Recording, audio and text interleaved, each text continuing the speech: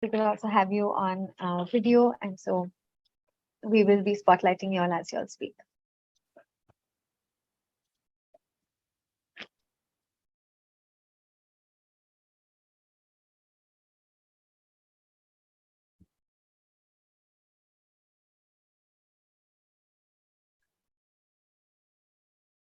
And we begin.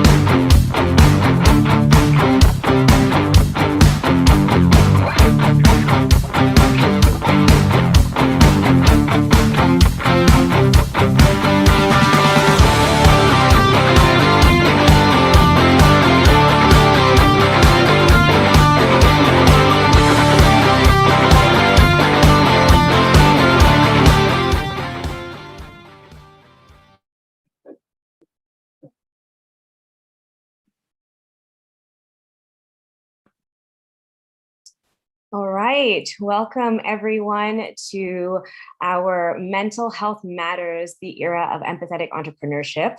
I'm really looking forward to hosting you with my co-facilitators today, Salima and Dylan, who you'll learn more about very soon. But we have an hour together, feel comfortable. This is about well-being, so we want to make sure that you feel able to be yourselves in today's meeting. And if there's anything, please feel free to reach out to us through the chat. But I'll get right into it. If I could have the first slide go up, or second slide, as I speak through, firstly, an introduction, and then take you through what the agenda will look like for today. All right, so my name is Safia Abji. I am a trauma-informed coach and a well-being consultant based in Nairobi, Kenya. And my organization focuses on a human-centered approach to creating systems of work and how our values align with the work that we do. I founded my business almost 3 years ago, but have been based in Kenya for about 8 years. And although I was trained as a coach almost a decade ago, most of my coaching work was pro bono until I started my full-time practice. So during my time in Kenya, I worked for international NGOs, and after many years within the management consulting industry in Canada. While in the development sector, and some of you may resonate with this, I worked with many youth in the economic inclusion space, and I'm actually a longtime friend and advocate for the Sandkelp Summit, as I've worked very closely with a number of entrepreneurs across East Africa. What I recognized during this time was that there's a gap between creating jobs and opportunities for young people and their diverse realities at home. In development work, there's often little consideration of the impacts of cultural and personal challenges that can create barriers to employment. From gender inequities to financial challenges, to access to technology and mentorship opportunities, to stigma towards the geography that they live in, and little understanding or investment on issues of mental health and needs in general, I was often getting asked for support as a coach first by my beneficiaries rather than for vocational training and employment support. The truth is that no matter where you come from, when you don't have the appropriate systems to support you as a whole human being, you only bring part of you to the job. This is an unsustainable and potentially destructive approach to economic inclusion interventions, as we are often supporting those who are looking for work to strengthen their sense of confidence and see it as a pathway to meaningful work. Sorry, guys. And so, to meaningful work and growth. So as a result, I started my coaching practice and consulting business to focus on the systems we have in place already and how to be more inclusive in the solutions we create, not only focus on the bottom line, but actually those who contribute to it. I wanted to facilitate this session to put a spotlight on the topic of well-being in the workplace, because as much as this is being spoken about on the outside, especially since the impact of the pandemic, we are still not having important conversations within the spaces where transformation is possible and very required. Today, we'll provide a small taste of why we need to start scaling these conversations and create cultural shifts rather than a bandaged solution to rising issues of mental and emotional well-being. Now, thank you so much for listening to that. Before I move forward, I wanted to take you through slide 2, which is the agenda, so you know kind of what the flow of today will look like.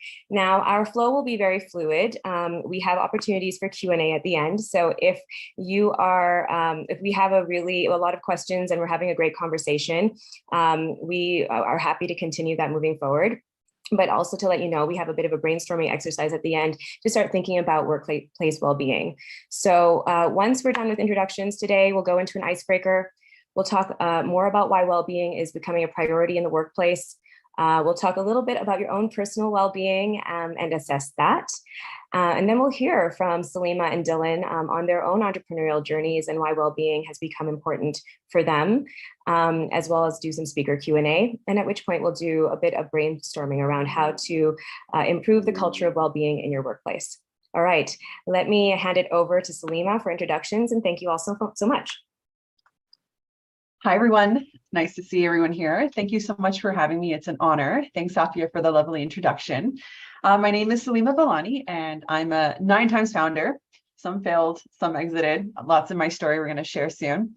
A TEDx speaker and the best-selling award-winning author of this book, Innovation Starts With I, recently launched in November 2021. I'm also the founder and CEO of Ripple Impact, which is a business accelerator that helps entrepreneurs grow their businesses and scale their platforms. So essentially, we're the team behind the scenes to many entrepreneurs, helping them grow and scale their businesses. I also teach design thinking and entrepreneurship at Johns Hopkins University at the Graduate School for International Studies, and I often guest lecture at business schools. I'm also currently a student myself in the lead executive education program at Stanford University's Graduate School of Business. I contribute to Forbes. I talk a lot about innovation, entrepreneurship, remote team building, and I've been published in 15 different research publications between the World Bank and the Inter-American Development Bank. I have a previous career in international development, which is very much aligned with what I'm doing today, since we do work with entrepreneurs all over the world, especially in emerging markets. And I've done a lot of work on how to promote a circular economy and improve refugee livelihoods using hydroponics and water-saving climate-smart technologies. And I've done a lot with that in the MENA region, including insect farming, which is a new thing I've been up to. And why this session is important to me. So mental health has been a really important part of my own entrepreneurship journey, and it actually helped with the unleashing process, since a lot of us have to go through some sort of unleashing and coming out of the closet when it comes to, finding ourselves or becoming ourselves as entrepreneurs, these new versions of ourselves. And I really resonate with the James Clear quote, which is, entrepreneurship is a personal growth engine disguised as a business pursuit. There's a lot there. And I love the title of the session with empathetic entrepreneurship, since I have a quote in my book, and it says that empathy is the undervalued stock that enables those who have it to be more successful in many areas than those who lack it. So very relevant in today's times, especially as we're coming out of the pandemic, and very excited to be here. Thank you.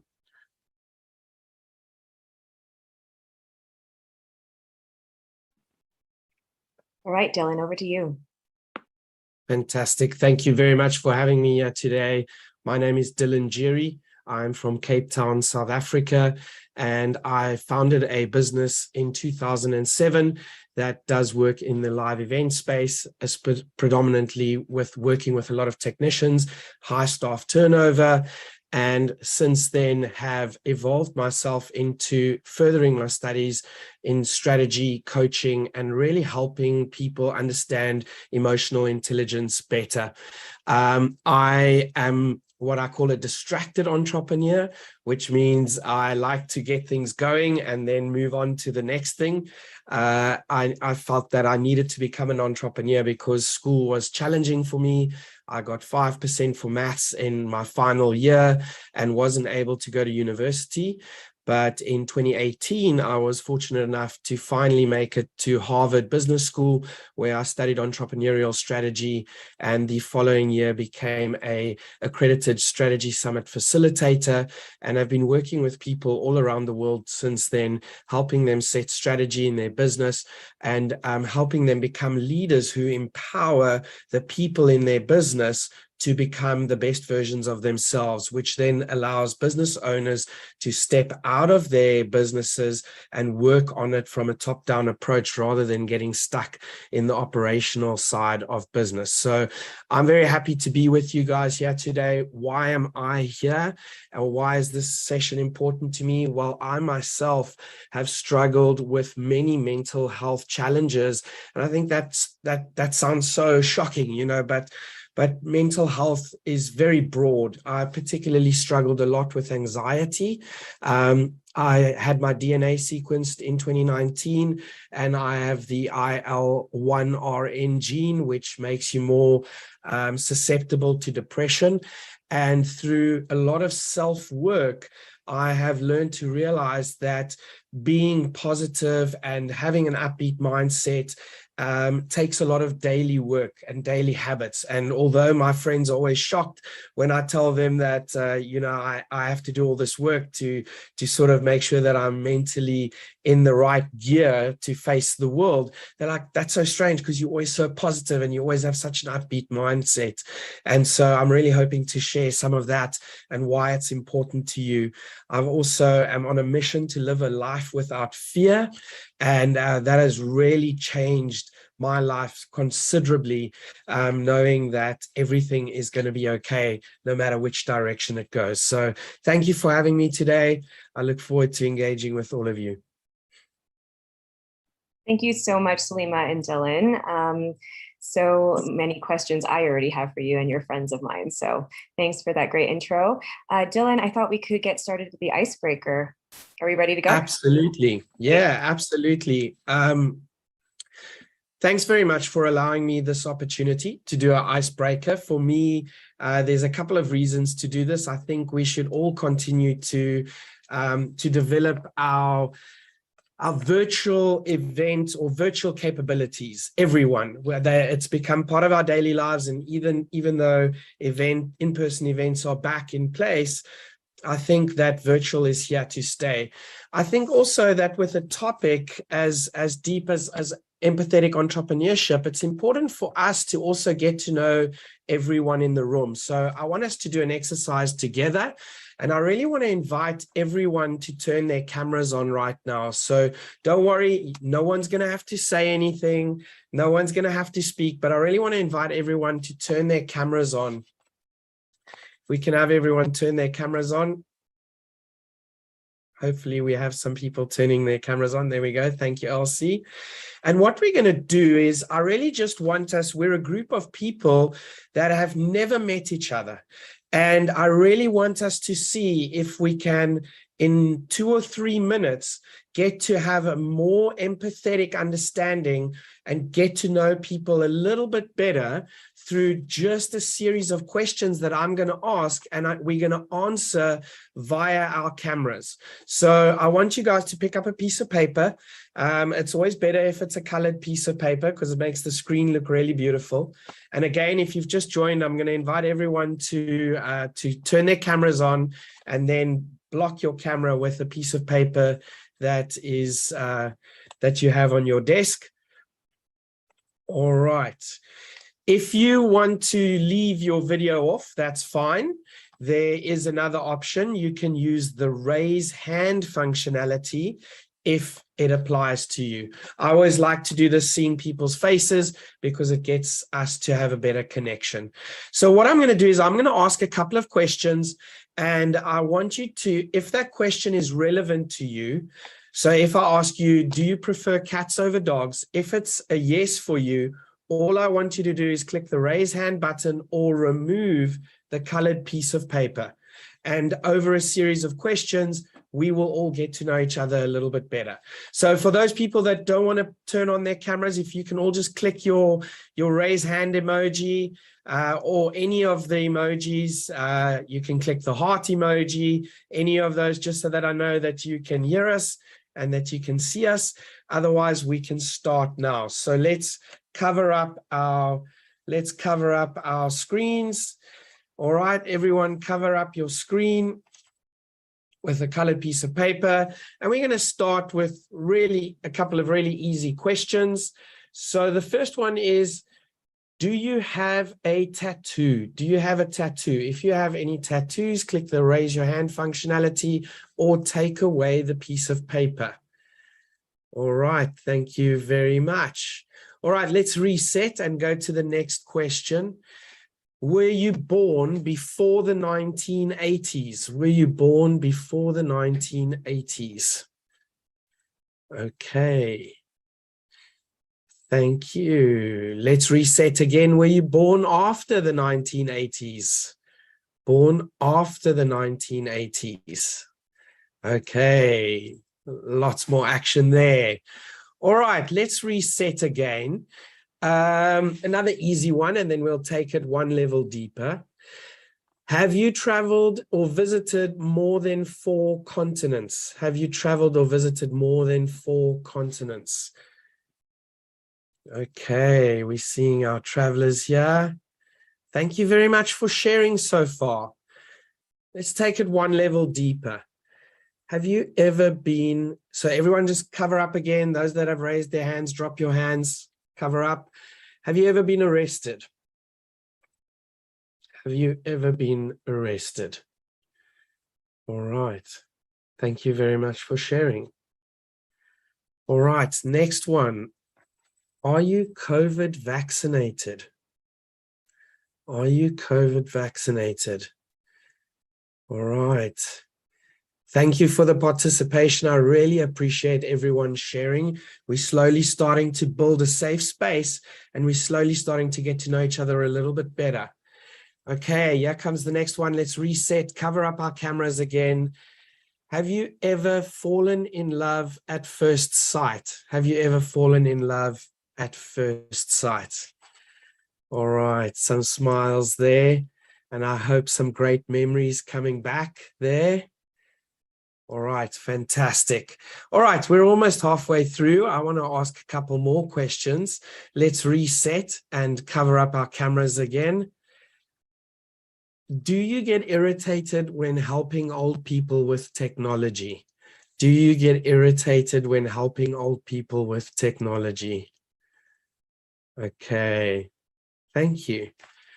Thank you.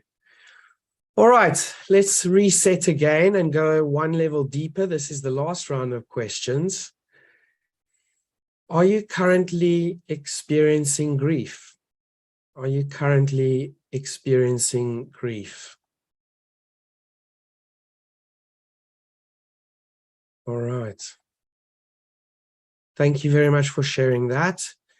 All right, let's reset and lower our hands. Have you ever been a victim of abuse?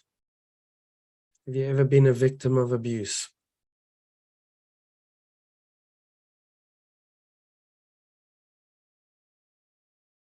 Thank you so much for sharing. All right, let's lower our hands again. Have you ever felt guilt as a spouse? Have you ever felt guilt as a spouse? Thank you. All right. And last question. Thank you so much for sharing. Let's reset. Are you curious to become a more aware person? Are you curious to become a more aware person? All right, well, that's fantastic. Thank you so much for sharing. And I hope that you've gotten to meet a couple of people, even though we haven't seen everyone's faces. I definitely have a better idea and I feel slightly more connected with everyone on this call. Safia, back to you. Wow. I need a second to inhale and exhale. So if everybody wants to just take in what we experienced, and just kind of enjoy what a beautiful intimacy that created in such a short time frame. And just exhale out so that you can come back present to the room. Thank you so much, Dylan. That was very powerful. Okay. My pleasure. Getting back into statistics and information to support the self-awareness piece, which it sounds like everybody wants to be a part of. If I could ask Parita to please put up slide 3 for us. We're moving on to why well-being is becoming a priority in the workplace. So here we go. Let me just minimize my screen. So the Great Resignation, quiet quitting, anti-hustle, what do they all have in common? A recognition that behind the work that we do, there is still a person who requires more than just treating their work as a reward. When your work feels like a transaction that doesn't connect to your deeper sense of self, so this would be your freedom of curiosity, exploration, connection, values, and purpose, employees will burn out from being treated like a means to an end. I'm sure you felt this way in your own career. And so this is a reminder in this session that we are all human first, and that is the thesis actually of empathetic leadership. So the slide on here is for you to take a snapshot of. You can read it while I'm going through it. I will touch upon this, but you'll see why they become relevant. And I've really highlighted for you there, though, what the kind of key message is from each of them. We have issues of climate change, issues of war, oppression, the global pandemic. So beyond their obvious effects, these situations have taken a brutal toll on well-being. And for the younger generation, the impact is particularly stark. And that's something that we should all care about because we are living in a majority youthful world at this point in time. A recent survey reported that 52%, that's the majority of young adults, are experiencing feelings of depression or hopelessness. How do we achieve well-being in a world so overrun with crisis? One of the answers across generation has been quit your day job. Over the past 2 years, almost every industry has been impacted by the Great Resignation.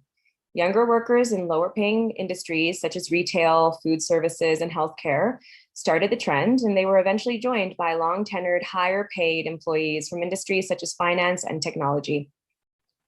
This phenomenon has prompted many companies to take a second look at burnout and well-being.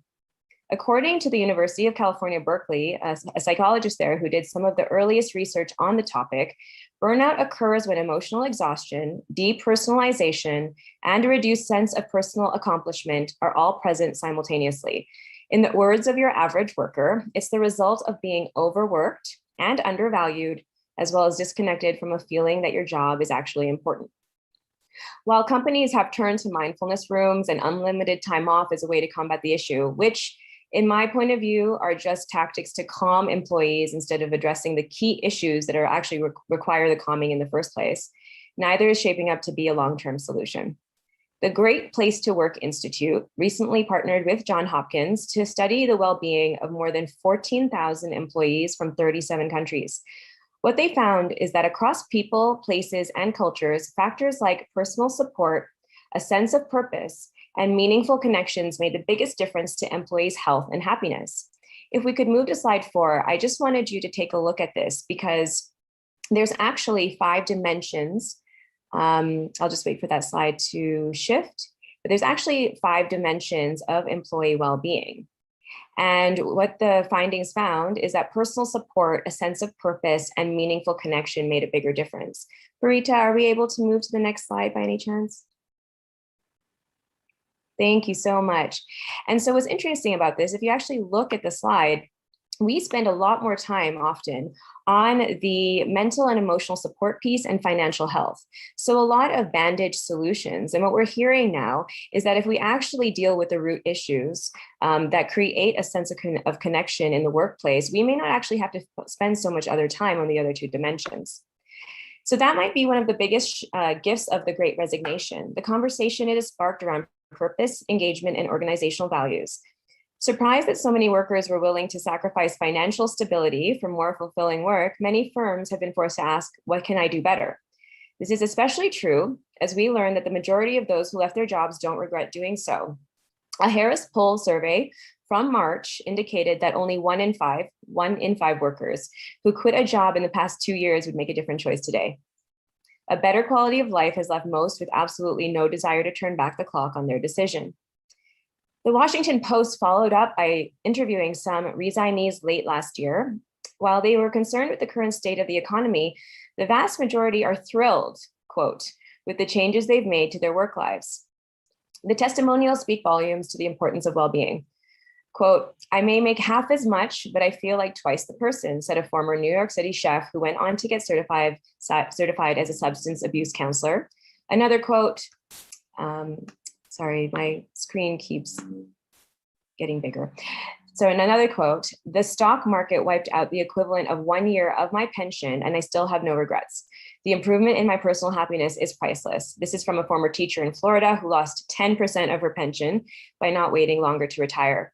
These testimonials illustrate something very important. Money doesn't drive retention. So according to the Great Place to Work, employees who experience high levels of well-being in the workplace are 3 times more likely to stick around. Being happy and healthy matters immensely. And for companies that understand this, purpose remains the vital lever. After all, people who say they are living their purpose report levels of well-being 5 times higher. That's huge, 5 times higher than those who say that they aren't. Connect employees to the value of their work and the challenges they face might not seem so daunting. So personally, being a coach who supports emotional freedom and purpose in my own practice over the past 10 years, whether I am coaching a C-level executive or someone climbing in the professional chain, 100% of the time, and that is no joke or exaggeration, there is a recognition that when your work is not connected to a deeper sense of self, the rewards of superficial success create more temporary feelings of fulfillment and begin encouraging questions of whether we are living in ways that make us truly alive. And when we start thinking about whether we're truly alive and awake in what we're doing, that starts to create a transition and transformation most of the time. Often, our work is actually a coping mechanism to hide from hard emotions we haven't fully recognized and dealt with. So from a trauma-informed approach, and if anybody has any questions on what trauma-informed work means, it will become much more popular, I think, in our daily jargon as we move forward. But a little bit of insight into some of the things that I deal with. So we have something we call high-level and low-level coping mechanisms. Your low-level coping mechanisms look like your traditional struggles, not that they should be traditional, but struggles like escaping from our realities through addiction to alcohol, to drugs. But high-level coping can look like addiction to work. It can look like addiction to accolades, to getting degrees, to going to the gym. These are things that our society still rewards, but they're still coping. So the pandemic has forced us to take a deeper look at our lives and how we are living them in ways that weren't sustainable to our long-term fulfillment, and with more recognition of how current employment systems aren't set up to address the emotional and personal freedoms we desire. The systems are now being forced to change. We need to start approaching ourselves, our teams, and our clients from a perspective of how they best contribute to the systems of our organization and reward them in ways that are meaningful. This includes viewing whole organizations built by whole humans and not just the roles that they play, especially when they spend the majority of their time thinking about completing and being at work. Okay, there was a lot in there. And there is a slide up right now. Those are the 3 dimensions that were the most significant to employee well-being. But what we're going to do now is move on to prioritizing our personal well-being. And we will be using the slide to help us with one of the polling questions. So hopefully we can keep it up there. But Parita, I would like us to launch our first polling question. So I hope everybody knows firstly that this is an anonymous, the answers are anonymous. But they are about you. So get comfortable. And your first question is, on a scale of 1 to 5, how would you rate your overall satisfaction with your mental and emotional health? So your personal well-being. 1 equals extremely unsatisfied and 5 equals extremely satisfied. Please answer now.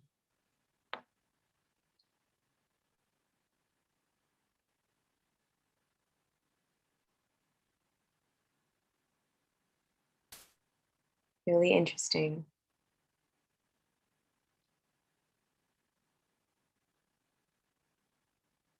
So there's 22 of us in the room. If hopefully all 22 of us can vote, we can get a real good feel of who's in the room and how everyone's feeling. How do you feel about your mental and emotional health at this moment in time?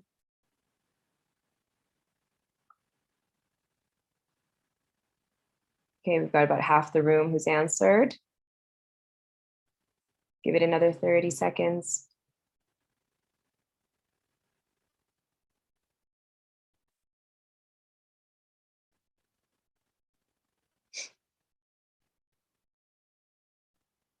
All right. Should we end the poll? We'll give it one more, maybe wait about 10 more seconds if anybody else wants to vote. Otherwise, we'll end the poll.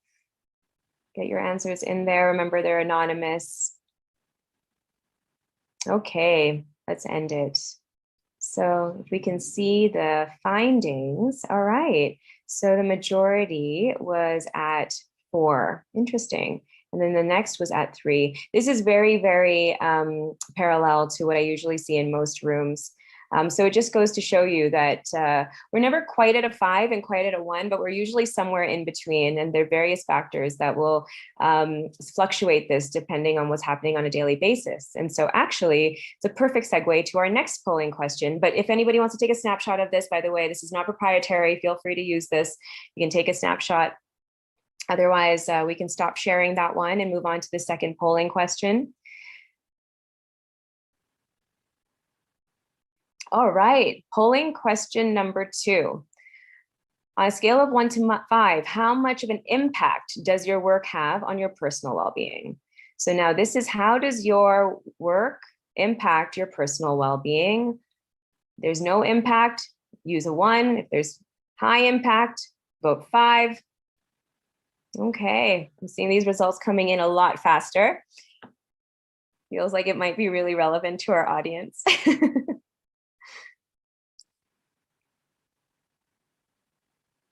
We have about 60% have voted. All right, so how is your work taking a toll on your personal well-being? High impact is a 5.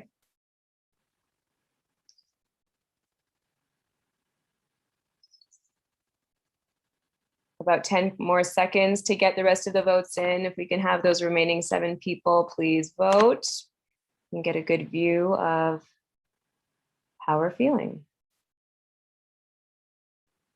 Okay. Let's end the poll there. All right. And the results are in. The majority are on the higher end of the spectrum, which is interesting. So we have many people who are feeling like their work life is contributing to how they're feeling on a daily basis. And one of the parallels that I wanted to draw here is that often, and this is what we were talking about through just why mental health is becoming more of a priority, or your well-being is, because quite literally, you know, we're hearing about burnout, we're hearing about resignation, we're hearing about quitting, but people aren't having these conversations. And a lot of the ways that we're now addressing these issues in the workplace are very much bandage solutions, right? We have, you know, mental health awareness weeks, we have events, we have, you know, a day off to be able to deal with the things that matter to you. But, you know, if we can actually shift the way that the environment is supporting your mental health, and that means any environment, not just your workplace, but any environment, we can actually start mitigating the risk to actually feeling some of the ways that we are. And so this just goes to show that for many of you, whether you're entrepreneurs, whether you're investors, whether you're accelerators, you still work within an organization and your work still impacts how you're feeling on a daily basis. And if this is relevant to you, it's definitely relevant to the many communities that you are connected to. All right, our last polling question. So this is associated to the slide that is up, and it's based on the 3 dimensions that were mentioned in the research around, you know, the top 3 that contribute to employee well-being. So of the top 3 dimensions contributing to employee well-being, which factor makes the biggest difference to your health and happiness at work? So is it personal support? Is it a sense of purpose? Or is it meaningful connection? Personal support, a sense of purpose, or meaningful connections. Which one is the most relevant to your health and happiness at work? And think about your most recent experience. You know, what's really been weighing on you. It can it can be parallel to the last question. We're always moving in time. So how you're feeling at the moment, what's relevant to you at the moment. Okay. We have about 50 votes in. We can get a couple of more. We can get a really great view of how everyone is feeling. So what's relevant to you? Meaningful connection, personal support, sense of purpose. I'll give about 10 more seconds. Might be thinking through.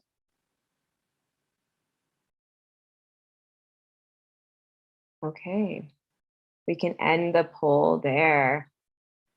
All right, and so not surprising, I assumed this is what the answers would look like, a sense of purpose. We are in an entrepreneurship forum. Most of you are likely doing something you truly care about or are passionate about, so sense of purpose definitely aligns with that. Feeling every day that your work is meaningful and fulfilling because it actually aligns with your values. And so great to hear that many of you care about that and want to continue to support that factor of well-being in your workplace. All right, we can stop sharing the polls. Thank you for sharing the results and so much for your help, Parita. I so appreciate it. And now, without further ado, my favorite part of today is we are going to move on to our speaker stories.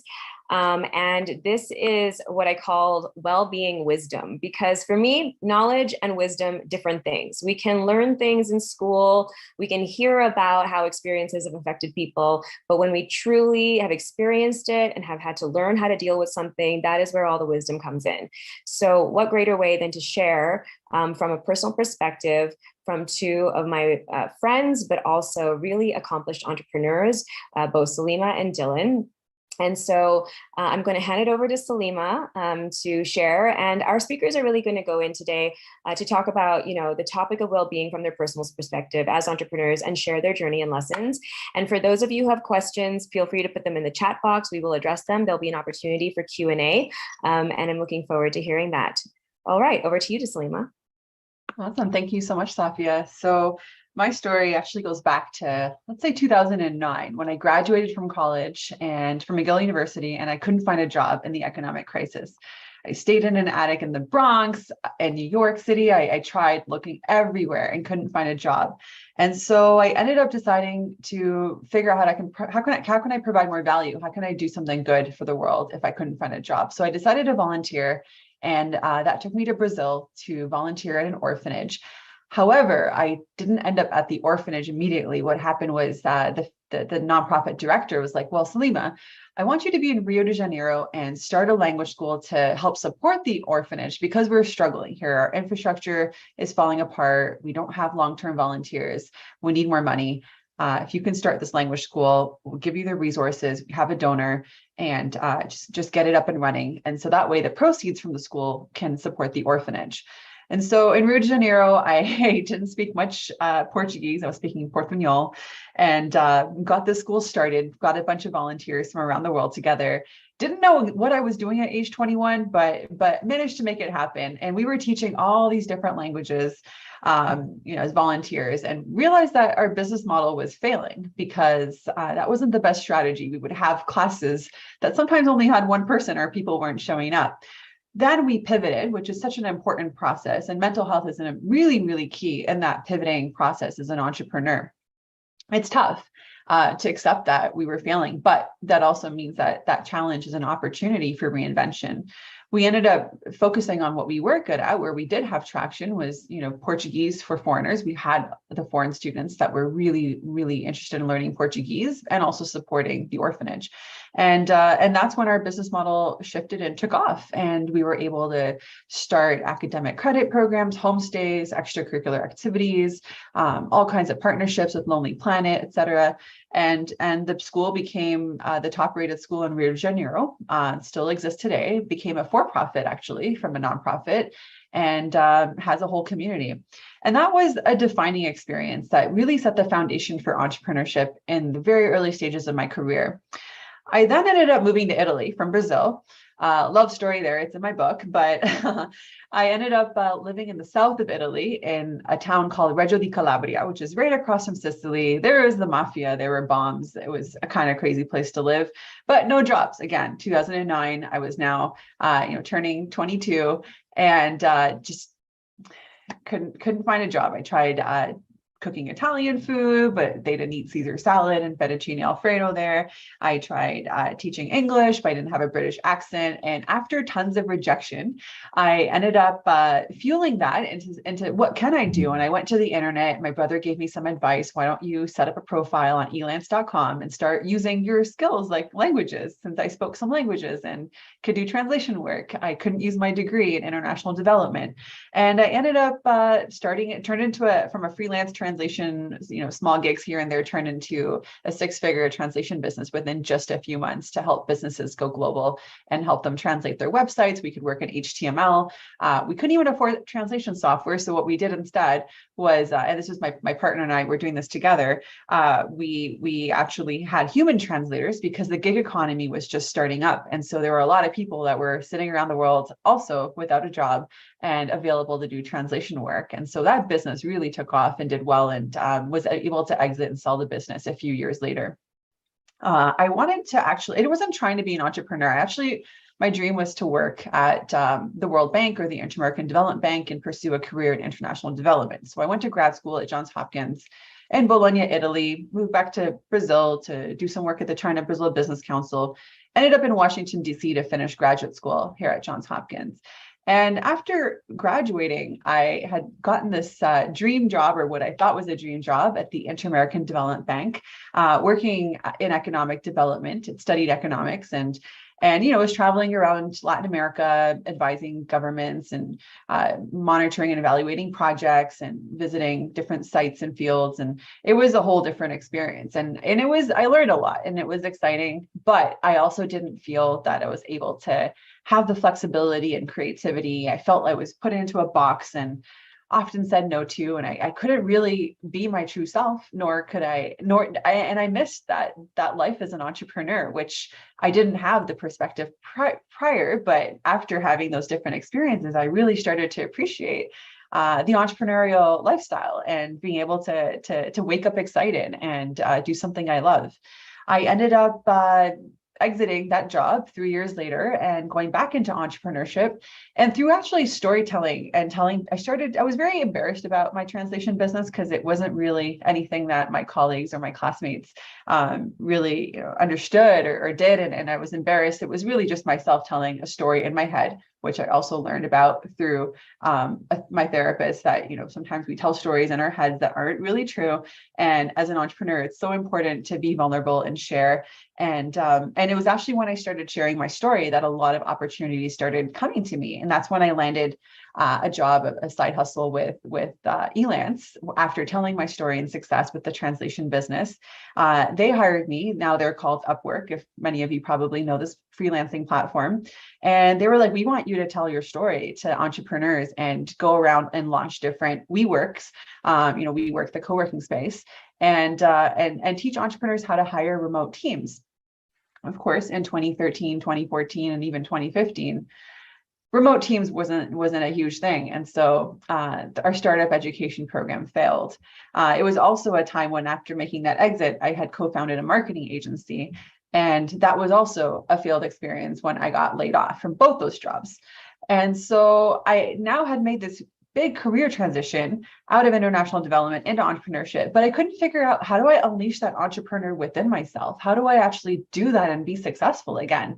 I no longer was in the crisis I was in back in 2009, but I was struggling to figure out, how do I start again? And if I'm so good at helping other entrepreneurs get started, how come I can't do that to myself? And it was interesting. A lot of other things happened that year. This very home that I'd recently got at the time had a bad fire. The building burnt down and I was displaced for almost 9 months. Got laid off from those 2 jobs. I had gotten divorced. There were so many traumatic experiences that happened to me within that period of time. I ended up booking a one-way trip to India. I spent a month there doing a lot of meditation, yoga, Ayurveda. Ended up later in Thailand and Bali, trying to really heal myself and understand, what is my purpose? Who am I going to become? It's not Salima in international development, but Salima as an entrepreneur is failing. What am I going to do? came back to Washington, D.C.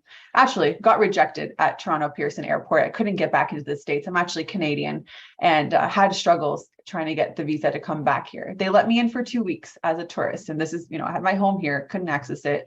But I ended up, going on this, what I call 100 coffee challenge, and literally had 2 weeks to find a job with a visa. And so I was strategic and had coffee all over Washington, D.C., asking people for help. And it was really hard being vulnerable and asking people for help. But I realized that people were actually willing to help. And I landed 2 opportunities. One, which I ended up taking, was to help, figure out how to solve this food insecurity problem in Africa and the Middle East using hydroponics and different ways of growing food without using soil and very little water, which I ended up taking, which led to so many other opportunities. But yeah, that was a really, really hard time of my life when I realized the importance of mental health and being able to take care of ourselves, but also having the right support system, or what I call solidarity squad, in place. Having therapy, having a coach, having a circle of friends, having support groups where I could share. Even before that lifequake happened, was so important, because I never really had that mental health support throughout my life. My family never really I'd experienced trauma earlier in my life. When my mother passed away at the age of 16, I never had a therapist until the age of 28 or 29. And so all of that healing that had to happen actually led me to unleash so much. When I came back and was able to do that work in hydroponics, I ended up, going into design thinking and innovation and starting another company. And a few years later was able to really identify, well, my dream is to help entrepreneurs. I want to help 10 million entrepreneurs succeed and grow their businesses. For a while, I was in that healing journey of 3 to 4 years, and personal development it takes a while. It's not something you can just hire a coach, a therapist, and then get healed within a couple months. It really takes a lot of self-awareness and deep work and a lot of really deep healing. And it's not just fixing or patching. It's a lot of rewiring or revisiting our lives and telling our stories in a different way. And I ended up, realizing during the pandemic, another crisis happened. I was able to navigate this one a lot better, and went back to, well, if I did this in 2009, I can also do this in 2020, and accepted that my previous business was failing, which can be really hard knowing when to let go. Seth Godin has a great book on that called The Dip. And I realized it was time to let go of my previous business and start my current business, Ripple Impact, where I was like, well, there must be a way to help entrepreneurs and monetize it and be successful. And it was really through helping entrepreneurs, not just with coaching and advising them, but realizing that they don't need to necessarily hire their own teams, and they might not have all the strategy to do that. But also just helping them with coaching wasn't enough. They needed designers, they needed marketing, they needed a lot of talent, and they didn't know where to start. And it was the chicken and egg problem most of us entrepreneurs deal with at the early stages. And it was then that I started Ripple Impact, where we were able to bring together designers, marketers, strategists, and a really awesome team. We were very small. We were 2 people 2 years ago, and we're now a team of almost 50 people, it's great to see some of our team members here in the audience as well. And yeah, that's what happened. It blew up, and now we're supporting several entrepreneurs, and we're the team behind the scenes supporting them and helping them grow their businesses. And in that process, I also launched my book, as I mentioned earlier, Innovation Starts with I, which has the story, has a lot of great tools and frameworks on really how to reinvent not just your business, but starting with yourself, because business reinvention is really all about personal reinvention. And that's my story.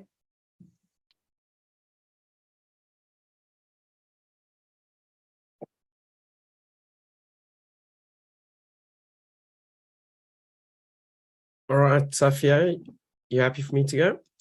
Fantastic. So I think, just thinking back on my life now, I think there were 2 main inflection points that I think really started the process to me becoming and falling in love with empathy and emotional intelligence. And the one was very young, at age 4, where I got a very rare skin disease called Empathetic. And it would start on my skin like a mosquito bite, and it would open and open and open till it was like a festering welt. And some nights my mom would have to change my sheets because it was just so bad, and there was so much fluid coming from these welts. And that caused, because no one knew a lot about the illness, mothers wouldn't want their kids to play with me. So I started feeling this loneliness, and I started to feel like there was maybe something wrong with me.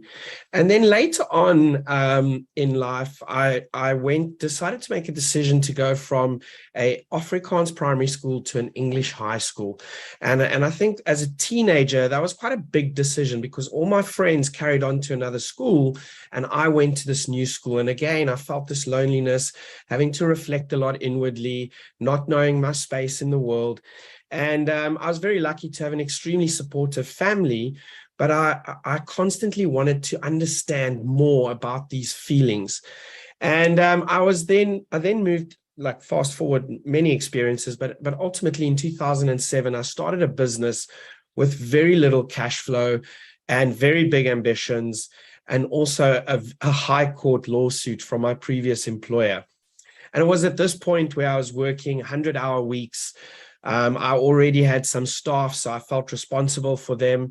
In our country, there are up to 6 dependents of each salary. And so this started building more and more anxiety. And I really was reflecting again, but trying to understand where was all this going, because the only thing I could do to solve the court case was make more sales and work harder. And so that led to a lot of anxiety. It led to definitely pre-burnout scenarios. And then I joined the Entrepreneurs Organization in 2012, and that really changed my life, because for the first time, it brought together the sense that you are not a work person, you are not a social person, you are not a family person, you're all of these people in one. And how do you take care of this person as one? And how do you also see how you impact others through what you do? And sort of through this process of sharing experiences with other entrepreneurs, I started to realize that people are not inherently bad. People are inherently looking after themselves first, and sometimes we become collateral damage because of that. And so my curiosity around understanding people more and more became bigger and bigger and bigger. And I then started to realize in my business, if I really wanted to make it work, I really needed to empower people. And I needed to empower them not just to realize their growth potential in the business, but to realize their growth potential in their entire life. And in an industry where we have massively high staff turnover, we were able to build a culture that really sort of cared for each other and cared for the person within the company, and try to understand how that person thinks, feels, and acts and shows up in the world, and what is their route to success. You know, we were all bound by a great vision and mission and values, but each of us, I started realizing, had a different way to getting there. And so my studies continued as well. I started studying the Enneagram. I became a team dynamics expert through my own healing process. I started to learn a lot about breath work, about mindfulness, about journaling, and I started passing that on to my staff and seeing how much growth they would get from that. And that really helped define my purpose in many of the other businesses that I've since started up, to live my purpose, which is I'm the breath that connects humans to leap into their highest self. And when I get that right in the companies that I create or that I work with, then operationally the business starts operating on such a high level that I can then focus on culture and strategy, which have become my passions. And so it's just, you know, Sadhguru has this amazing bit of wisdom where he says, you've got 2 choices in life. You can either be wounded, or you can learn from those wounds and become wise. And so my number one value in life is curiosity, and just to keep meeting people and keep impacting people's lives in a way where I can help them transition from their wounds to wisdom and then unlocking their potential in life. That's a quick summary of my story. Wow. I feel like in 1 hour, we've covered so much, but it's just such valuable information. Firstly, Salima, thank you so much for taking me on a journey of your exploration into where you started to where you are now. I haven't gone on the journey with you before, so that was really insightful. And Dylan, firstly, I love Sadhguru, so I love that we definitely resonate on the same philosophies. But also, the both of you were so vulnerable. And what I really heard come out of your stories is the fact that so much of your personal experience as a human being, the things that you go through, the things that you don't have control over, are also the parts that made you the successful entrepreneurs that you are today. If it wasn't without those trials and tribulations as a being, not just an entrepreneur, you actually wouldn't be the successful, like the high impact entrepreneurs that you are. So, thank you for bringing all of yourself to the conversation today. Now, we have about 7 minutes left, and I think the best use of our time would really be get to the Q&A. So, Purita, how would you best like to support? I can read out the questions for you all.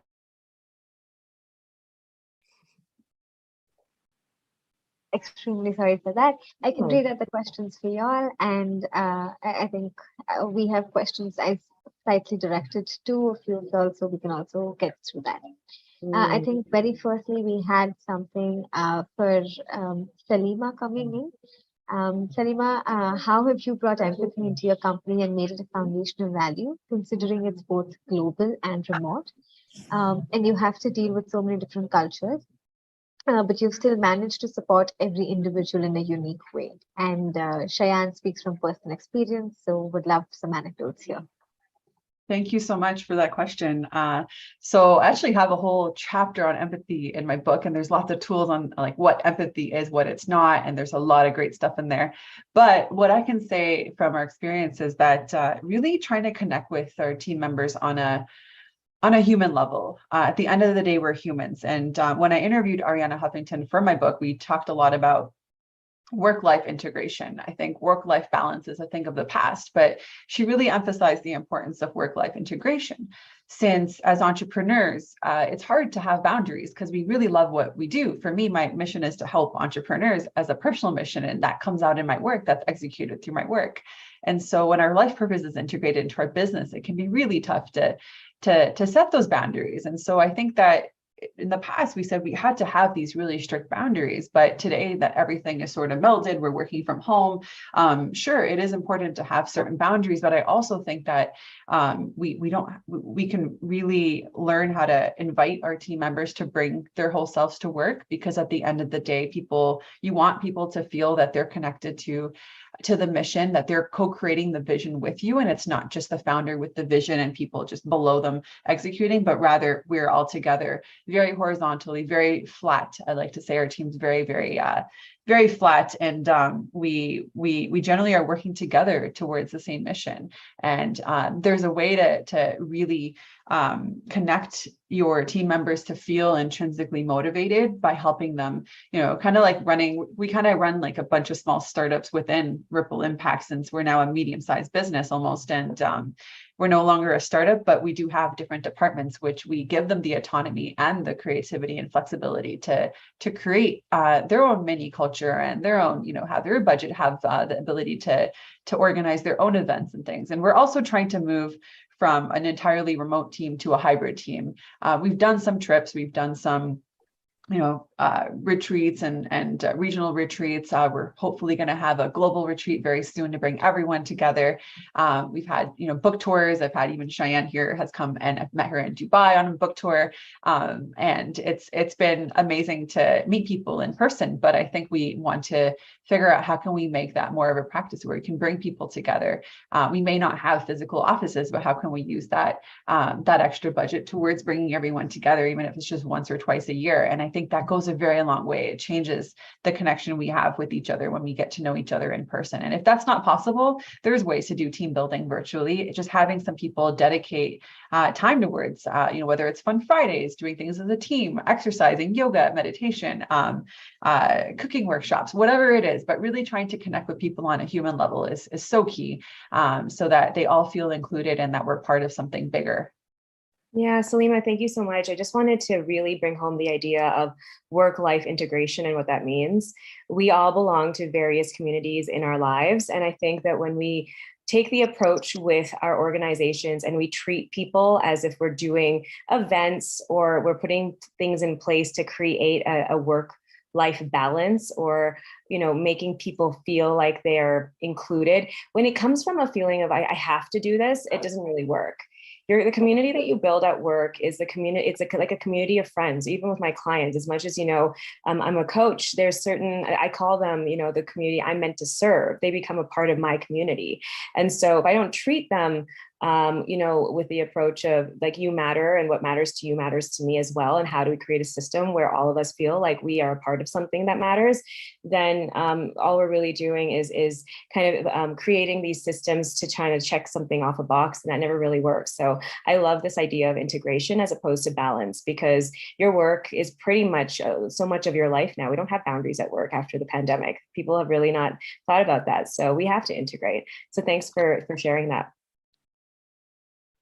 That's great to hear. I think Salima and Safia, and we have a lot of more questions coming in, but in the interest of time, I'm going to take one more, and we'll redirect these questions that you weren't able to answer later. We have a question from Julius. He says that I work with an organization in Uganda called Nakida Network Foundation with teenage mothers. Some of these teenage mothers have mental health problems. How can they get help?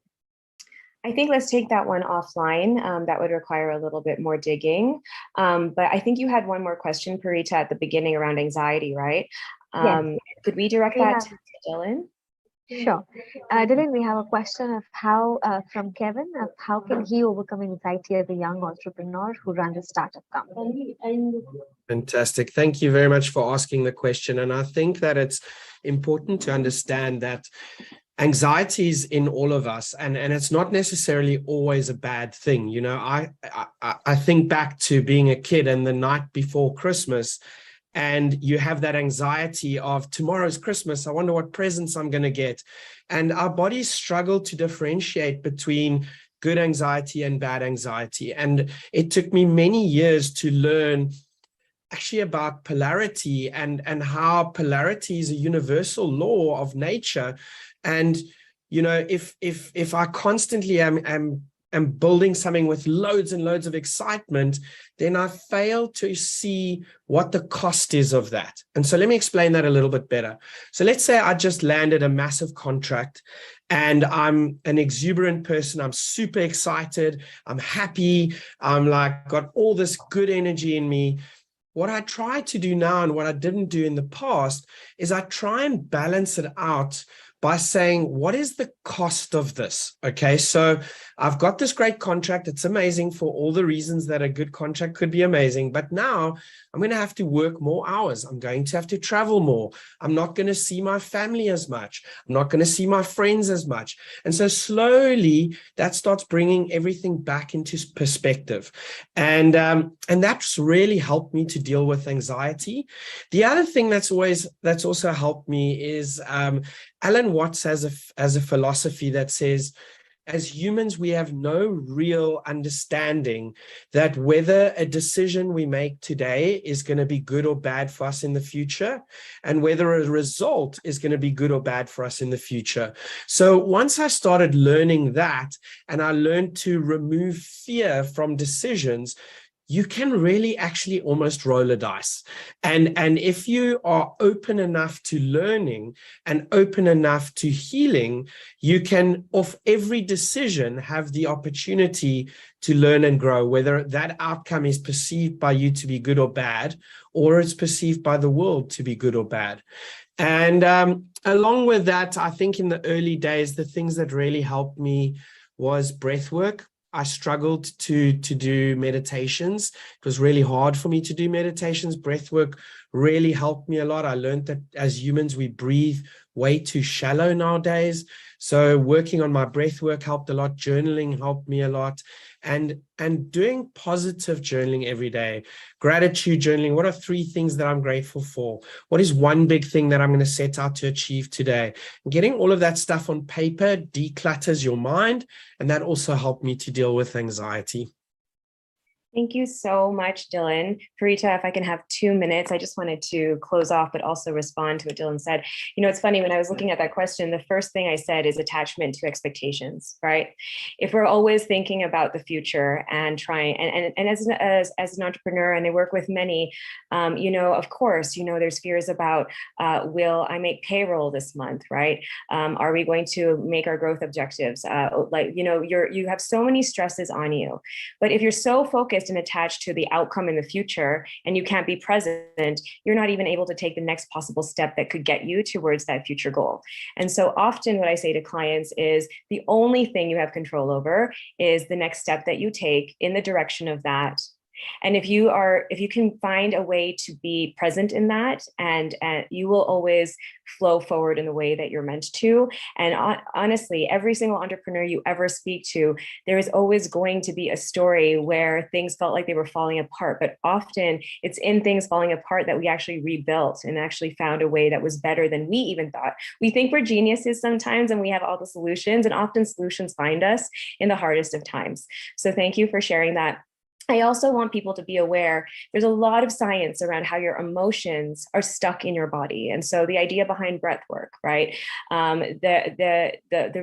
We are constantly moving energy, and either that energy gets released or it gets stored in you. And so if you are feeling, issues in your gut, right? If you're noticing you're breathing heavily, if your heart's beating very fast, if your palms are getting sweaty, these are all emotions that are not getting expressed. So whether it's journaling, whether it's having a mentor at work, whether it's doing breath work, make sure that you have an outlet to literally the sponge of who you are, whether it's what you're taking in, experiences, you're taking in what the food you're ingesting, whatever it is, your body must release that. So find avenues to do that. And so thank you both so much. I can't wait to hear the feedback from today's session. I'm so grateful for all of you who attended and spent the time with us. We didn't get to the brainstorm, but I wanted you to walk away with one exercise. In the polling, we identified a sense of purpose as being the most important dimension to this group who attended today. I would love for all of you to be able to take home with you, just thinking about that dimension, why it's important to you. The why is really important. And what is one thing that you think you could start implementing today within your organization that could start really shifting the culture to really be more of a place of meaning, progress, and fulfillment for not only you, but the community you belong to. Remember, when we're thinking about cultural shifts, we support quality of life. It's not just about a bandaged solution. It's about actually walking the way that we're talking. All right, everybody. Thank you so much. Thank you, Salima. Thank you, Dylan. Thank you to the whole SAMCALP team. This has been such a pleasure. And I look forward to meeting you all again. Thank you. Thank you so much, Satya, Dylan, and Salima. It was lovely listening to all of y'all, and I'm sure the audiences that had the chance to listen to some lovely personal stories, and we'll give them the opportunity to reflect and think about the ways that they'd like to create mental well-being for themselves. Really, Sankalp is happy to have all of y'all onboarded and would love for all of you all to join the next sessions and keep sharing the impact that we tend to create constantly. Thank you everyone for joining in.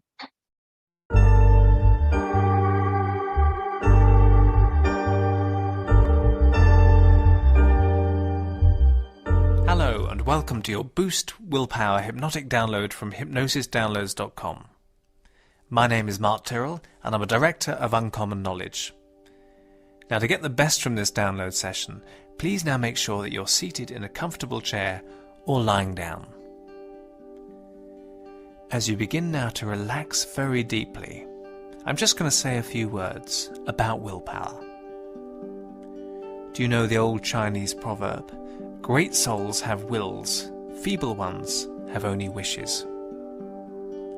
Your capacity to take positive action, your willpower, shows your strength of character, and you can strengthen your character by exercising your will. Willpower is the determination to succeed and the ability to control oneself and one's actions. Willpower enhances self-development and freedom. It increases confidence and the ability to achieve. I wonder if you've already noticed what a strong will it takes not to use that willpower, because it certainly takes real determination not to make use of all the natural willpower you possess. And you can use that determination to work with that willpower and give up on giving up, becoming one of life's achievers. So many things in life are much more achievable than they first appear.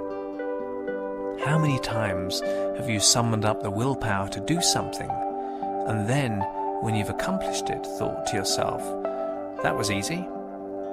And even with the things that aren't so easy, I'm sure you can remember that sense of achievement you felt when you'd exercised all your willpower and reached that goal despite everything. Because you know you need to set yourself clear goals and plan how to achieve them step by step before setting your willpower to work. Tell yourself there's no going back and pretend it's a mastermind challenge, so once you've started, you have to finish. Willpower means never giving up if you really believe in your dream. Willpower is an energetic intention, an energy leading to compulsive and sustained action directed at bringing about your plans and dreams into reality. And hypnosis can increase the power of your will because hypnosis also depends upon a narrowed focus of attention. Willpower is a laser-like beam of what we call intentional focus. All great plans and projects begin within the imagination, but it is the strength of your will that brings them to fruition. And you know your willpower is naturally there. Sometimes it just needs a boost, just like a rocket needs boosters to give it that initial blast off. And once it's had the initial boost, that rocket can travel easily on its journey, blasting on to its destination. And now, you can just let your eyes close, if they haven't already, as you begin to relax very deeply. Noticing how everything can begin to slow down as you begin to feel this calm relaxation flowing through your fingertips and into your toes. And rest how each breath can slow as you relax more deeply. Deeply breathing in that relaxation, allowing that to circulate gently around your body, carrying comfort and calm to every part. Those muscles letting go and relaxing, taking a well-earned rest, taking time out from those less relaxing, everyday things, like a journey into relaxation. Soothing and calm. Massaging deep inside, digesting that calming warmth, allowing that wave of relaxation to surround you now, like a warm glow, wrapping itself around you like a soft blanket. Every muscle and fiber slowing down, vibrating gently and gratefully, allowing that rest to soothe every cell, feeling the relaxation that can hover in between those cells, spreading outwards, over and through and around you. That wonderful calm that only such deep relaxation can bring. How time can slow and almost stand still.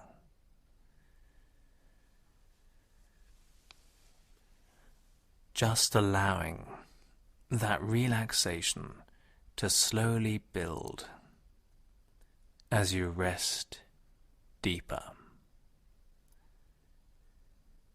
Noticing the color of that relaxation as it envelops you. Perhaps the color changing with each breath. A deeper color for a deeper relaxation. A calm, comforting shade. Anticipating how the color of that relaxation can change again as you rest more deeply. Changing with each soothing breath. And the air around you dancing gently as it relaxes deeper. And then slowing down, vibrating more slowly and relaxing deeper.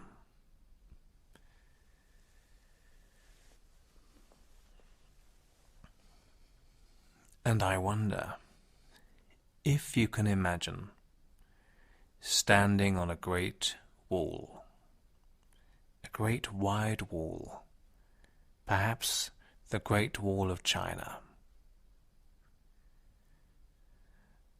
looking into the distance as the wall snakes out of sight far away, hugging the contours of the land, the rolling hills, dipping up and down, almost like a roller coaster, smoothly following every contour, sinking deep into the valleys and climbing through the mountains,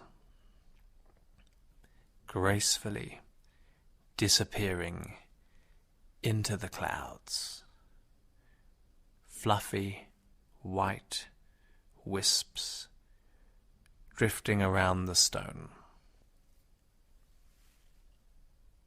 And now, getting a sense of setting out on a journey along the wall, that wide path leading into the distance, feeling the comfort of the ground beneath your feet, and relaxing deeper with every stride.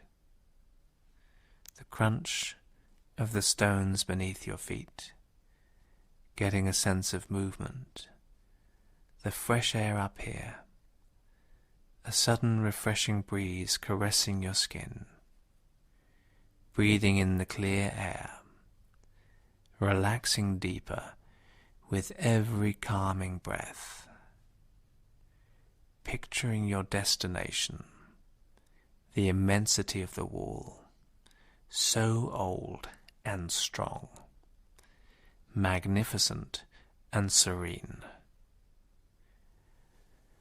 knowing that once this was just a grand idea. Maybe many people laughed at the idea, the notion of a wall thousands of miles long, being built in days before cranes and technology and building equipment reached sophisticated levels. The notion of a wall comforting and protecting, the vision of those pioneers thousands of years ago, their will to succeed, the notion that anything is possible, the achievement of that far-off goal, the result of that willpower, the desire to reach the summit no matter what, noticing how those solid foundations have allowed the wall to endure, to survive the centuries, a legacy of ancient willpower, and noticing how relaxed you can be with that thought, that notion that anything is possible, getting a sense of that now, building within you.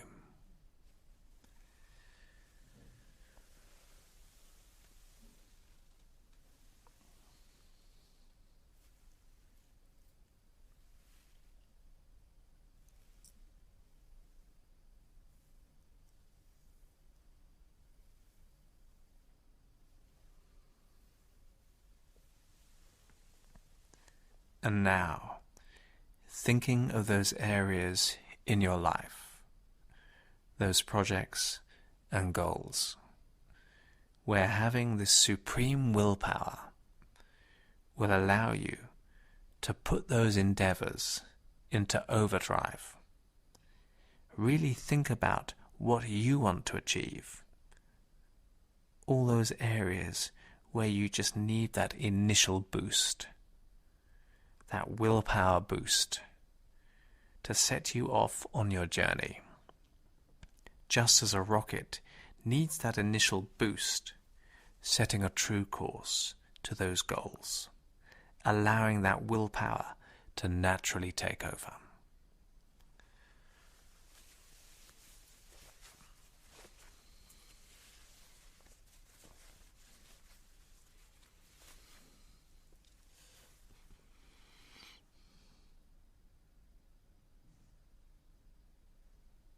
Good. And now looking down from the wall, noticing a line of metal figures, ancient Chinese warriors made of iron, erect and proud, noticing their gaze, how incredibly focused that gaze is, feeling those stares, the intensity of their iron-willed force, constant and unrelenting, the incredible intensity of those warriors of old, unwavering and firm.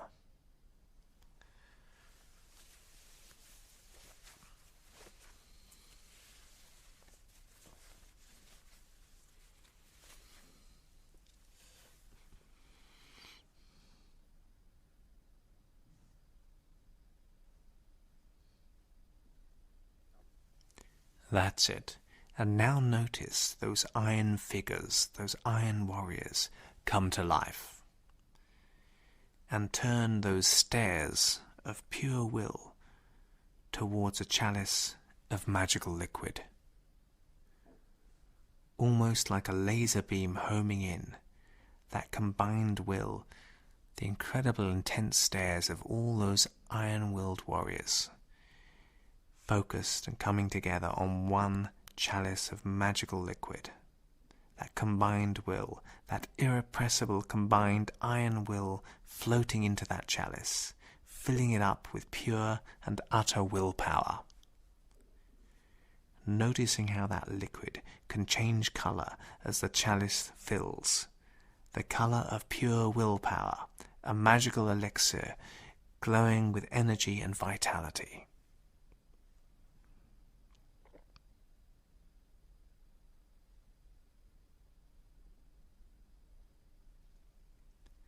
Excellent.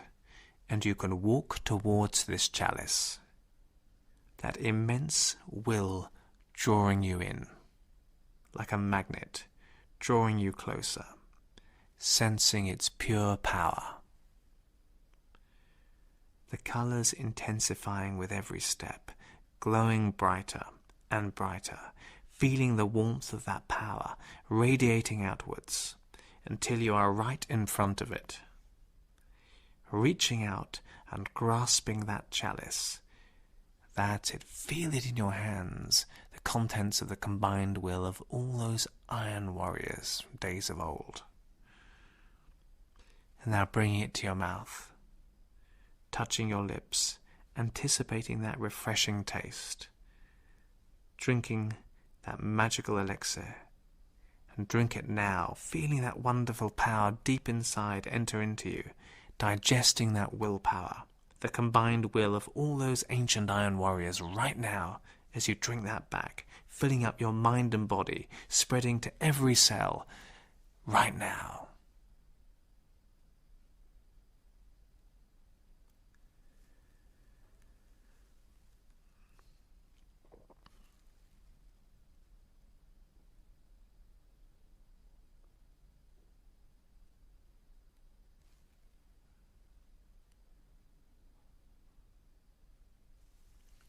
Good. And now, drifting forwards in time, taking that ancient iron will with you, that's now a part of you, it's now inside of you, that wonderful old power, that intense combined willpower, noticing yourself achieving those goals, setting those targets, using that willpower to keep going when others fade, easily and naturally, with energy and purpose, driving forwards, feeling that sense of self-empowerment and freedom right now, noticing doing those things in your future that you're going to do.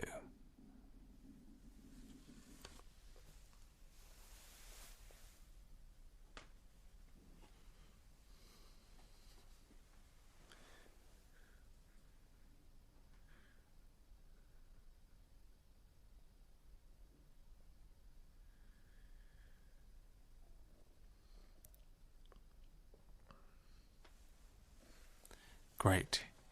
And now further into the future, knowing how well you've used this willpower, enjoying those achievements, that sense of a job well done, noticing that tasks that used to be daunting can be undertaken easily with real focus, intentional iron focus, using that powerful strength of will, just getting a real sense of that now, really exerting your iron willpower in future times.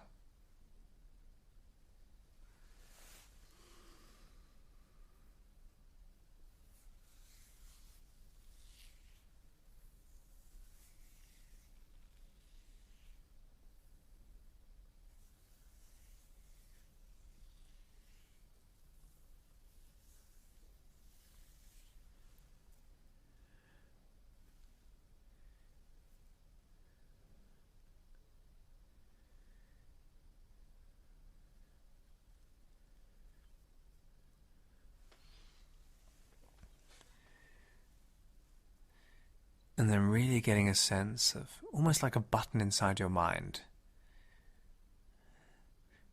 A button with iron will printed on it. Get a sense of what that feels like when you switch that on. Almost as if you can feel that in your mind being switched on, pressed down right now. Something that you can do at will. You can switch on your willpower at will, you're going to find. So just practice switching that on and off right now. And notice the buzz you get each time it's switched on.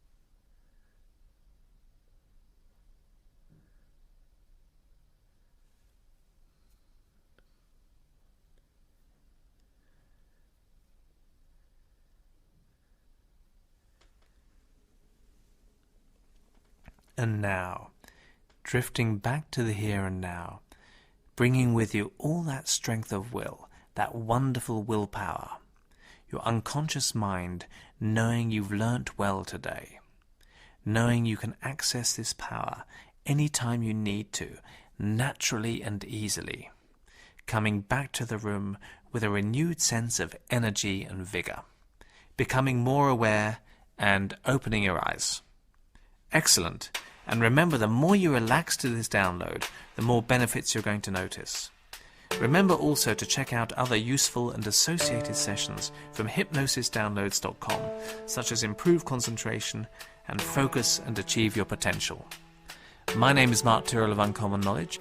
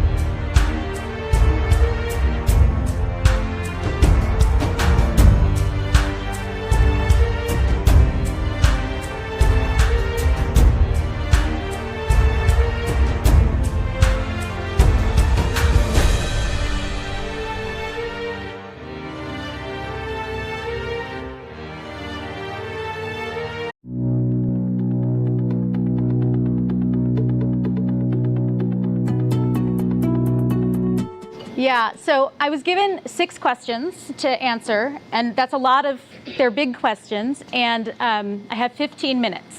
So I'm going to talk fast. So this is a little kind of summary of my path. Luxor is my most recent company, and it really draws upon all of the experiences that I've had, and I say 15 years in Silicon Valley, but the truth is that it's more like 20. For 5 years, I was an editor of a video games magazine, and while that's not web stuff, it does count as being in Silicon Valley. But it makes me feel younger to say 15 years. Adaptive Path is now 12 years old. It's internationally famous in its industry. It's one of the leading companies. And Netscape, at the time that I was there, it was the fastest growing startup in history. It was kind of like the Facebook of its time. When I started at Netscape, there were 2 buildings. I was employee 750. And when I left, 14 months later, there were 35 buildings. 35. So it was quite an adventure. I'm also currently an advisor to a number of startups, and these are some of the companies that I advise. Please feel free to follow me on Twitter. Clever Girl is my name pretty much everywhere on the web. I've been Clever Girl since 1997, so be careful. I'm going to be 85 years old with dangly arms, and I'm still going to be Clever Girl. So choose your usernames wisely. That's my advice to you. So one of the questions that I was asked to answer was, what do I do in my spare time? I'm an entrepreneur, and entrepreneurs do work, and we're kind of consumed by our work. And that's true, but the truth is that we also have lives. And this has been my life for the last 10 years. I got pregnant 3 months after starting Adaptive Path. My husband and I had just moved into a house, and there you go, and you start a company, and then you have a family. So that was him a long time ago, and that's him last summer. He's now 10, and I would rather hang out with my kid than go to Paris. Like, I can't tell you like that. So for me, that's right now what my life is like. Before that, I did other things. I had a social life. I also had no idea that I was going to do this, but I started the PTA at his elementary school when he went into kindergarten. And I'll tell you, that was much harder than starting a company. Yeah. I'm also an artist, not a very good one, but it is how I keep my feet on the ground. I will lose myself in artwork. I paint and I do collage, and so that's how I spend my time. I was asked to tell a little bit of the story of how I ended up in technology. I was an English major in college, but only for my senior year of college. Before that, I really, really wanted to be in biotechnology. I thought, DNA was it. I thought it was the coolest thing ever. This was a very long time ago. I went to college in 1984. So probably before your parents were born. So in a very few slides, here is the story of my professional life. I went to college and I thought, hey, DNA is really cool and you can do stuff with it. You can break it apart and recombine it, and I can make a career out of that. And then, I had junior year, I got a great internship in a lab, and I absolutely hated the work. I hated it. I loved the science, I hated the work. So, oops. So I finished my degree in English because I could.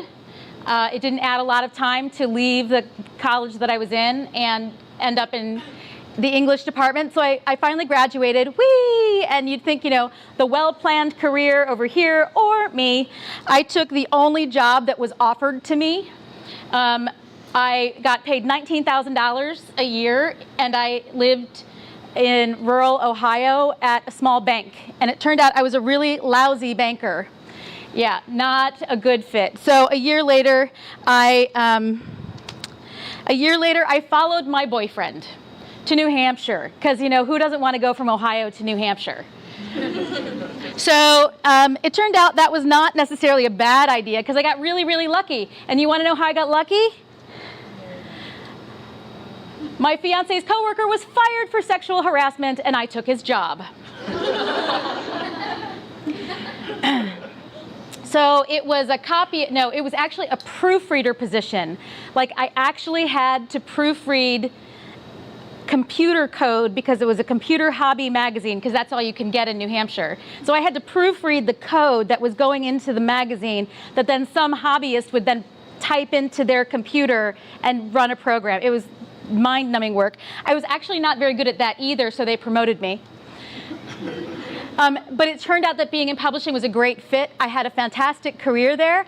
I got to start a new magazine. This was right about the time Wired was started, and we launched a competing magazine. And while that one didn't go, it was exciting to do something new. And that's where I can start to see the origins of my entrepreneurial zeal. But I found my passion. I found my drive completely accidentally. I want to emphasize that none of this was well planned. All of this was just being open to opportunity and saying yes. I found my way into high tech. Who knew that an English major would end up in high tech? I have no idea. Like, I would never have chosen that, but I was really, really lucky. Again, I was very lucky because I was on a list to be laid off. My magazine was dying, and I was number 30 on a list of 30 people who were going to get laid off. And so there you go. But it turned out, you'd think it was a bad thing, but it turned out to be really, really lucky, because my husband got a job offer to go to San Francisco from New Hampshire, and we said yes. So we okay, literally he got a job offer December 2nd, and we were here with all of our possessions by Christmas Eve. So, and I had never been west of the Mississippi River, and it is a big freaking country. So I just said, I don't have to live in New Hampshire. I can get in a car and go over there. We had no apartment. I didn't have a job. I just believed that I could figure it out because I'm that person. So he gets a job offer. That was luck plus plans. We were looking for opportunities in Boston and San Francisco. So there was a little bit of planning there. So I can start to feel like I'm taking a little more control over my life.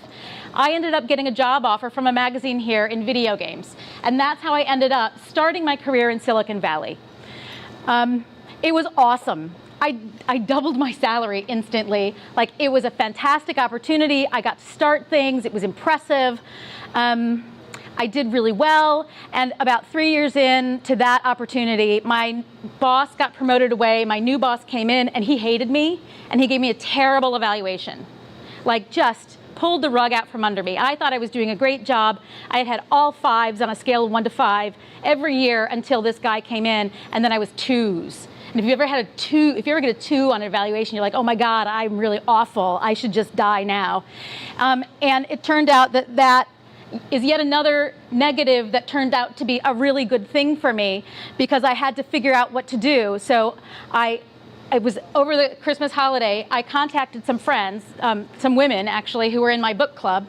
And one of them was in HR, and I was like, well, what do? I got this terrible evaluation. And she's like, I don't know, what do you want your life to be? And I got really strong. And I wrote a rebuttal to my evaluation. I got myself made an assistant to the webmaster. The web was brand new then. So I turned this negative into this tremendous opportunity. I learned HTML, and I called a friend of mine who had gotten the job as editor-in-chief of the Netscape website. And I arranged for my own layoff. So I got hired at what was then the hottest startup in history. I started at Netscape in January of 1996. I already told you about the going from 2 buildings to 35 buildings. It was such a profound shift for me. I was finally working with people who wanted to reinvent the future. Now at this point, I'm 30 years old. So you guys are probably, 15, 16, 17, I don't know, something. I was twice your age when I found myself in the situation you're in now. You're surrounded by people who are interested in changing the world by reinventing what is possible. And that's the hope of the future, right? You have in your hands the ability to reinvent the world through whatever startups you invent yourself. It took me a long time to find my way there, but I did, and I'm grateful. So again, woohoo, huge pay increase, awesome. I felt lucky, lucky, lucky. I was surrounded by brilliant people. I found my way to a new career. I shifted from magazine editing, which was fine, to the internet, and the internet was new and amazing, and I knew that I wanted to be part of it forever. So after a year in Summit Netscape, I had to figure out, do I want to stay, get a different job? You know, it was kind of time to move on. So I took a big risk. I quit my job to become an independent consultant, which is actually done really frequently now. But at the time, I only knew 2 or 3 people who had ever been an independent consultant. And so for me, it felt like jumping off a cliff.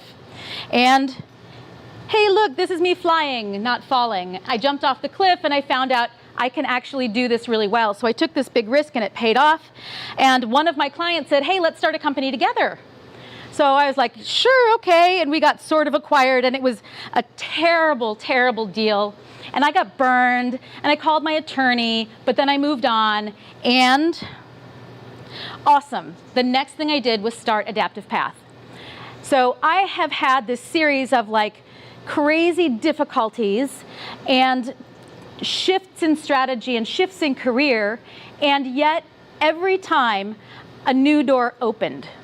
You know, they say, you know, close a door, a window opens. Well, it really was more like, you know, I'd close a window and, you know, some big, huge, grand door would open and invite me in and give me a tiara, right? So what I want to share with you, if there's one point, it's to follow your gut about who you are as a person and what makes you thrilled to be doing it.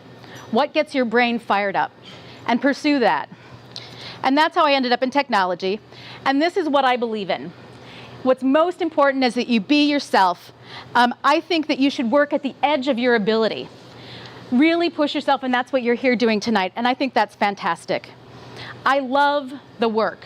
I live in this world, not because I'm making big fat bank, because I'll tell you, entrepreneurship is not the easy path to get rich. If you want an easy path to get rich, go work on Wall Street. This is an easy path to work really hard and make some money occasionally. So this is who I am. I really like it. And I hope that that gives you some framework for imagining what a future could be like for yourself. So that's the answer to some of my questions. So first, what's my personal story in starting Luxor? 2 of my investor friends asked me on the same day to make a design program for their startups. I went, okay, I can do that. I'm not doing anything else interesting right now. So I did that, and it's turned into a really, really successful company. We launched a new product a few weeks ago, and I've already sold $10,000 worth of units, which I had no idea would happen. So, like, it turns out, after 18 months, we're an overnight success. What do I like to do outside of work? I hang out with my kid. I start the PTA, which blows my mind still. What was my path to career in technology? You've just seen. Why do I think it is great to be a woman entrepreneur in the tech industry? Well, here's the thing. I think it's great to be an entrepreneur in the tech industry. The fact that you're a woman is incidental to that. It might sometimes feel uncomfortable to be the only girl in the room, but you know what? That really doesn't matter because you are up to the challenge, right? So I think being a woman in technology is exciting and fulfilling, and it allows you to kind of live out your values and make the world what you want it to be. So, you know, I think technology innovation is, there's no other career I could imagine having at this point. I can tell you quite honestly, I would do it even if I wasn't getting paid. And you know how I know that? Because I haven't gotten paid in 6 months. So, there you go. How big is the opportunity for mobile apps?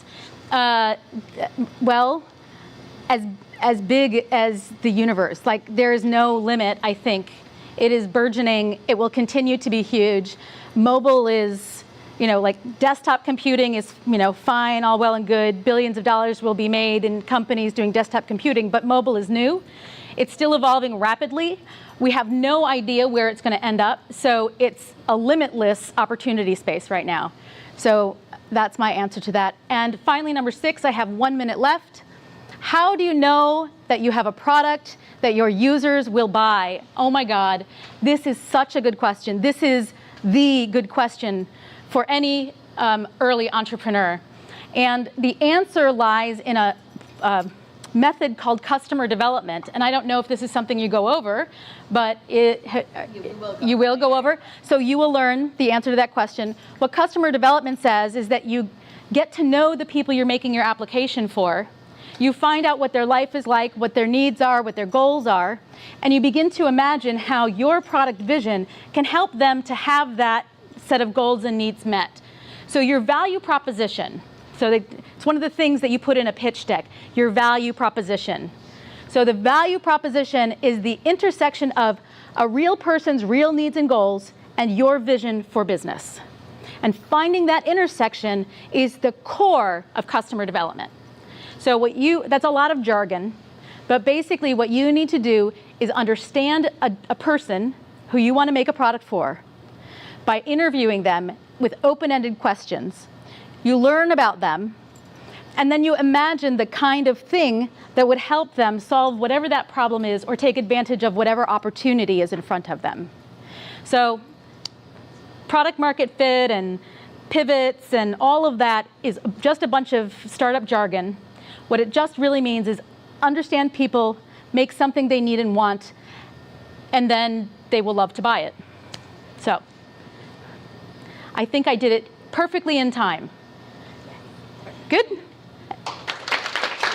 Thank you. So why don't we take some questions for Dennis? Any questions? Yes. What is Luxor? Oh, that's a great question. I forgot to answer that one because it wasn't on my list of 6 questions.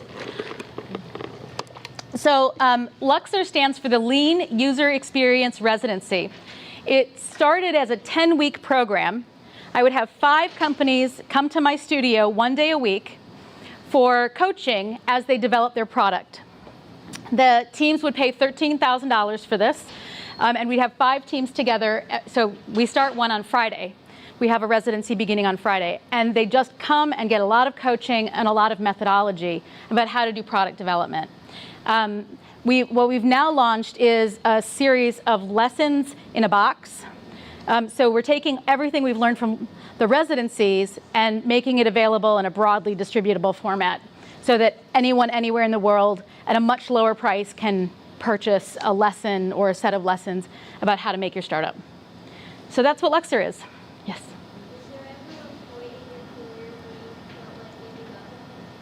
Was there ever a point in my career when I felt like giving up? I can't tell you how many days I felt like giving up. You know, yeah, it's a very, very hard thing that we're doing. Every honest entrepreneur will someday feel like, how do I keep going? Nothing I'm doing is working. I should just go get, I should just go get a job. That's always, I should just go get a job. Then I could pay my mortgage. It'd be fine. But I have a great husband, and I have great friends. I can't tell you, the network of people who are doing this are so kind and generous with their time and their love. And so, I go have coffee with someone, or I meet a friend for a drink, and I complain about whatever's going wrong. And I once raised a lot of seed money for a company that I started in 2007. I raised $800,000 from some of the best people on the planet. Mitch Kapor being one of them. Somebody here I was talking about Mitch Kapor. And I lost all their money. Gone. I laid off everybody. I loved this product. These people meant so much to me, and I let them all down. And that's what it's like to be the CEO of a company. You bear that responsibility and that burden. And you know what? Everyone understood. Everyone, including my investors. They know the risk they're taking better than I did. And it felt horrible. But you get up and you're like, all right, well, that didn't work. Okay, let's try something else. And it was in the aftermath of that it was Mitch Kapor who approached me and one other investor to start a design program for their companies. So out of the bad things that happen, something wonderful happens in turn. So that was like the window closed. I was sad. I licked my wounds, and then a wonderful opportunity opened up for me. So, yeah, It's not an easy life. So, yes, another question. Yourself in a couple of years changing into a new career? Will I ever change into a new career? No. There's just, I work 6 blocks from my home in this really kooky studio. I bring my dog to work with me. My partner is my husband. My other business partner is a dear, dear friend who I've known for 12 years, and like I feel incomplete when she's not working with me.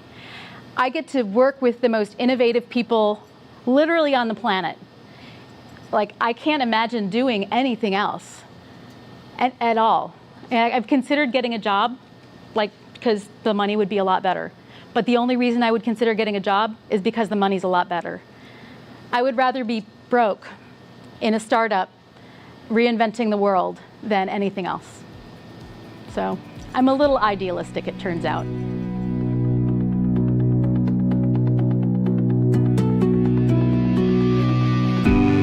All right. Well, welcome to the show, Karen. It's great to have you with us. Thank you so much.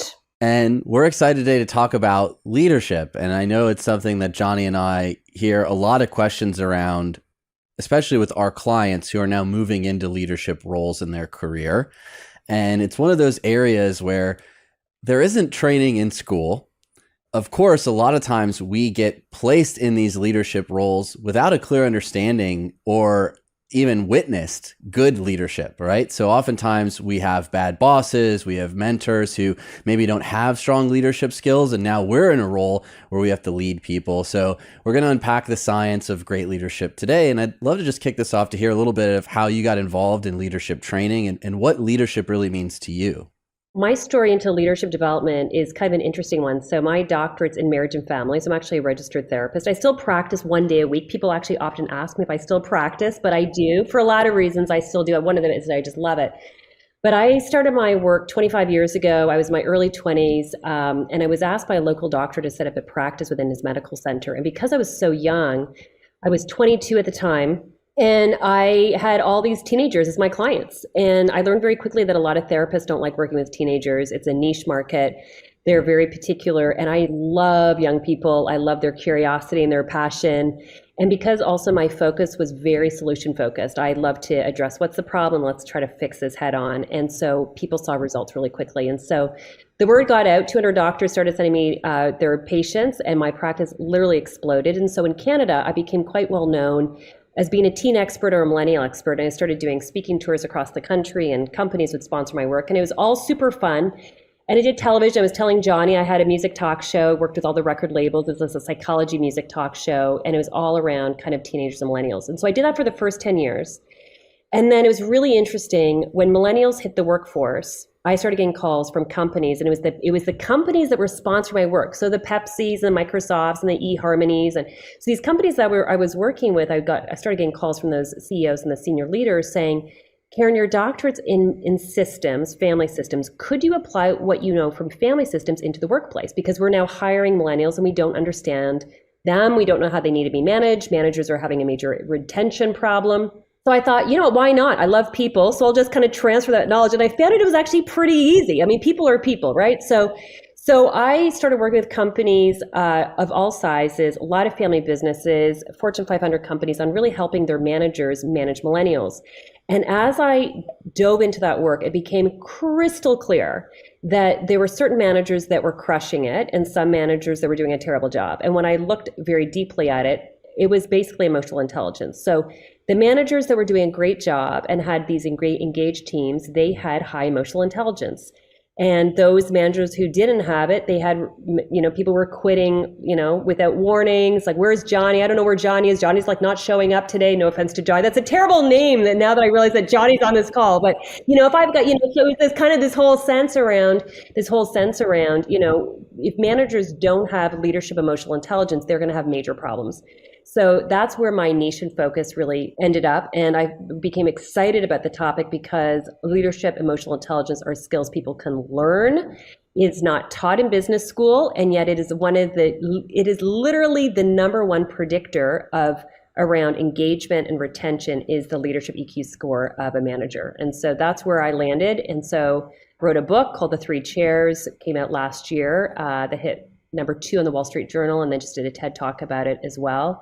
But I'm passionate about it because when people learn about leadership, emotional intelligence, it benefits every part of their life. It benefits their team, it benefits the company, it benefits the profit, and it also benefits their personal life and their relationship, marriage, and kids as well. So it's been just an amazing journey and so much fun.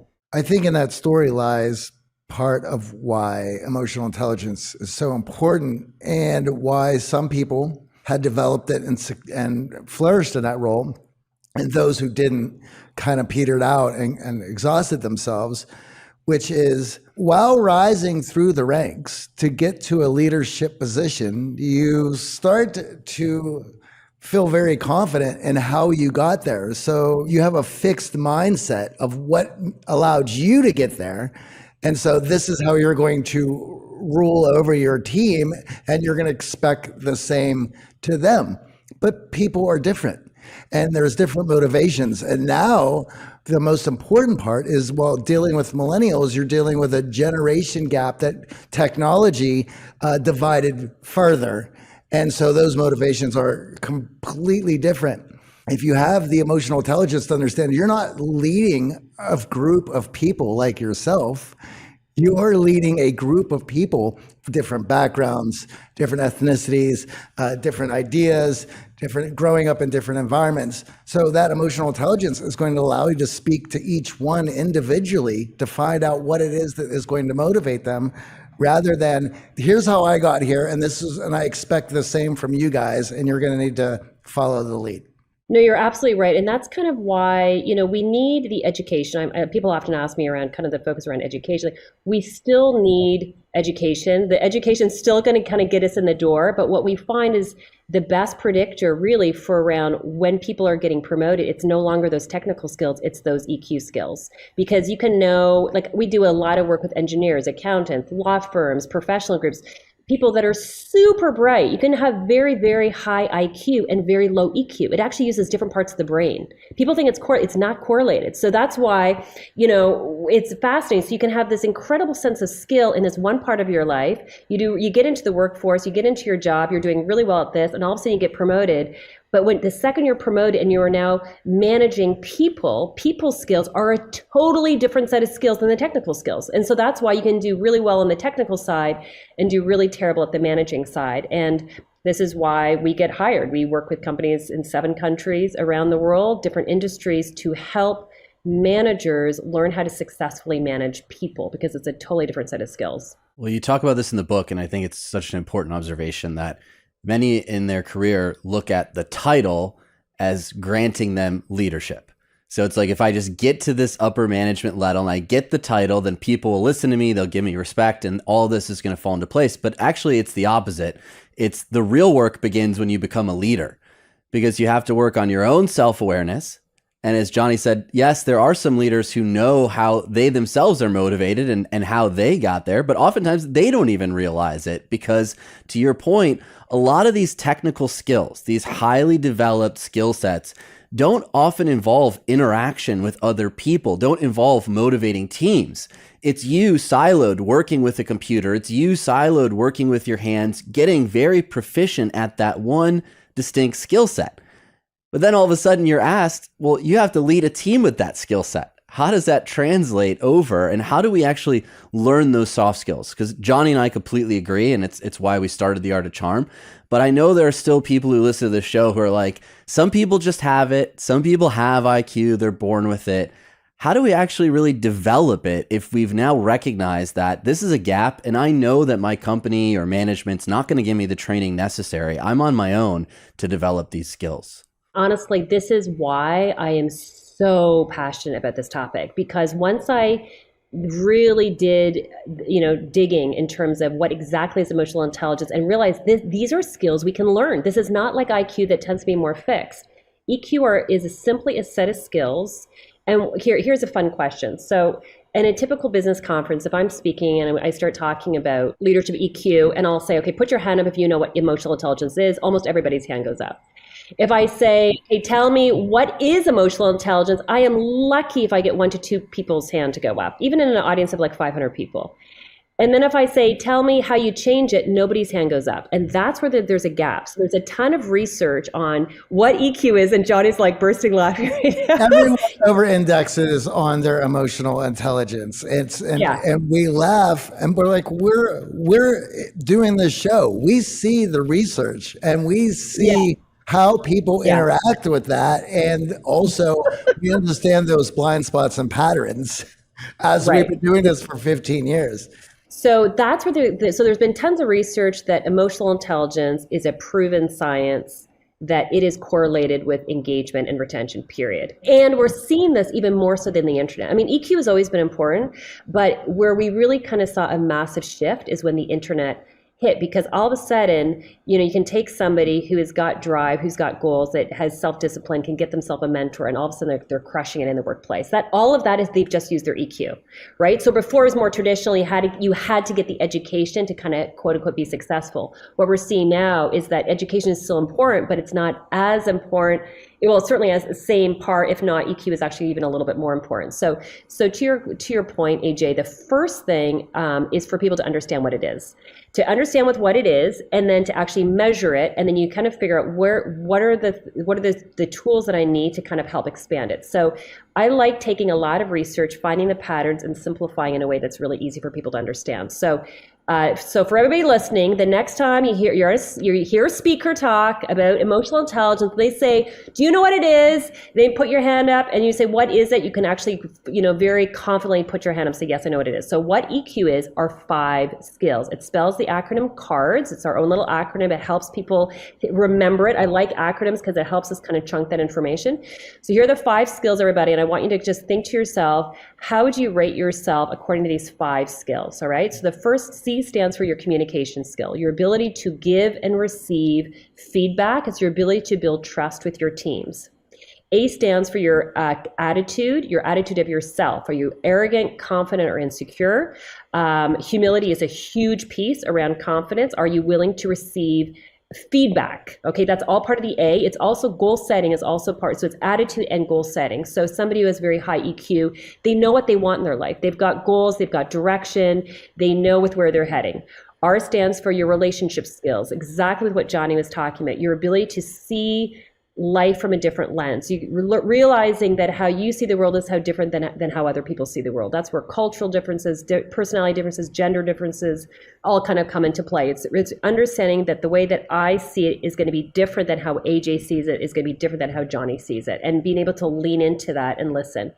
D stands for your decision making and your self-discipline and your performance skills. So that's an interesting one. People don't realize that when you're managing your time, you're using your emotional intelligence. It's somebody who really, with a really high EQ, they're able to say, this is the goal I want, and they're able to be self-disciplined and step on the gas and take initiative. Even though it doesn't feel right, or they don't feel motivated, they do it anyway. So that's kind of a really critical piece around EQ. And a lot of people don't know that. And the last one, which is huge, especially with the whole mental health movement, is your stress and your energy emotion management skills. Somebody who has really high EQ, they understand what emotions are. They can differentiate between a thought and a feeling. They know what they need to do to kind of lower their stress. They have certain rituals and habits and boundaries in place to manage their stress so that they can actually operate at a very high level. So high performers, we work with a lot of high performers, and they really focus on how do you perform at a very high level with actually lowered stress. So those are the 5 core skills. Okay, they're all important. And for anybody who wants to kind of do a little scorecard, we have a free scorecard. You can go to our website, dkleadership.org. And in Canada, .org is not a nonprofit. I get asked this all the time from my American friends. They're like, .org, is that? I'm like, no, in Canada, it's for everybody. So DK stands for Dr. Karen Leadership.org, and you can go and you can download it. It's a scorecard. It's free, and you can do it with yourself. You can do it with your family. You can do it with your team, and it's a really great one-pager to help you quickly identify where are you as a self-assessment tool. According to those 5 skills, it helps you understand, okay, wow, I'm doing really well in these 3, but these 2 I've got to lean into. And so that's a really good first step in terms of helping to build your EQ. One that you mentioned there was the decision-making aspect. And this is a pattern that we have recognized in a lot of our clients. And when noticing it, I tend to see it going to how millennials have learned to use the computer to answer questions that lead them to take action. And where that breaks down, because of course, if you can find all the information you need to make a educated decision, great, so be it. You would want to do that. But where the breakdown happens is when it's too much information and now they're overloaded with information. And because of that, there is no clear-cut answer that lights up that they can choose. And then there is a breakdown of wanting to put that aside or come back to it later or come back to it when maybe that answer will light up, but that answer will never light up. And it's something that I say all the time, that sometimes there's no right or wrong answers, only answers that you make right, or right or wrong decisions, but decisions that you make right, which you're going to have to make a leap of faith in what your goals are and the values that you want to engage in to reach those goals, because in there lies the right answer. And that is reflection that you yourself have to figure out. Right. And, it's something that is really interesting, and it comes up in management all the time, is around, and you talked about it earlier, around the values. Okay. So this is where everything kind of starts intersecting like a big puzzle piece, right? So you've got emotional intelligence, these 5 core skills. Then now let's kind of add on the generations. And so all of a sudden you've got different, and that's kind of part of the R, the relationship categories in terms of understanding how people kind of see things different. But one of the generational differences, and this is again, when I do a lot of training on, is managers. So Gen X managers, they tend to manage according to how they want to be managed. So if AJ's on my team and I'm a Gen X, I'm like, hey, AJ, here's the assignment. Let me know when it's done. And if you're a Gen X, that will work well. If you're a millennial, that will probably not work well, because AJ might start feeling alienated, and he might not feel supported because they are used to a much more collaborative approach. So all of a sudden that one misunderstanding causes massive conflict in companies. I mean, literally people quit over it. Like I talk about this in the book, example, right? Like in terms of how people literally will quit because they feel not supported. And they need to kind of have that career path. But, so that's why managers desperately need to get this kind of training so that they can understand, oh, okay, this is with what they value. This is with who they are. This is with what they need. And the coolest thing is, like, a lot of the things that millennials want and need are things that are free. Like, they're not even things that actually cost money for companies. It just takes intentionality and time, right? So it's really interesting. Once we kind of dial it back, it's all very solvable, but we do have to kind of lean in and have the growth mindset compared to the fixed mindset. What strikes me in all of those different parts, the 5 pieces, is the level of self-awareness it takes to really understand your EQ.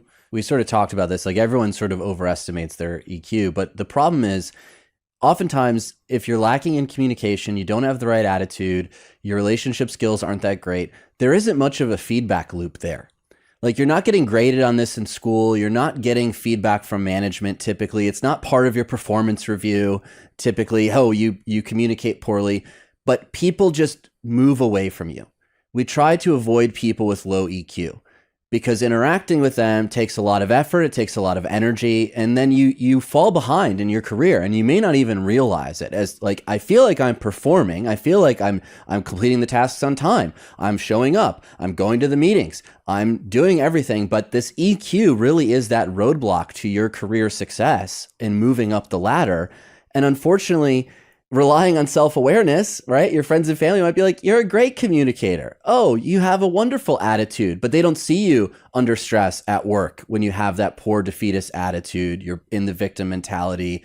You're not giving the communication its need inside of the group setting, in the collaboration that's expected. I love that you have the self-assessment. What are some signs that maybe our listeners might need to pay attention to, or some warning signs around, hey, you might need to work on some of these areas to really move into that leadership role? Well, I think it's a great question. So, step 1 is do the self-awareness tool. Okay. It's a great way. You can kind of come back to it every 3 months, 6 months. If you want to get really bold, okay, we're going for gutsy moves here. Take the same assessment tool and give it to your team and say, I would love you to score me on this.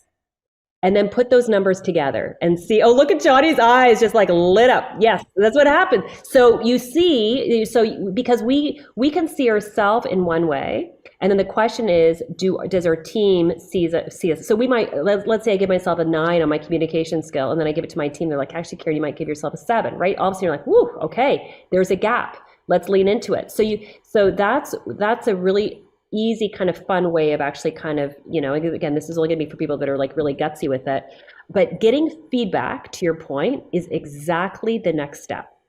Feedback is critical. And this is why, in my TED talk, I talk about it, in the book, I talk about it, like, it's hard because if somebody is struggling with their EQ, if somebody is struggling with emotion, with security, the very thing that they don't want is feedback. Like they're what I call feedback fragile, right? So you try to give feedback and they just kind of crumble because they take it personal. So I think it's really important for everybody listening is if you really want to develop your EQ, be feedback hungry. Lean into it. Don't wait for somebody to give you feedback. Lean into it. And I usually like to encourage people to ask a couple people at work, because you're right, AJ, people will give you different feedback in different environments. But if you're really gutsy, ask your spouse and ask your children, because you need to have that full 360. We have another free tool on our website. We created it for parents of kids and teenagers. So if you really want to be gutsy and test your emotional intelligence in the communication side, you can download it. Again, it's free. It's a report card for parents. And parents have loved this. So it's a parent saying to their kid, I want to be a great parent. I'd love to know, what am I doing well? What am I not doing well? And let the kids actually give that feedback, because otherwise, for a lot of kids, they don't know how to give the feedback, like to your point, right? So getting feedback and asking for feedback is what I call the accelerator to this process. It doesn't have to take 5 years. It can take, a few weeks if we kind of really lean into it. And I know it sounds intimidating, but if you approach your manager outside of the performance review cycle seeking this feedback, you actually showcase that you are a top performer, that you are willing to go that next step. So I know it may be fearful to say, well, I'm going to burden my manager. I'm going to ask him something outside of the performance review cycle that we have, and it will feel awkward. But in actuality, it's a signal to management that you actually have high EQ, even if you might not have it yet, that you're willing to pursue this feedback.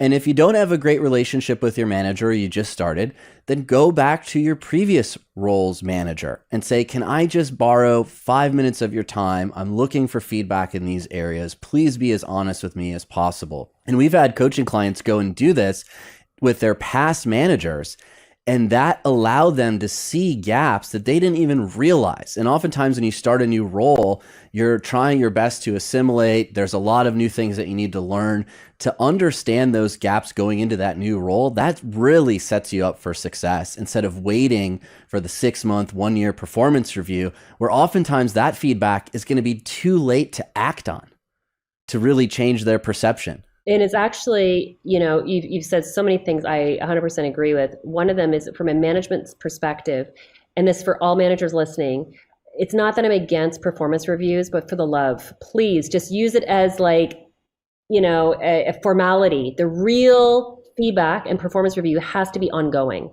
It has to be an ongoing conversation. It is not fair to tell somebody once a year what they've done wrong. Like, it's just not fair. All of a sudden, they need to know on the spot, what are they doing well and what actually needs work. It will save you time. It will save you energy. It gives a person a chance to course correct it. So it's one of the biggest things. Again, I know a lot of companies use performance reviews, but use it as a formality. The real feedback has to be in relationship, ongoing as a conversation. So I think that's a really important piece.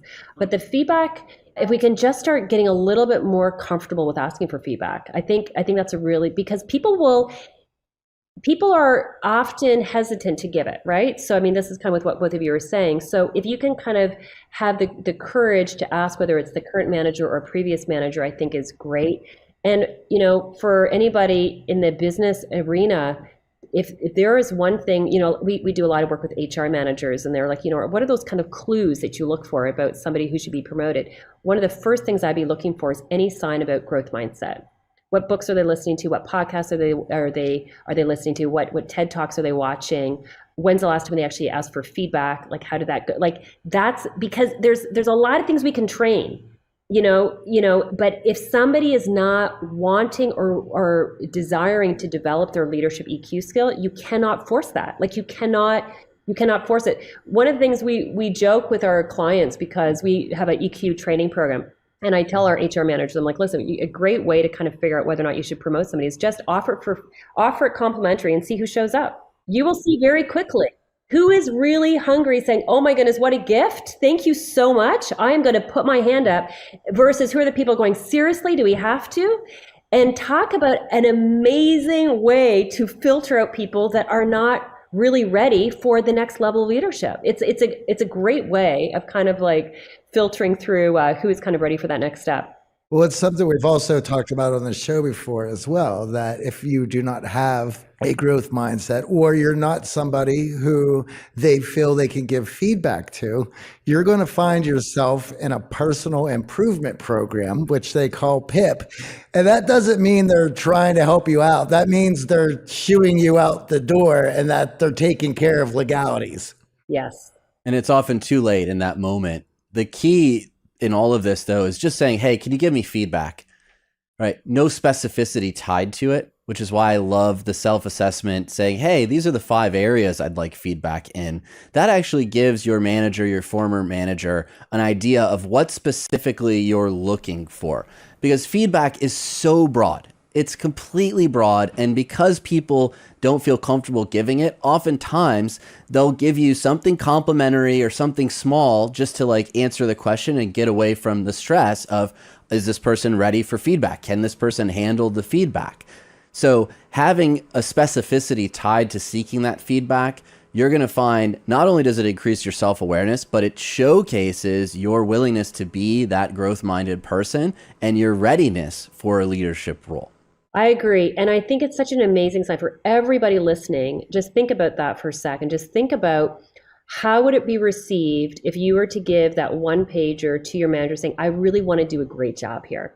That's my intent. My intent is to be a great employee at this company. And I would love your honest feedback around what am I doing well in these 5 skills and what actually needs work.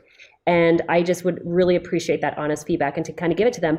And the beautiful thing about it is like it's one page. It will take them probably like 10 minutes. So time is another really big one, right? So if these assessment tools are like so lengthy and they're like 15 pages, the first thing that we do is like, okay, I don't have time for that. But if it's something that's only going to take 5 to 10 minutes, I find the secret is 10. If it's more than 10, people are like, I don't have time. But if it's like, it'll take like 5 to 10 minutes, and I would just so appreciate. And then you get those numbers, because I love numbers, because you can measure EQ. It's not this airy-fairy thing. It's you can measure it. Then all of a sudden you're like, wow, okay. And if a number is low, because there will be some surprise, some you might get rated higher than others. But if the numbers are kind of a little bit low, my encouragement to everybody listening is lean into it. Don't step back, lean in saying, first of all, thank you so much for the feedback. Train yourself to say thank you when you get the feedback. Thank you so much for the feedback. I'm curious, that's one of my favorite lines. I'm curious, this number here, I'm surprised that it was maybe rated a 4. Could you help me understand maybe why you rated a 4 or what did I do that kind of gave you that impression? So you get curious, not defensive, because what that does is that creates the culture that you are really growth minded. This isn't like a checkbox going like, oh, I really want the feedback, but I don't really want the feedback. So you take the number and you lean into it. And if you kind of get that understanding, maybe it's something somebody said or they worded, like you can just get so much value back in that conversation. So it becomes so the assessment tool really becomes just a piece to kind of start the conversation, a very meaningful conversation. What I found in that conversation in my own leadership role here at the company is oftentimes upon receiving feedback, that person will then ask for specific instances. And they're not often asking for specific instances because they want to learn from it. They get defensive and they want to push back and say that, well, actually you have the wrong perspective or it didn't go that way. And they get into this like revisionist history cycle that takes them off course from really learning from what that feedback is. So if you do score low, don't worry about specific instances. clarify if it's not clear what that is, and sit with it and go back and revisit it 24, 48 hours later, because there is going to be emotion tied to it. Like, there's no denying it. Even the strongest among us, and we've had fascinating, wonderful, successful guests on the show who talk about their failures and mistakes and how emotionally charged that was. Understand that those emotions will pass. In getting that, wow, I thought I'm a 7 in communication, I'm really a 2. And don't put your walls up and say, oh, I got to fight, I got to prove them wrong. Revisit it, and then set up a follow-up 3, 4, 6 months later to say, hey, I've really been leaning in this area. Am I on the right track? Are you noticing improvements?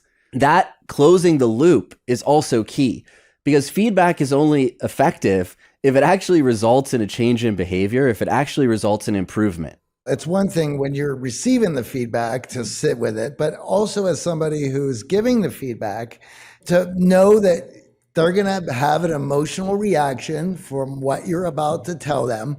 And AJ and I have set this up with clients and with people who have worked for us. We're like, listen, I'm going to tell you a few things, and I don't need a conversation about it right now. What I'd like to do is just present you with a few things, give you an opportunity to think about this, and then let's come back and have a conversation in a few days.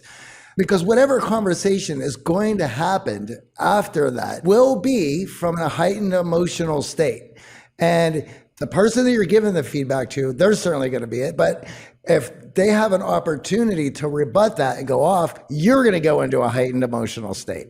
So it's best to say, I want to present a few things. I want you to chew on it over the weekend. Hey, and let's talk about it Monday. I would love to hear your thoughts. People like feedback differently. So some like it over the phone, some like it face to face, some like it in an email so that they can actually read it and process it before they talk. So I think, when we're talking about how to give like really effective feedback, and again, this is applicable for every relationship, for managers, for teams, for families, is really get to know the people we're talking about.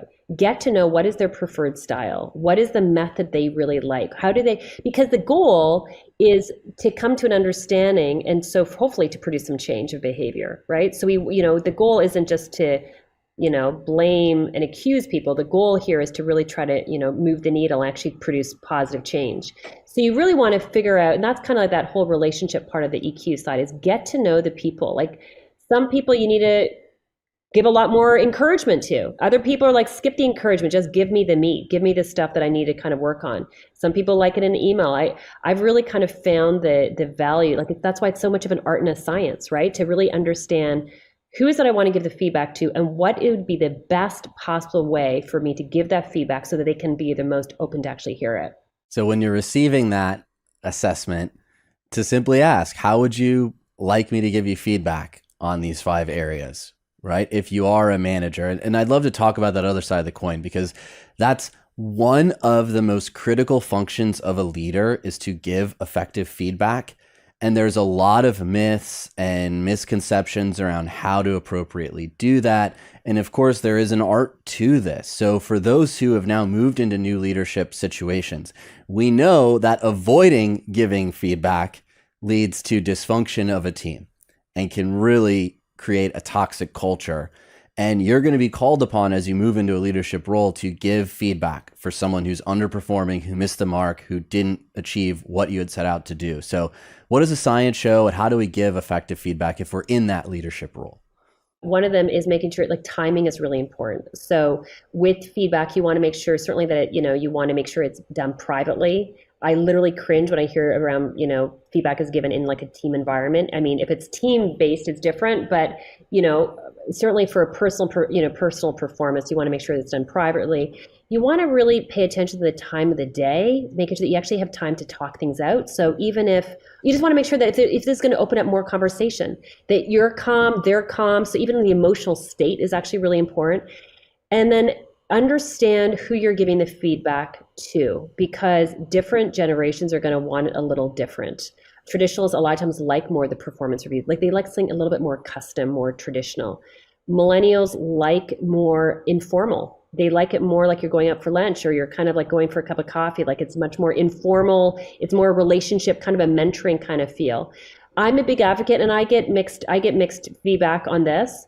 I'm a big advocate. Let people know what they're doing well first. And this isn't coddling, and this isn't babysitting, and this is just positive reinforcement. Like, before you tell a person what they need to work on, let them know with what they're doing well. And what you're doing is you're actually reinforcing, like, keep doing this. This part is awesome. I love this. This part we got to work on. This part, and then being very specific on what it is that the person actually needs to do. So often, like, people are like so afraid to give it. They're super vague, but people need very specific direction. And especially millennials, for everybody listening, millennials get this terrible reputation that they're difficult to manage. I love millennials. They're one of my favorite age groups to work with, because give them lots of praise, give them very directive, specific guidance, and they will be so loyal to you. They are fiercely loyal to really great managers. But you do need to be very directive and say specifically what they need to be doing well, and really set them up kind of for success. And so, but it does depend on who your audience is, because I've done lots of management training, and I'll have boomers saying, I don't want any of the positive reinforcement crap. I don't need that. That I feel like that's almost a setup. I just give me like more direct. So you do have to get to know, you have to know who is your audience and what is the best way that they're actually going to receive it. That's every boomer I know. Johnny included. I can speak from experience. Yeah, no, honestly, boomers are like, Karen, please do not tell me that positive reinforcement. I can't stand it. Like, but that's your experience. Realize that other people are different. And if the end goal here is for us to really motivate and inspire change, positive change, you've got to understand your team members and what it is that they need it, what needs to happen so that they're best likely to actually listen and to actually pay attention to it. I think a big part in our experience, especially with managing millennials, is letting them know ahead of time, I would love to give you some feedback, and not just scheduling a random meeting at a random time out of the blue and dumping on them. Because there is a mental preparation, and some people are going to want it immediately. Some people are going to say, okay, can we do it in the afternoon? Can we do it tomorrow when I get through this other thing? There is an emotional regulation piece to that feedback, and we all receive it somewhat differently. And that's where the art form comes in. But just scheduling a meeting and out of the blue, jumping right into feedback with no context, the other person's not prepared for it, will oftentimes lead to that emotional outburst that we're not really looking for as leaders, is not impactful in terms of the behavior change, the goals that we're trying to reach. And the other piece in our feedback that I've noticed is understanding how this piece fits into the bigger whole, right? Oftentimes, when we receive feedback, it can feel like you're on an island and you're being singled out and you're the only one doing something wrong. And as a leader, it's also on you. It's to say, hey, it was my responsibility. I understand that I didn't clarify this in the email that I sent you. I understand that I wasn't specific in the exact time that I needed this. So for future reference, this is what happens. And when this happens, this is how the entire goal, group, whatever suffers, gets off track. That level of context and you taking responsibility as a leader for the miscommunication, whatever the case may be that led to them maybe feeling like they didn't need to deliver it on time, or maybe feeling like it was a little bit looser and more free instead of something they should prioritize, goes a long way to them trusting you as a leader upon receiving that feedback. Absolutely. And that kind of goes to that C part, is the communication, which is taking ownership. So leaders that take responsibility and take ownership in their communication, and I loved your wording on that. It's something that I actually say a lot with my team. I'll say, you know what, I realized I was not clear enough. I'll say that. I realized that I was not clear enough. Moving forward, I'm going to do A, B, C. So taking ownership and also clarifying what is the takeaway. In any time that we're, especially with conflict, if there's not a clear takeaway, we're likely to actually repeat this issue all over again. So that is a really important piece. And by setting that stage, all of a sudden, we have that sense of humility. My 3-chair analogy, it's somebody who actually sits in the middle chair, somebody who actually, the leader that has humility is acknowledging the areas that they could have actually worked on. You're creating now this amazing culture that allows other people to take responsibility as well. It seems so simple, but if leaders do not take responsibility, what on earth makes us think that our teams would take responsibility? Like, we have to model what we want our teams to do. And part of leadership is the humility piece around acknowledging when we've made things, when we've maybe not done such a great job, or we haven't been so clear. And so that all really helps to kind of set the stage and kind of develop that culture. Well, we can all remember as children those moments of do as I say, not as I do instances, which are painful to watch. Well, why do the adults get to do this? Why is it a different set of rules for me? And that happens in that leadership role where they see the leader never taking responsibility, never admitting fault, never understanding or expressing the mistakes that they made. And with that pointed, directed feedback towards team members, of course, they're not going to want to put their neck out on the line. They're not going to want to put in that extra effort. They're going to feel that they need to self-sabotage just to preserve themselves in this toxic environment. And that's really the biggest difference between an arrogant leader and a confident leader. Like a lot of people often ask me, like, what is really the difference, that differentiating factor? And there's lots, but the biggest one, and I talk about this in my book, The Three Chairs, is the arrogant leader. It's they think they know everything, and they tend to blame things when things go down on other people. The middle chair leader, or the confident leader, they know a lot, but they also know that they don't know everything. So they're more open for feedback. They're more open to learn and listen to other people and hear from their advisors. And they're more likely to apologize and take ownership because they have humility. Like, humility is the difference between confidence and arrogance. And so for anybody who's thinking, I'm not really good at apologizing, I'm not really good at taking ownership, you got to get over it. If you want to, you got to lean it, you got to do it anyway. It feels uncomfortable. We got to do it anyway. There's a lot of things that are really good for us that feel uncomfortable. So we have to learn to just kind of, I'm going to make the choice to take ownership, even though it feels super uncomfortable, and you got to do it anyway. If you see somebody who's supposed to be this leader and they're refusing to take ownership over a mistake that it was completely obvious that they have made, it will only be a matter of time before you become the scapegoat and they throw you under the bus. They may not be doing it now, and you might notice that and you're like, well, at least it ain't me. Well, it's going to be you sooner or later. You need to make some decisions now before it is you, because when it is you, it's too late. These are topics that Johnny and I are so passionate and excited about. And I realize now we've made some references to the three chairs, but I love if you could just set up this visualization, because it is really in the title of the book, and it's so key in breaking down all this emotional intelligence that we're talking about. So what are these three chairs, and how should we visualize that great effective leader? Yeah, I created the three chairs, 25 years ago when I started really looking at all the different research around confidence and emotional intelligence with what it is. And I realized it was so powerful, but it was sitting on these dusty shelves in university libraries and journals. And I thought, how can I make this come alive? How can I make this really just kind of jump out, because it's just so powerful? So I came up with this concept of the three chairs. Are either of you visual learners? Yes, big time. Yeah, you are? Okay. Johnny, are you a visual learner? I would say more auditory. More auditory. Okay. So he didn't have his eyes closed while I'm doing this. AJ's going to be looking at my little my visual. So there you go. I'm off the charts visual too, which is probably why I created it. But basically there was the three chairs, and I talk about it in the TED Talk, but everybody listening, I want you to think to yourself, where do you see yourself sitting in these different chairs? So the person who sits in the left chair is what I call the blind attitude. That's the person that kind of really, they put themselves down. They're tough on themselves. They're like an inner critic. This is the person with imposter syndrome.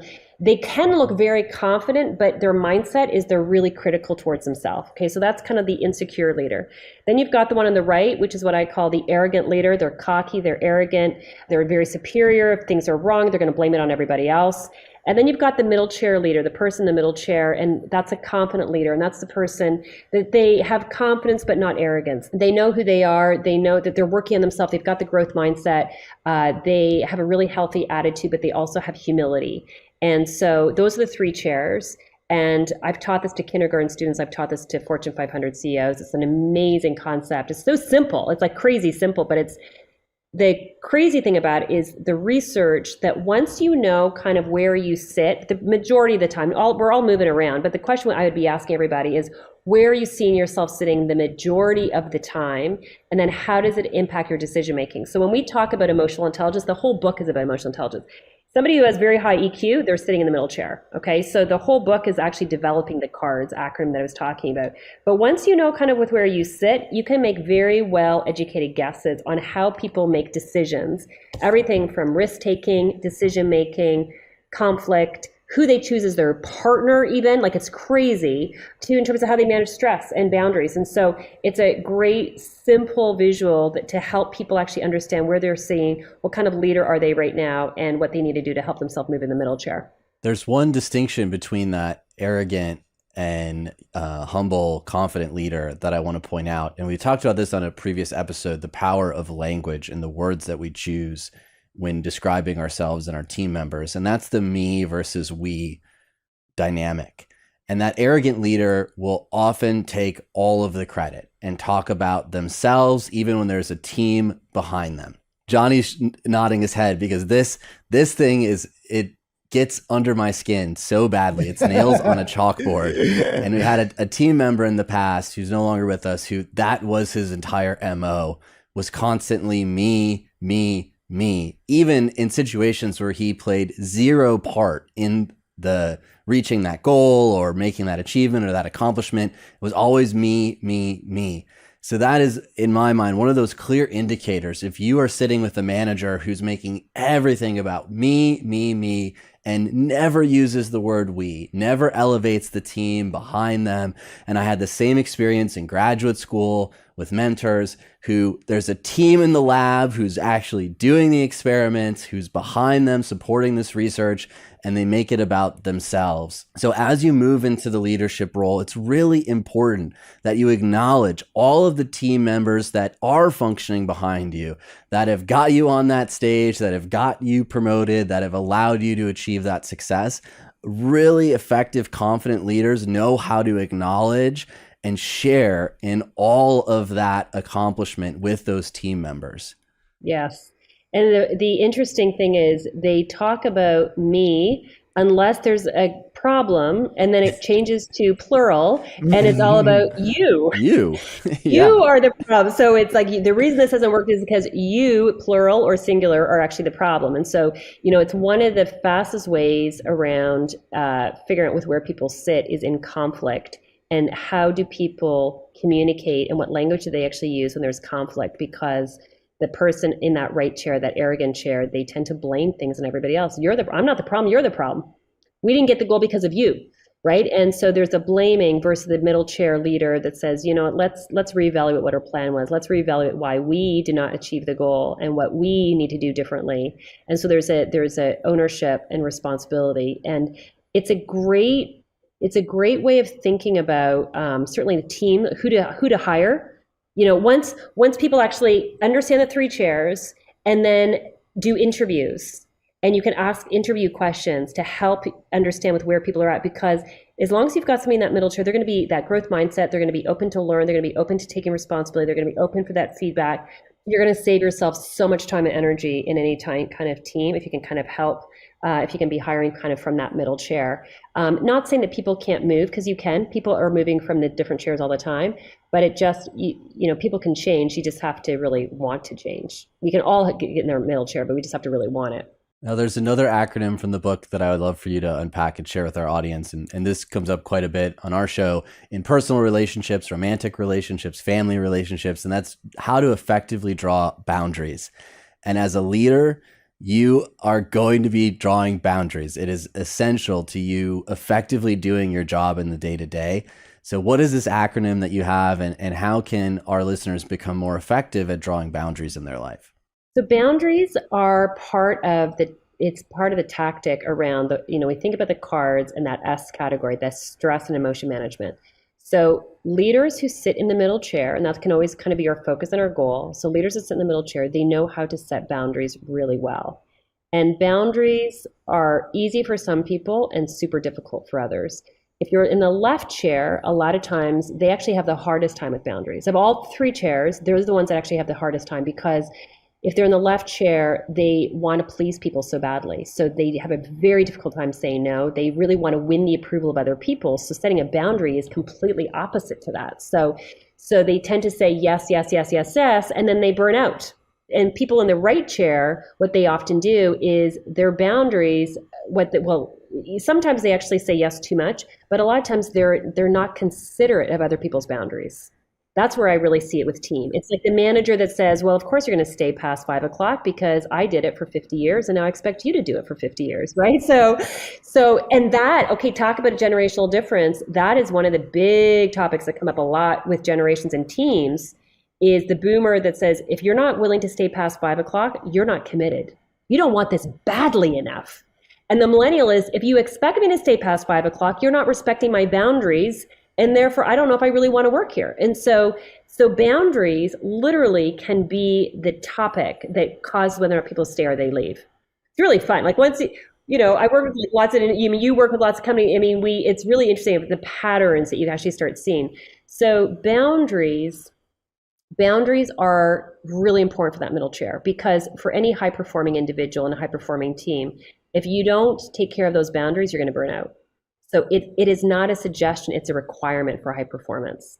So how do you do it? There's lots of different ways, but as a team, if I was a manager of a high performing team, well, I am. So here, one of the things that we will do is we'll talk around, I want to help my team set boundaries. We will set boundaries on what times emails go out. We will set boundaries around when we're supposed to be responding to emails. We will set boundaries around, how much time we're actually taking care, time off. There's even a boundary around who's responsible for it. There are emotional boundaries as well as time boundaries, right? So boundaries is like a huge topic. But if you can kind of think about boundaries is critical for high performance. And so it's learning what am I going to say yes to with what am I going to say no to. And at the time, some people are going to get upset. That's okay. That's kind of part of life. But we're going to kind of focus on really with what's the most important. And it's hard, but it gets easier the more people actually do it. It's interesting. It creates more freedom for the team to function at their best. And as I was waiting for my mouse to come online, I was flicking through TikTok and I learned a new phrase called quiet quitting. I don't know if you've heard of this. No, I haven't. And it's millennial and Gen Z, this idea that they're not going to quit their job, like outright quit it, but they're going to stop putting in any effort above and beyond what they're asked to do. So no more staying late, no more leaning in, no more hustle grind, all this other stuff.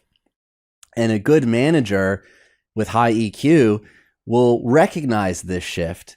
The poor managers aren't going to notice that they're losing an entire generation of the workforce to this concept of I'm just going to take my paycheck and I'm going to skate by until someone realizes I'm not performing and I'll deal with the consequences later.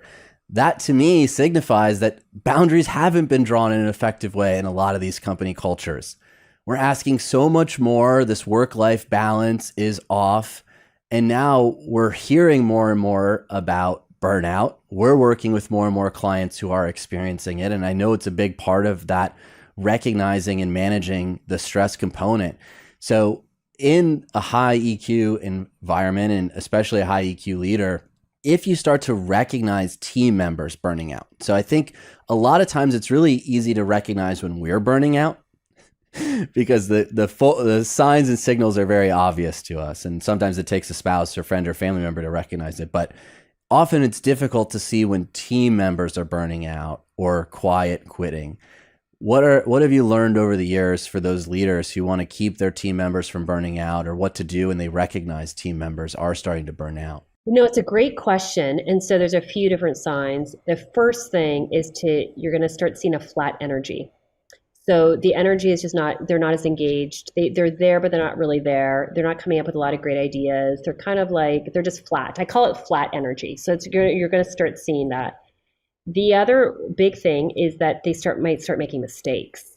This is a big piece to actually burn out, is that they'll start making just really simple but bad mistakes.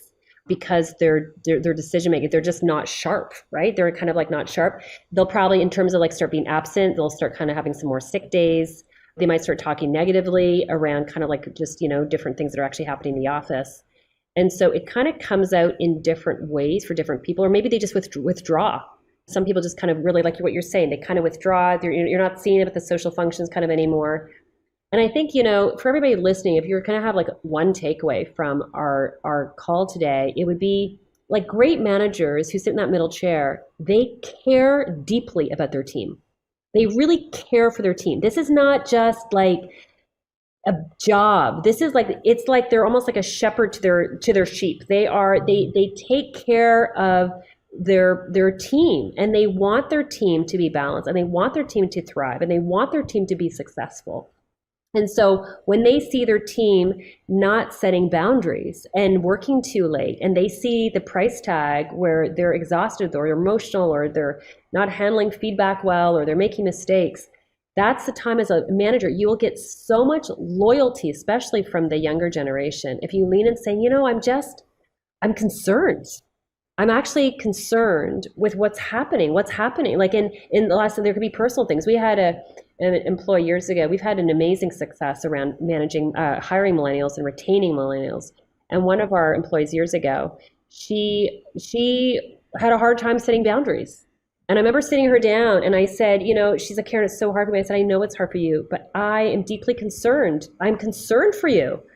I don't want you to be emailing back at like past 5. I want to help you set the boundaries to care for yourself and in your family, because that's the thing about boundaries. If we say yes to everything, we are indirectly saying no to other things. We're saying no to our health, right? We're saying no to our family, our spouse, our performance. And, for senior leadership teams, when I'm coaching them, if they're like, I don't know about this, like burnout, high performance, all you have to do is look at the science. And if you want a high performing team, you have to set boundaries, because people are humans. They're not robots. So they need to protect that emotional energy in order for them to kind of perform. And so the great managers will really kind of lean in and help their team members really learn how to do it and model it. And, it's hard, everyone listening, like it's really hard to set boundaries, especially if we're maybe not good at it or we didn't see it modeled growing up. And then we have a manager that's not good at it. So all of a sudden we have this basically this unspoken culture is like they talk about boundaries, but they don't really mean about boundaries. So to really set this up properly, managers, you have to show them how to do it. And one of my favorite ways to do this, is when I work with senior leadership teams and I explain to the CEO and the senior, like, this is the science on high performance. If you want to perform at this high level, you have to set boundaries, and here's how you do it. And when it comes from the top down and all of a sudden becomes this cultural shift within an organization, those are my favorite kind of clients. Because you can see it all of a sudden, spouses got to start getting the attention. Kids start thinking like, wow, Dad, you're not so stressed out as before, right? They're starting to go to like the soccer game, and then because they feel so filled up, then they kind of have more burst of energy at the beginning. And so it has this massive domino effect, but culturally it's so hard for so many of us. So it does, the more that can be injected within cultures and companies, the better. There's no intentionality to a lot of the tasks and decision making that they're doing. And I think that also contributes to that burnout. If you had a why there that was important to you, if you were making decisions based on your values, well, then you're doing something, and there's a benefit to that, to why you're doing it. It enhances life. You're engaging in something that's important to you. You're going to feel better afterwards. That makes setting up boundaries to do those things that much easier. But if you don't know why, and where you're like, well, then it becomes, well, why not? And if it's why not, then you've opened yourself up to doing a bunch of things that you don't need to be doing, that is taking time, effort, and energy away from you. And the why is so critical. I mean, I love Simon Sinek's work, and I just love the focus on the why and the purpose. Again, that's another big value-based for the millennials. They have to understand what their purpose is, what their meaning is. But, for anybody who is hesitant around boundaries, it feels awkward, it feels uncomfortable, it feels like you're not being a good employee. The why is look at the science and the research. And in the book, I talk about a lot of the data around high performers set boundaries, period. They said that's how they do it. And you can set the boundaries different. It doesn't have to be, the boundaries have to be like 9 to 5, depending on the organization, the type of culture. We work with companies around the world. And so you've got different time zones. So sometimes boundaries look like working from 8 to 12, and again from 7 at night to 10 o'clock, right? Depending on the time zones. And also, different people will have different kind of boundaries. Sometimes they're like, okay, you know what, I'm good to kind of put in longer hours in the weekday, but weekends I'm out. I'm done, right? So I think, again, thinking about a great manager and developing a high-performing team, talk to your team around, let's talk about boundaries. Let's talk about what's the benefit. What's the benefit when we actually start setting boundaries? And how can we kind of help each other so that we're all protecting our boundaries? And the why, to Johnny's point, the why is because we're going to perform higher and we're going to have lower stress. That's why we set boundaries. So higher performance, lower stress. That's Everybody wants to do that. That's what it is. This the secret is boundaries. And then it means you're going to produce better work, as well as you're going to have a healthier life outside of work in terms of your relationship and with your kids if you've got them. It benefits right across the board. But what's really interesting, I'm working with a company in Alabama right now, and when I got the entire team to kind of work on their boundaries, a lot of them said, Karen, it sounded so good until I started practicing it, and man, was it hard. It was hard because it's so ingrained in us. But then once we got a few days in, and then we started receiving the benefits, and then kids started saying, wow, Mom, you're like a new person. Why are you so calm? You're not so stressed out.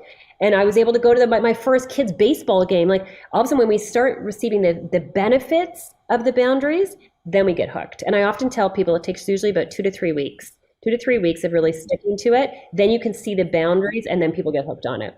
We love asking every guest what their X factor is. What do you think makes you unique and extraordinary, Karen?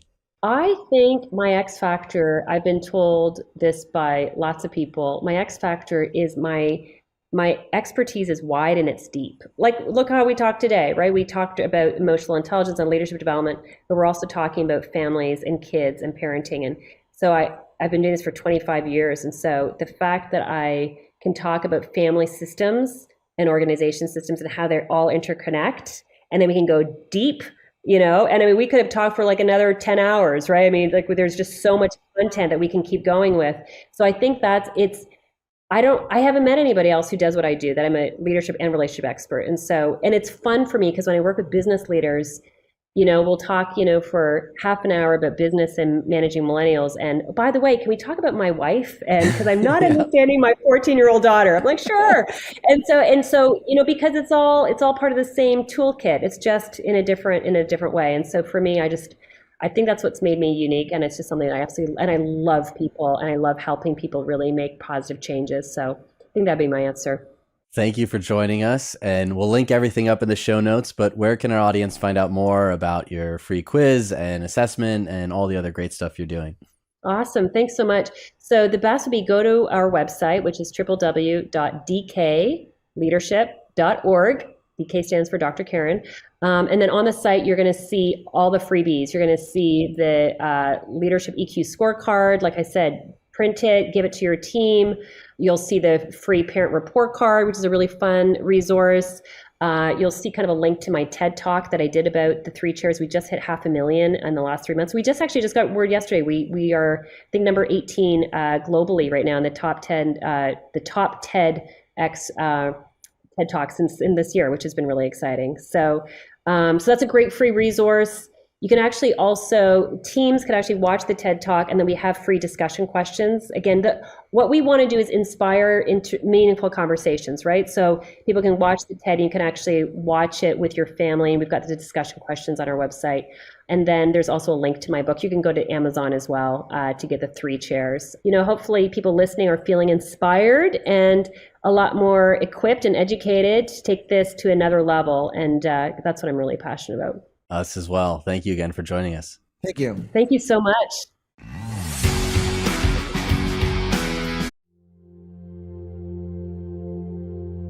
Today is my day. I deserve this life. I am happy with my body. I am precious and amazing. I will make today meaningful. I can do it. God be with me. As long as I believe, then nothing is impossible. If I don't pursue what I want, I will never have it. If I don't ask, I will never know the answer. If I don't take a step, I will always be in the same place. I will make sure I have to try. My dream will come true from this day forward. Start from small things. Start from myself. And starting from this moment.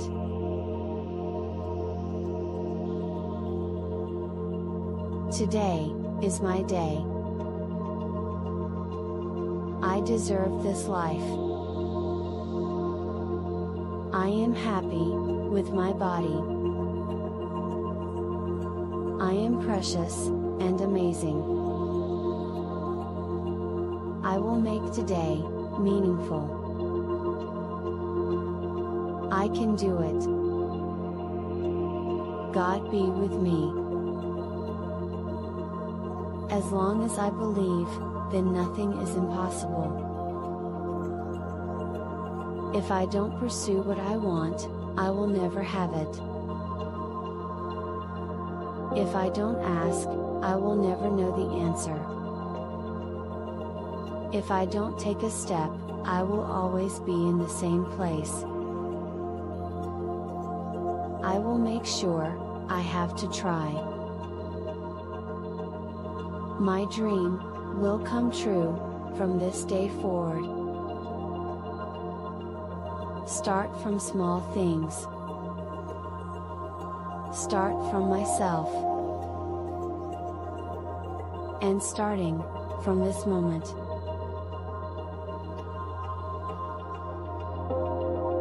Today is my day. I deserve this life. I am happy with my body.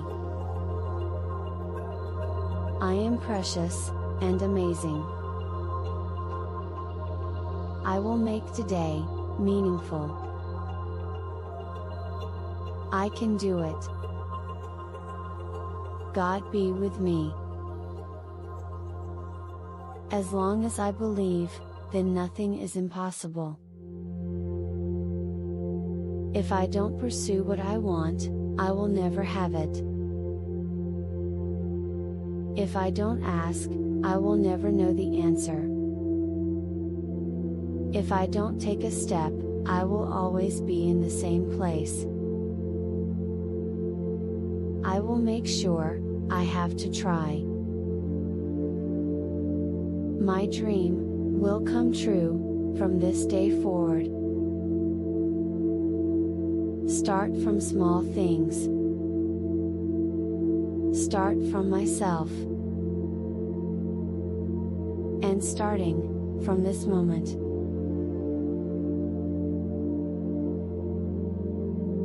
Today is my day. I deserve this life. I am happy with my body. I am precious and amazing. I will make today meaningful. I can do it. God be with me. As long as I believe, then nothing is impossible. If I don't pursue what I want, I will never have it. If I don't ask, I will never know the answer. If I don't take a step, I will always be in the same place. I will make sure I have to try.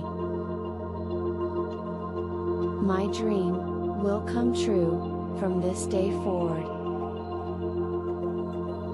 Start from small things. Start from myself. And starting from this moment.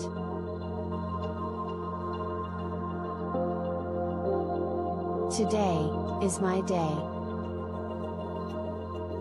I deserve this life. I am happy with my body. I am precious and amazing. I will make today meaningful. I can do it. God be with me. As long as I believe, then nothing is impossible. If I don't pursue what I want, I will never have it. If I don't ask, I will never know the answer. If I don't take a step, I will always be in the same place. I will make sure I have to try. My dream will come true from this day forward. Start from small things. Start from myself. And starting from this moment.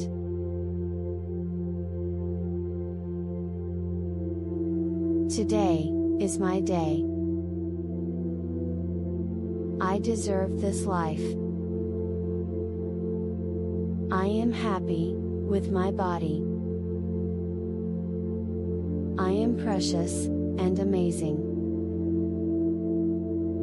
I will make today meaningful. I can do it. God be with me. As long as I believe, then nothing is impossible. If I don't pursue what I want, I will never have it. If I don't ask, I will never know the answer. If I don't take a step, I will always be in the same place. I will make sure I have to try. My dream will come true from this day forward.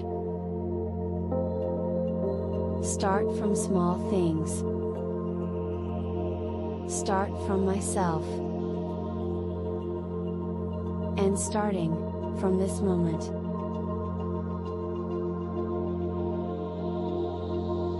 Today is my day. I deserve this life. I am happy with my body. I am precious and amazing. I will make today meaningful. I can do it. God be with me. As long as I believe, then nothing is impossible. If I don't pursue what I want, I will never have it. If I don't ask, I will never know the answer.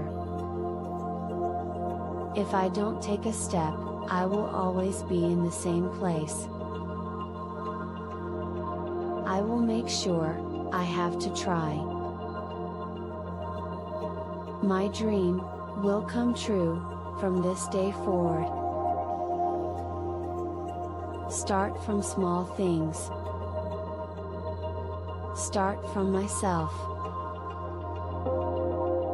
And starting from this moment.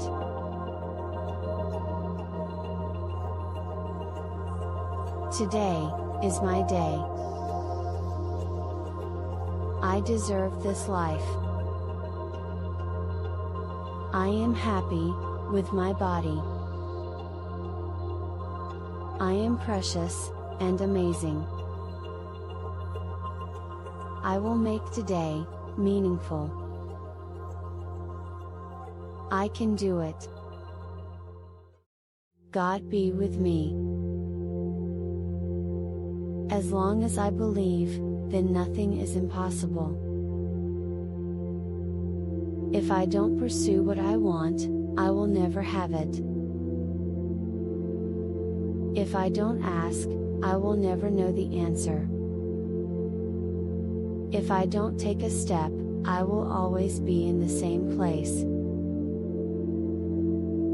I will make sure I have to try. My dream will come true from this day forward. Start from small things. Start from myself. And starting from this moment.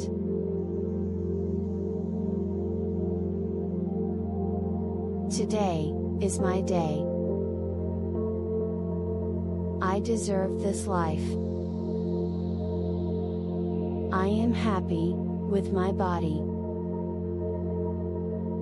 I am precious and amazing. I will make today meaningful. I can do it. God be with me. As long as I believe, then nothing is impossible. If I don't pursue what I want, I will never have it. If I don't ask, I will never know the answer. If I don't take a step, I will always be in the same place. I will make sure I have to try. My dream will come true from this day forward. Start from small things. Start from myself. And starting from this moment.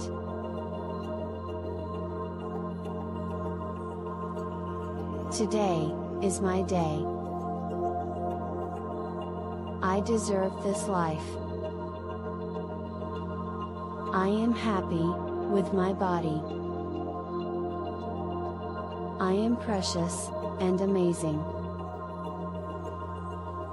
I will make today meaningful.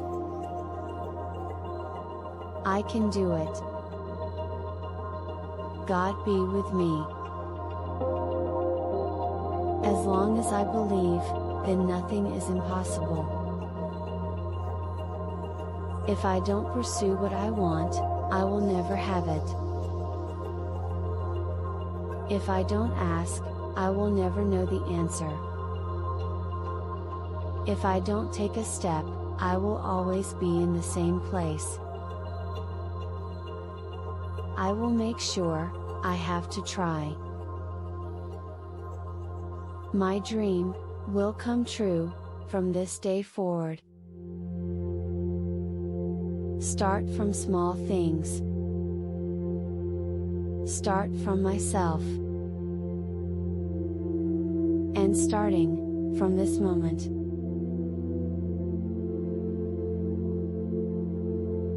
Today is my day. I deserve this life. I am happy with my body. I am precious and amazing. I will make today meaningful. I can do it.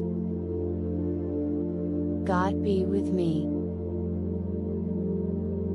As long as I believe, then nothing is impossible. If I don't pursue what I want, I will never have it. If I don't ask, I will never know the answer. If I don't take a step, I will always be in the same place. I will make sure I have to try. My dream will come true from this day forward. Start from small things. Start from myself. And starting from this moment.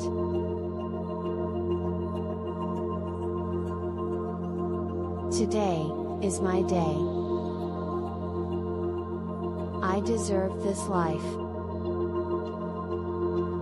I am happy with my body.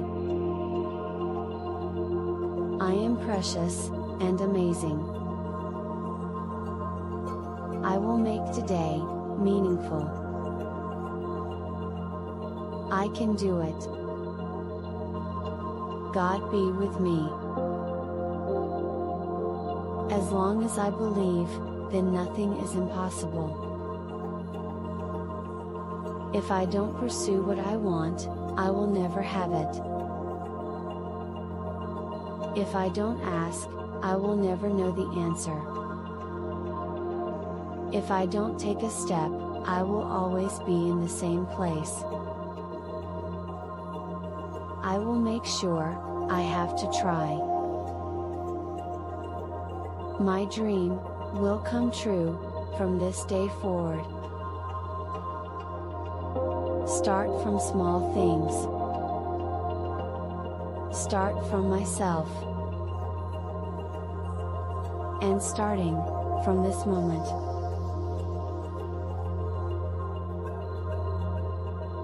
Today is my day. I deserve this life. I am happy with my body.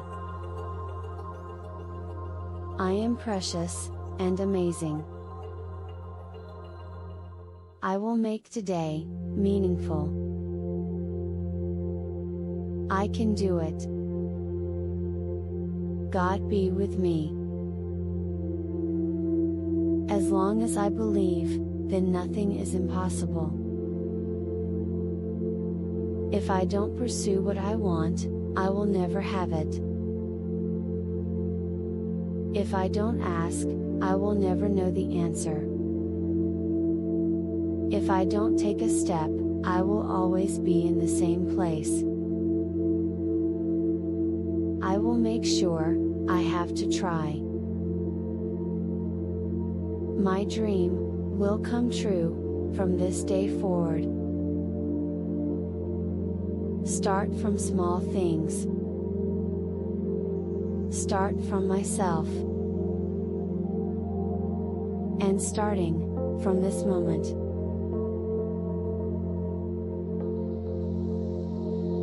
Today is my day.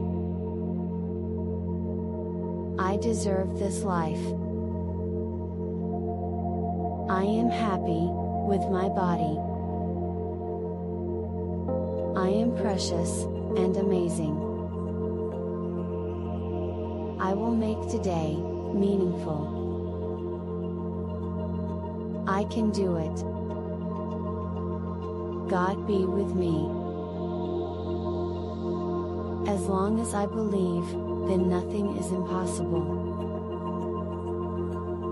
If I don't pursue what I want, I will never have it. If I don't ask, I will never know the answer. If I don't take a step, I will always be in the same place. I will make sure I have to try. My dream will come true from this day forward. Start from small things. Start from myself. And starting from this moment.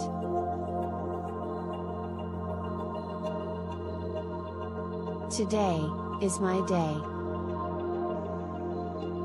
I deserve this life.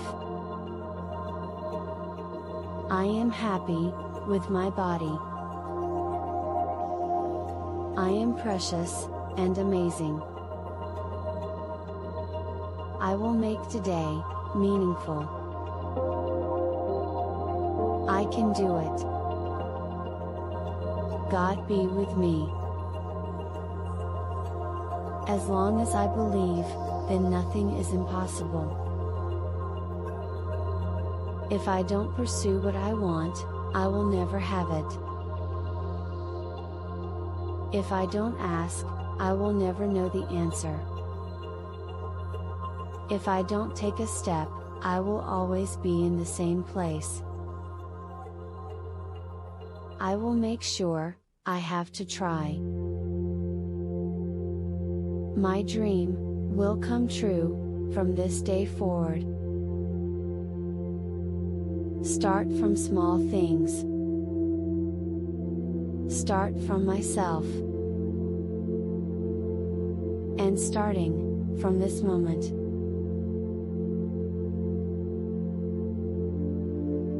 Today is my day. I deserve this life. I am happy with my body. I am precious and amazing. I will make today meaningful. I can do it. God be with me. As long as I believe, then nothing is impossible. If I don't pursue what I want, I will never have it. If I don't ask, I will never know the answer. If I don't take a step, I will always be in the same place. I will make sure I have to try. My dream will come true from this day forward. Start from small things. Start from myself. And starting from this moment.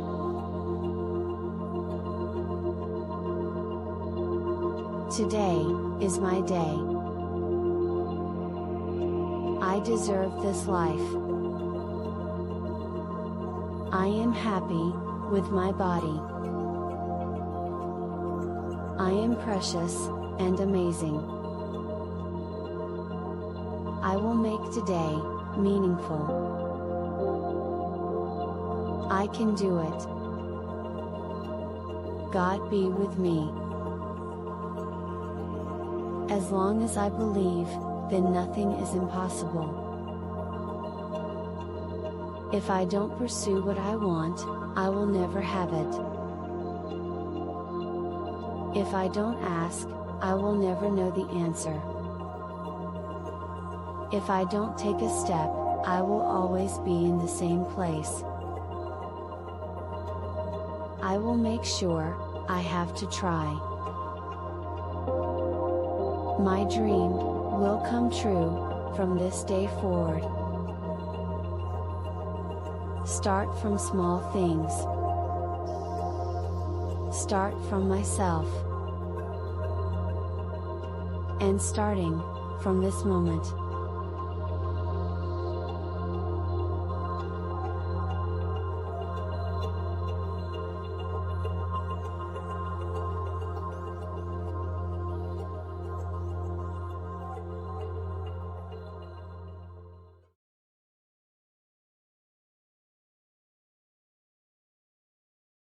I'll never forget this. I went to my team. I looked, we had some people that were zooming in from out of markets because we have business in various states plus here. And you could just look and they had that glazed look. Like, I don't know what we're going to do. I know he's going to tell me we're folding. I know he's going to tell me I'm getting fired. I know that's what he's going to tell us. And instead what they got was, hey guys, we're not going to operate in fear. I've got X number of months of operating capital. Mm-hmm. And I've got these different tripwires. So if we trip this wire, this will trigger this event. I got this tripwire that'll trigger this event. I said, you guys can go home and tell your families you guys also have jobs. And you can also go home, by the way, and take the $300 or $400 that I just deposited in your account in the morning. I want you to go grocery stores right now and load up. I'm Mark Drager, and as an entrepreneur and strategist, I've built a multi-million-dollar marketing agency. I've helped launch startups and transformed international brands. And yet, despite all the success, I still wake up every morning with the feeling that I'm just not good enough, that I've not come close to hitting my potential, and I may never achieve the high hopes that I have for myself.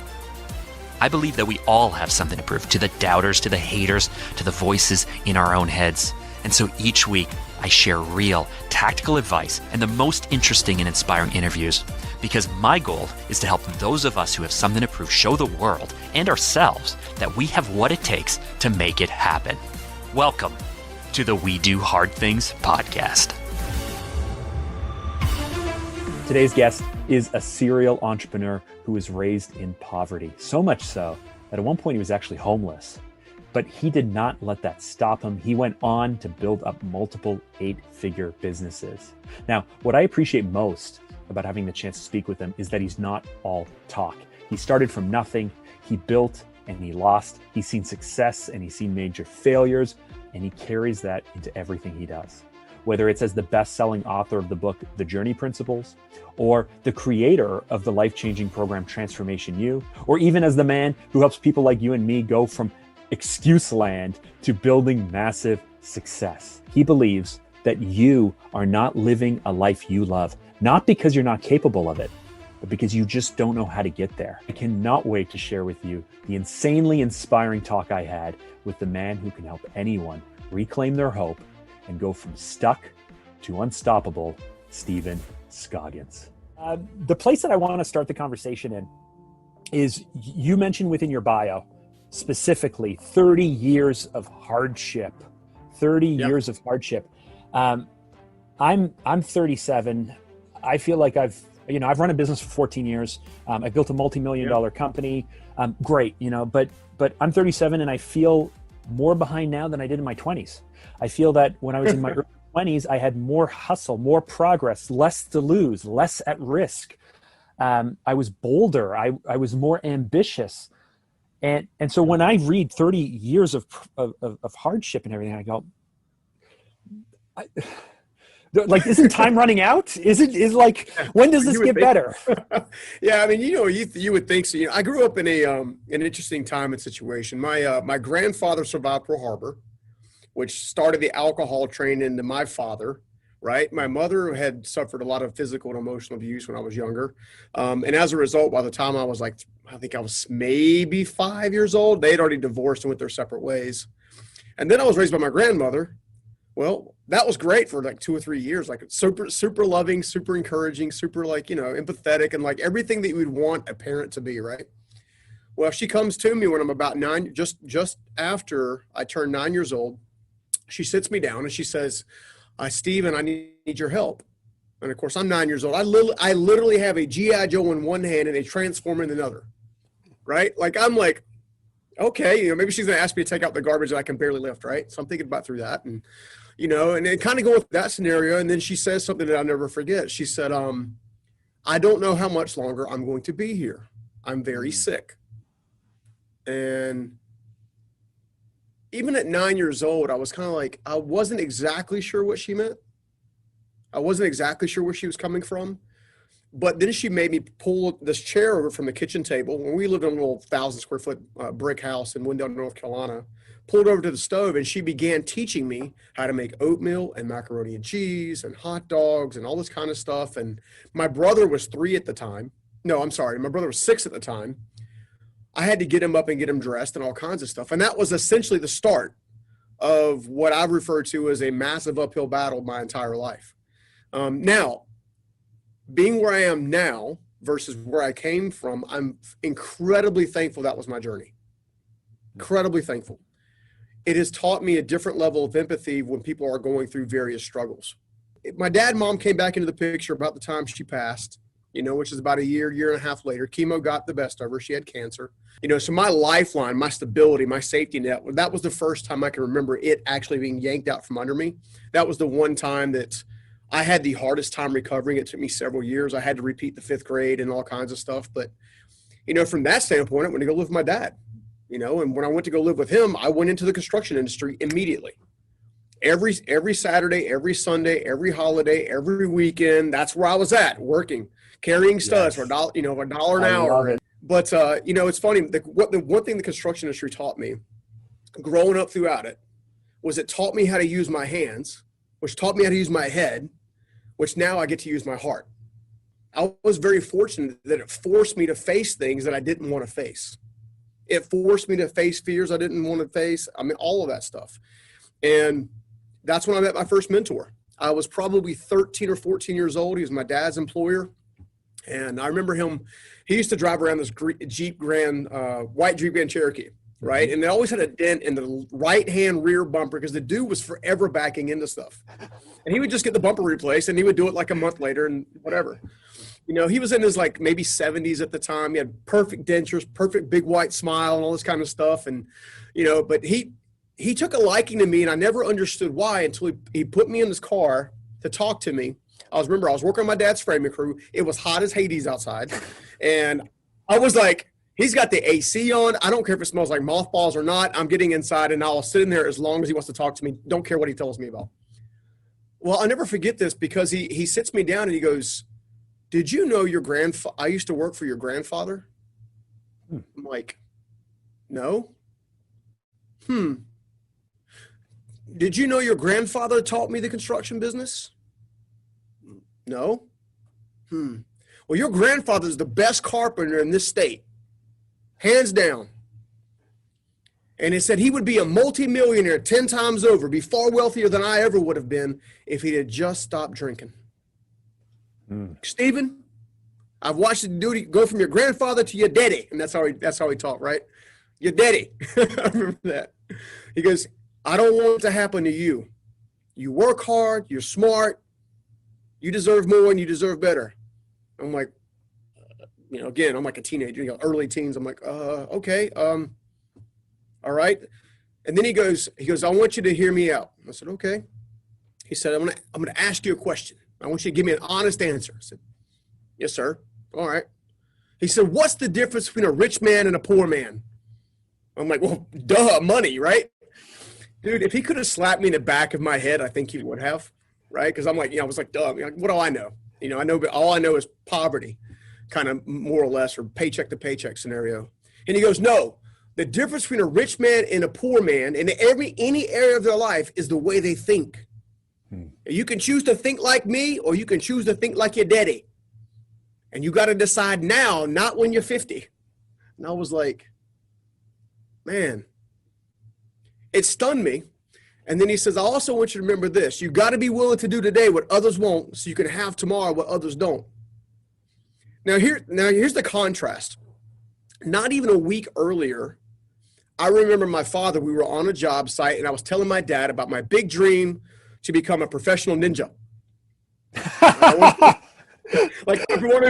I seriously wanted to be a professional martial arts ninja guru because, like, I idolized Bruce Lee and all this kind of stuff, and you know, that so I wanted like all that to the furthest thing for a little boy in North Carolina, man. You know, I don't know. I grew up throwing stars and nunchucks. I don't know, but you know, and he laughed it off, and and I'll never forget this because this is like a week before. He says, "Stephen, Scoggins don't get ahead; they just get by." I'm like, I feel like I'm meant for more than that. Like, I don't know what that is. I mean, I wasn't thinking entrepreneurship. I wasn't thinking owning companies. I wasn't thinking of developing teams or leading. I didn't know how to lead myself, let alone believe in myself. And that conversation and that conversation collided right at the same time. And that's when I actually started reaching out and started reading. You know, the problem is because my household was always unstable financially. We were always getting the lights turned off and the cockroaches in the mobile home we were in and all kinds of stuff. And my dad had a successful company, and then unfortunately went through a downturn in the late 90s or about mid 90s during the Gulf War and some stuff like that. We went through all that, and we lost everything. Foreclosures, repossessions, all of it. You know, and I watched my dad work his absolute butt off. I mean, absolute butt off, 18-hour days, day after day after day, never stopping, but he never could actually, quote unquote, get ahead, right? He kept making bad financial decision after bad financial decision after bad financial decision. And then he make a bad relational decision after a bad relational, like it was like this influx of like every single area of life I watched him struggle with. And as his oldest son, all I wanted to take it away from him, take it off of him. And right, because I was watching. Was the alcoholism a side effect of something bigger or deeper, or some kind of mental health issue, or in your mind, you know, I think the alcohol started with my dad specifically as a way to fit in when he was younger, right? Because you know when he was going to school, you remember the Grease Lightning days.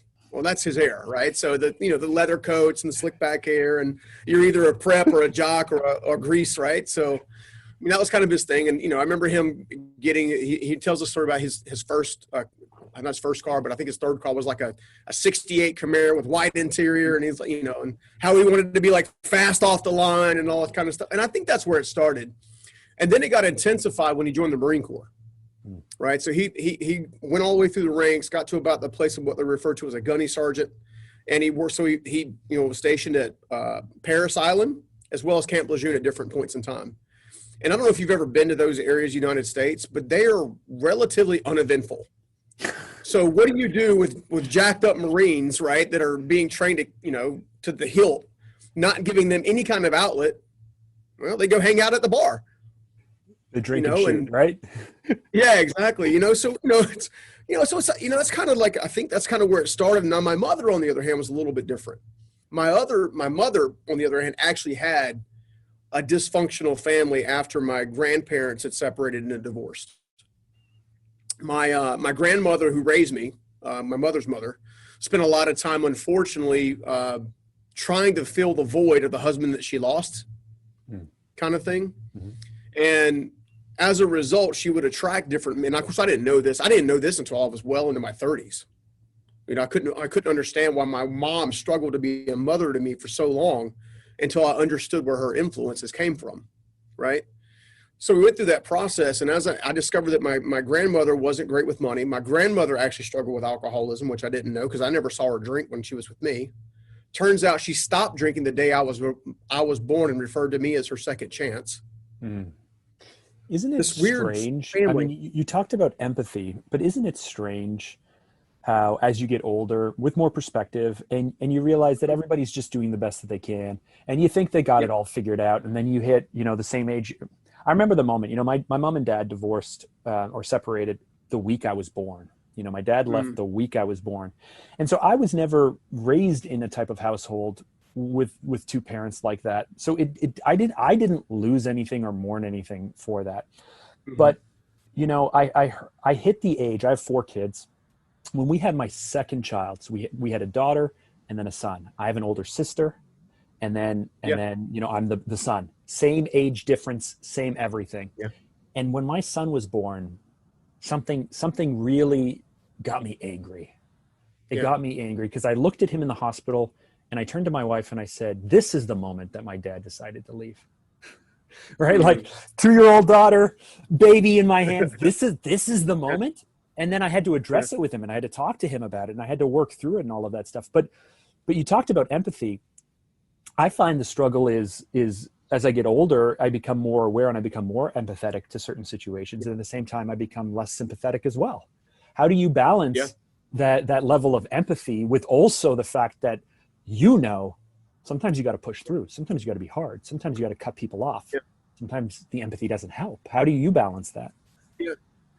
It's funny. I always lead with empathy, but then kind of back it up with understanding. And here's what I mean by that. So I came at a point in my life, I was probably 28 or 29. My first company that I built from the ground up was doing decently well.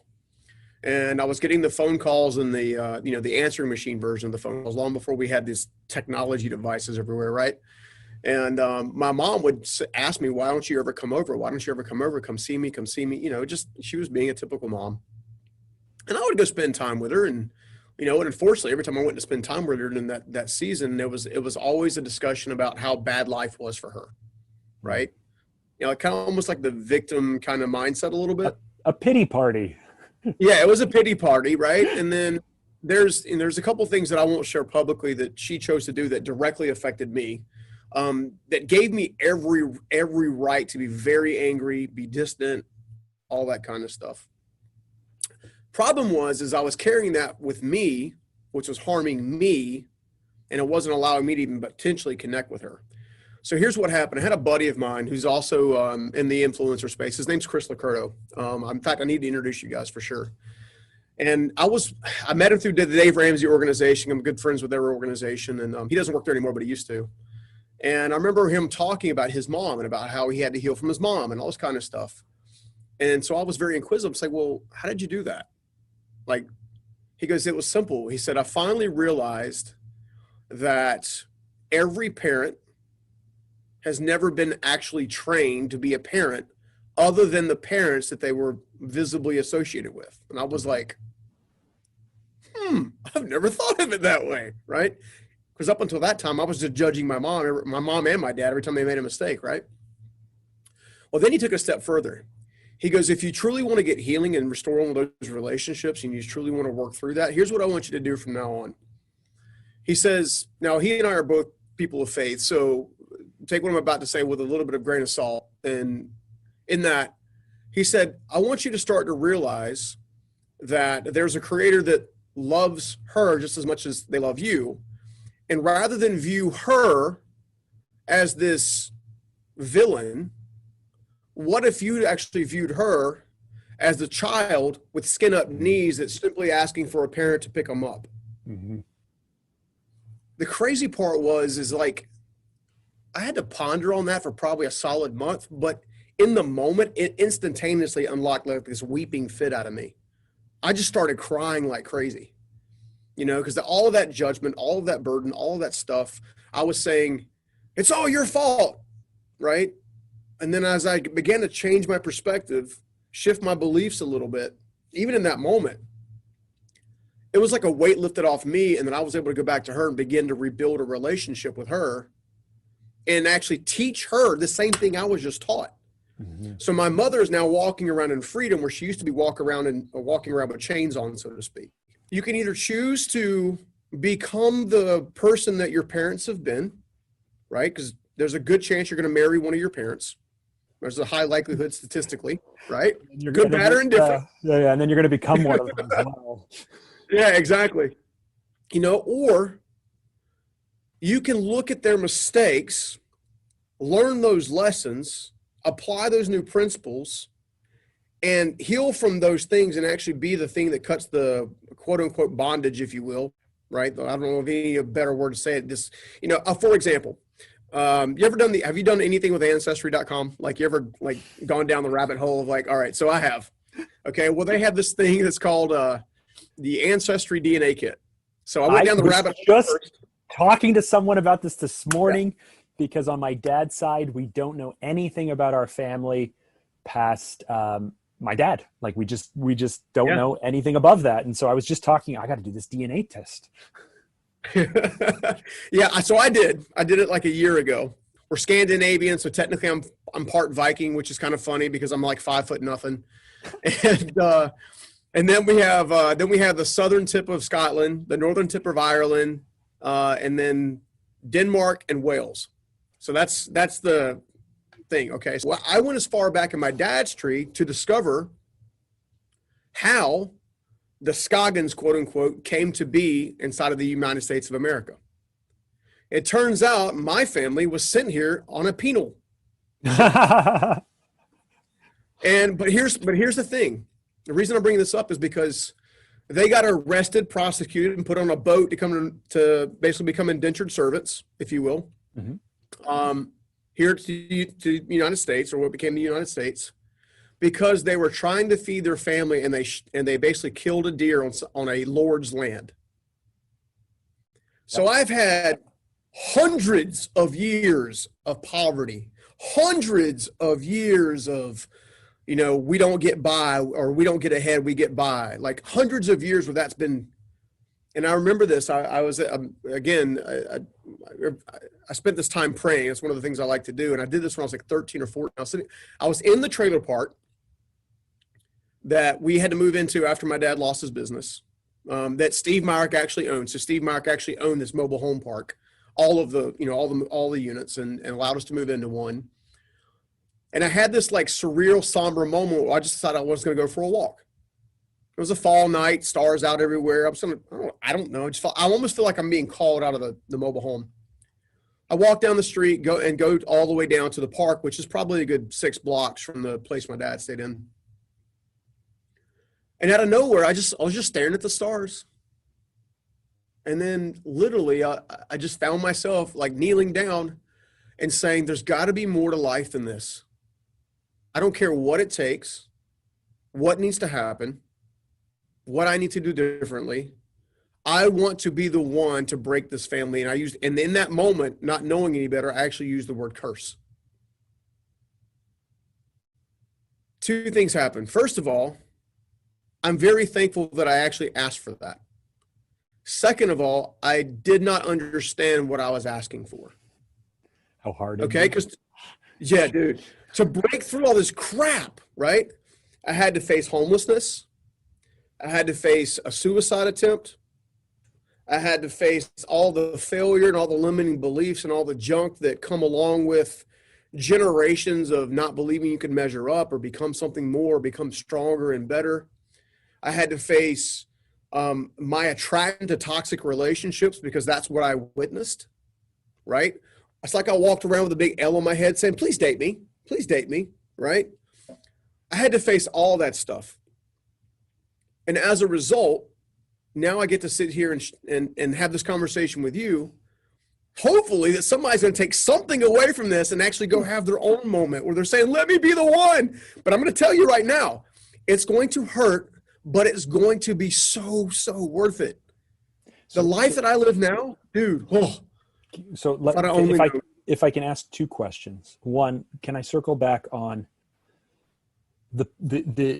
I understand the polarity of the two moments, you know, the conversation with your dad and a week later having this conversation. Was it actually a choice?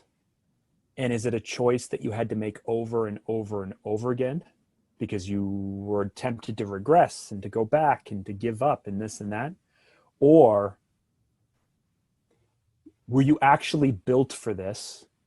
And it wasn't a choice. It's actually coming natural to you. You just needed someone to show you to connect the dots. Because if it's a choice, it can be taught and learned. And if it's inherent to you, then you got really lucky. I think habits are inherent, but choices are chosen, as strange as that sounds. So what I mean by that is, yes, I had Steve Myrick. Yes, I had Susan Bath. Yes, I had Dave Ramsey and John Maxwell and all these other people lead me along the way that I've actually had the distinct honor of and pleasure of spending one-on-one time with these people over and over again, right? That's a rare opportunity. I never take that for granted.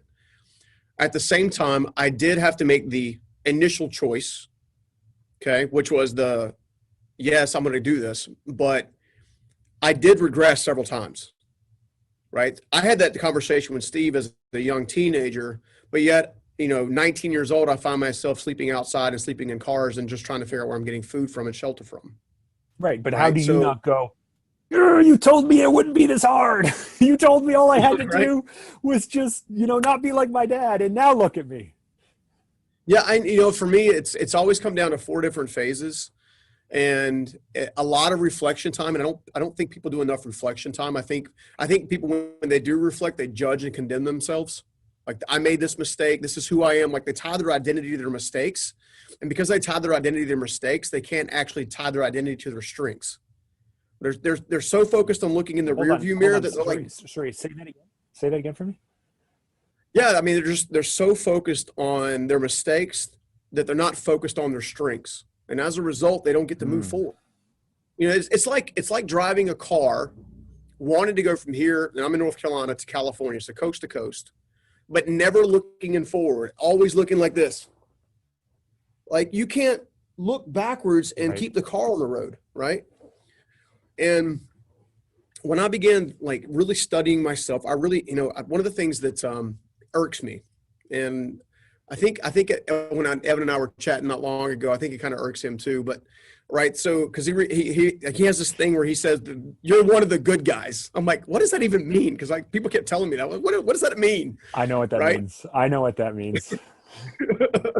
If he said you're one of the guys, he didn't even tell me that. That means you're one of the good guys. Yeah. All right. Yeah. I mean, but so here's how I took it. There is a world full of quote unquote gurus. Mm-hmm. But nobody wants to be a guide. So there's all this theology. There's all this philosophical behavior. There's all these 10 ways to do this and 3 ways to do that and 5 ways to do this and 6 different ways to do that and 3 different ways to do this. And, here's the 5 top 10 ninja hack secrets for mindset and all these different buzzwords, right? And I can't really say anything. Some of my videos are named that way. But at the end of the day, it's because people don't want a guide. So what I thought I would do differently is I thought that maybe the change would be if I could break things down. At the end of the day, I've been trying to summarize these things, and I came down to this, what I refer to as the 4 phases of transformation. And you can't skip them, and you can't do them out of order. But if you'll do them repetitively over time, the choices are actually made for you. So your routines actually reinforce the person you're trying to be, not the person that you are.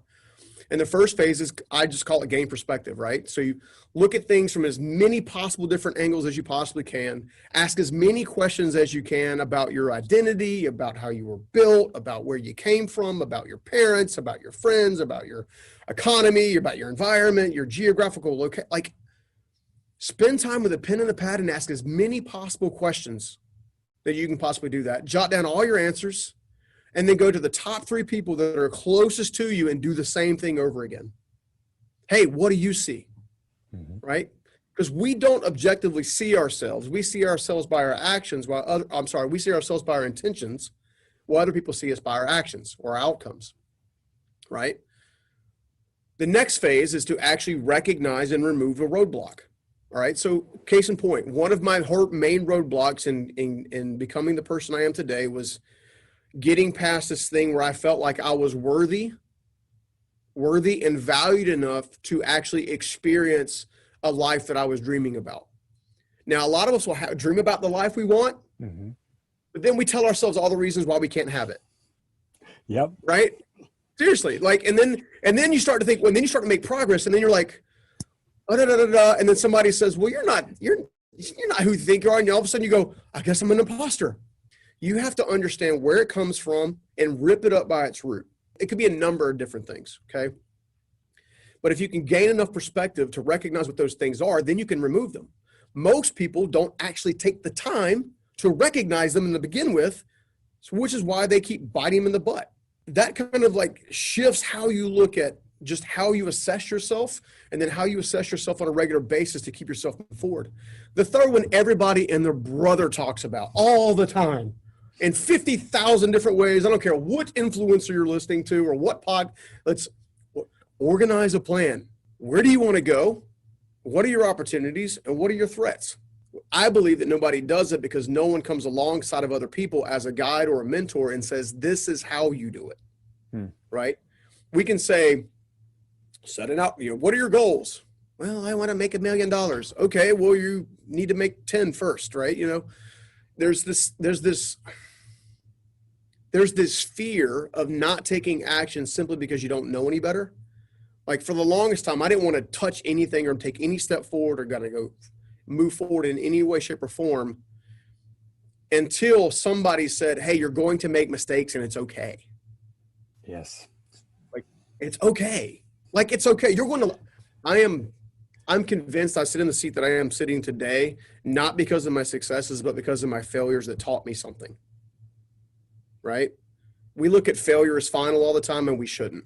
I know it's cliche, but we shouldn't look at failure as final. It is an opportunity to learn. Either you learn or you win. It's one of the two. When you look at the final phase, which is work your plan, which is just putting in the work, right?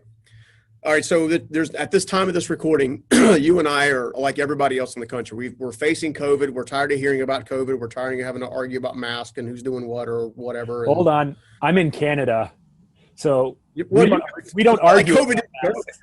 No, we don't argue about masks. We all just put them on. Well, you're lucky. All right, so my country's lucky about masks. So, we just do what we're told by the government. The government says do it. We go, okay, we do it. I think we did that at first, and then now it's getting a little like, come on, dude. But anyway, in this particular environment, the U.S. economy was going like gangbusters, right, for several years on a row. Okay. Well, I weathered the 2008 downturn, which was, for the U.S. economy, which is all housing, right? So, and hence I was in the construction industry, and I was one of the last guys standing. And at the end of the downturn in 2008, because I put those principles into place and began using those principles over and over, it became second nature. It's like muscle memory. When you do martial arts and you do certain techniques over and over again, it becomes like crazy automatic. Same thing happens in life. Same thing happens in business. I don't remember which person said this, but obviously they said success leaves clues or leaves footsteps or something like that, right? Tony Robbins. Tony Robbins. Okay. Success. Right, shout out to leaves Tony. clues. There you go, Tony. Yep. You know, and if you follow the clues, it's Hansel and Gretel had to follow the crumbs, right? It's the same stinking thing, right? It's the same hero's journey over and over again. You are where you are. You got to face something that you never thought you'd face. You have to get stronger. I mean, it's Rocky Balboa. It's Luke Skywalker. It's like every single hero that you know, right? There's this massive adversity that you face, and then you get to go through the transformational moment all over again, and then guess what? You get to start all over again, right? Go to the next level. Seriously, I mean, that's essentially what it is, right? Well, most people are living by the wrong movie. So if you change the way you think, you'll change the way you act. You change the way you act, you change the way you get results, right? Most people don't want to look at that stuff. They're so ill. I don't have enough money to get around. I'm tired of crying in my pillow again because you know the one I just broke up, right? Not realizing that all of that stuff can actually be prevented. Here's what I mean by that. So you in the U.S. economy, our guys shut down our government as a whole, unified, all of them, all the knuckleheads, shut down the entire country. The one thing that I did differently than other business owners that are currently struggling is I began preparing for a COVID-like experience long before COVID was ever here. While everybody else was saying, let's run with the bulls, let's run with the bulls, you know, the whole bull market thing, the bull's here, let's get it. I was going, okay, bull's here, that's awesome. Let's make sure we take enough advantage of it, but let's also realize that there's always a bear that follows the bull. Mm-hmm. Right? So my company's out of debt. I had, 6 or 8 months of operating capital in the bank. Okay? So when everybody else was like, okay, we're shutting down. And I'm not taking away from business owners that struggle, because I have been there, which is how I learned the lesson. So this is the lesson they probably need to learn, right? This is how you learn that lesson, right? Be prepared. In fear, they're laying off people left and right, all kinds of stuff, and then they're beholden to any kind of stimulus and all this kind of stuff. I was prepared, and as a result of being prepared and having cash on hand, not being in debt, not being leveraged, owning my properties, my live event, like one of your early questions was like, is it choice? Like, what is it? Is it choice? Is it something that you get luck into? Yes, it's choice. It's you choosing on a daily basis to live by principles in life and business that are predictable in that they always bring results, albeit many of those results happen slowly over time. Mm-hmm. Impatience is what ends up basically becoming catastrophic. That's my opinion. I've got to say it's interesting because so I started my business in 2006, mm-hmm. very, very small, $7,000 of capital, service-based business. So I was only 23 at the time, didn't know what I was doing, but let me tell you, 2009 was not fun for us. Ate through all of the cash on hand, had a 3-month period with no work, no invoicing, nothing. I found maybe about a year ago, I found my daily journal for like April 2009 or something. And it said, on number one, it was like, finally a paying client. Like it was like April. But I have been, that scared me so much that I'm anti-debt as well. I'm not super bullish. And so for the last 3 or 4 years, I've been actually kicking myself for slowing our growth down. Mm-hmm. And going and speaking with my controller and saying, I don't understand, like people are taking money from here to pay over here and they're leveraged and all of this stuff. I can't even think this way. Why aren't we more aggressive? Why aren't we leveraging capital and resources the way that we leverage people? Like this is killing our growth. And yet then when this all happened, I was like, oh, okay, that's why. This is a reminder.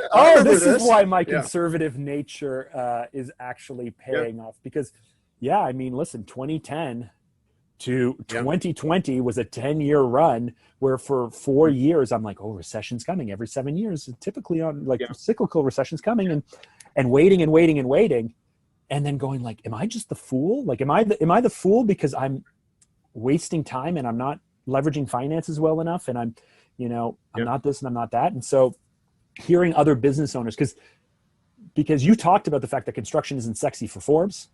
Well, Yeah. when you're focused on an entrepreneur podcast or a scaling podcast or a growth podcast or whatever it is, nobody wants to hear that you built it very, very slowly without Yeah. financing. Like nobody wants to hear that story. Maybe that's why I'm struggling.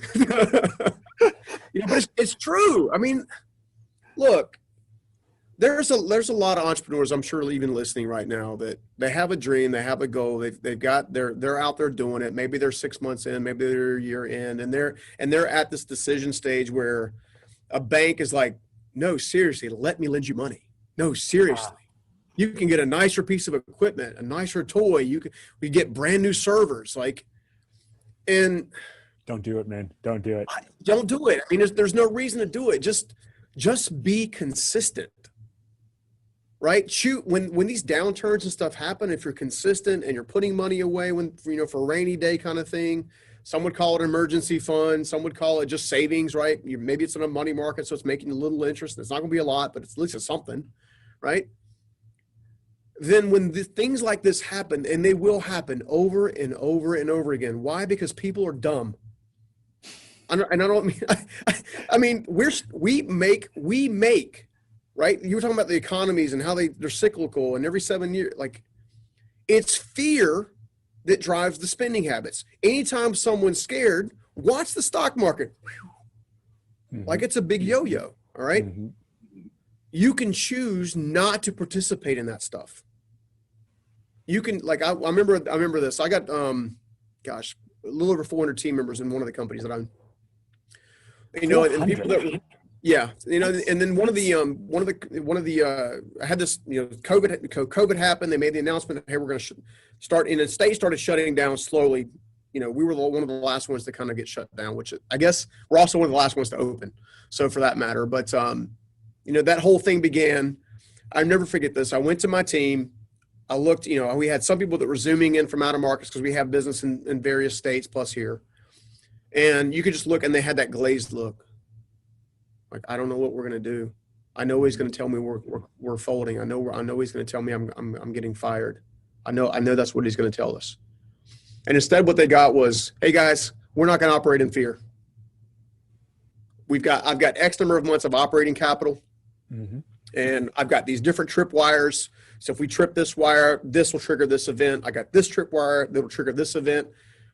I said, you guys can go home and tell your families you guys also have jobs. And you can also go home, by the way, and take the $300 or $400 that I just deposited in your account tomorrow. And I want you to go grocery stores right now and load up. Buy that toilet paper. Dude, yeah, toilet paper and the water and I don't know. But anyway, North Carolina is weird about water, toilet paper, and milk and bread. But, it removed the fear.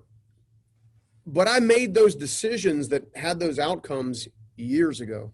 How can you lay the groundwork by choice now that is reinforced by a principle-based behavior that gives you the outcome to pivot when you need to pivot? Because if you're not thinking ahead, you're going to get left behind over and over again. It happens. It's cyclical, right? Building a business doesn't have to be difficult as long as you're consistent. It's not like you're going to not have days when things don't work out and you lose a customer, or maybe you're mad at a customer and you want to have a verbal. Well, if you can take fear out of each one of those situations, then you're able to operate when nobody else can. So anytime that you grow, there's tension. You mentioned when you were 19, the movie reel and what have you. I was having a conversation 1 month ago today with Evan, our mutual friend, Evan Carmichael. Yeah. Yep. And I'm very good friends with him. He's been pushing me very hard for the last few years. And I said to him, that's only he can do. What's that? That is only he can do. Yeah. That's only he can do. I get a very unique version of it that I'm very grateful for most of the time.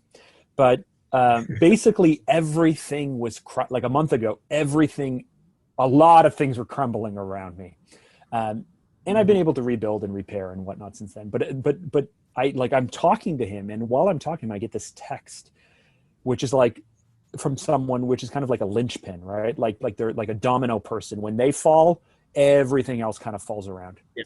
And I said to him, dude, if you didn't push me so hard, I wouldn't have any of the problems that I'm facing right now. Mm. And what I meant was, if I was living a smaller life, and if I may be unhappy, but I'm unhappy now too. But at least I was ignorantly unhappy back then and not dealing with all of this stress and pressure and all of these things. Thanks, Evan, for pushing me to be better. Now I get to deal with harder things. Like, thanks so much for me now having to deal with even tougher things. Like, maybe I was happier back then living ignorant and unhappy versus self-aware and unhappy. And he was like, screw you, Mark. Do you know, he's like, we're friends, but do you know the gift that I've given you? Do you know how hard, I've pushed you? Do you know how much time I've put into it? And now you're going to say like this to me? And I said it in jest, but there is some truth to it. Like, if he hadn't pushed me, I wouldn't be dealing with any of the things that I'm dealing with now.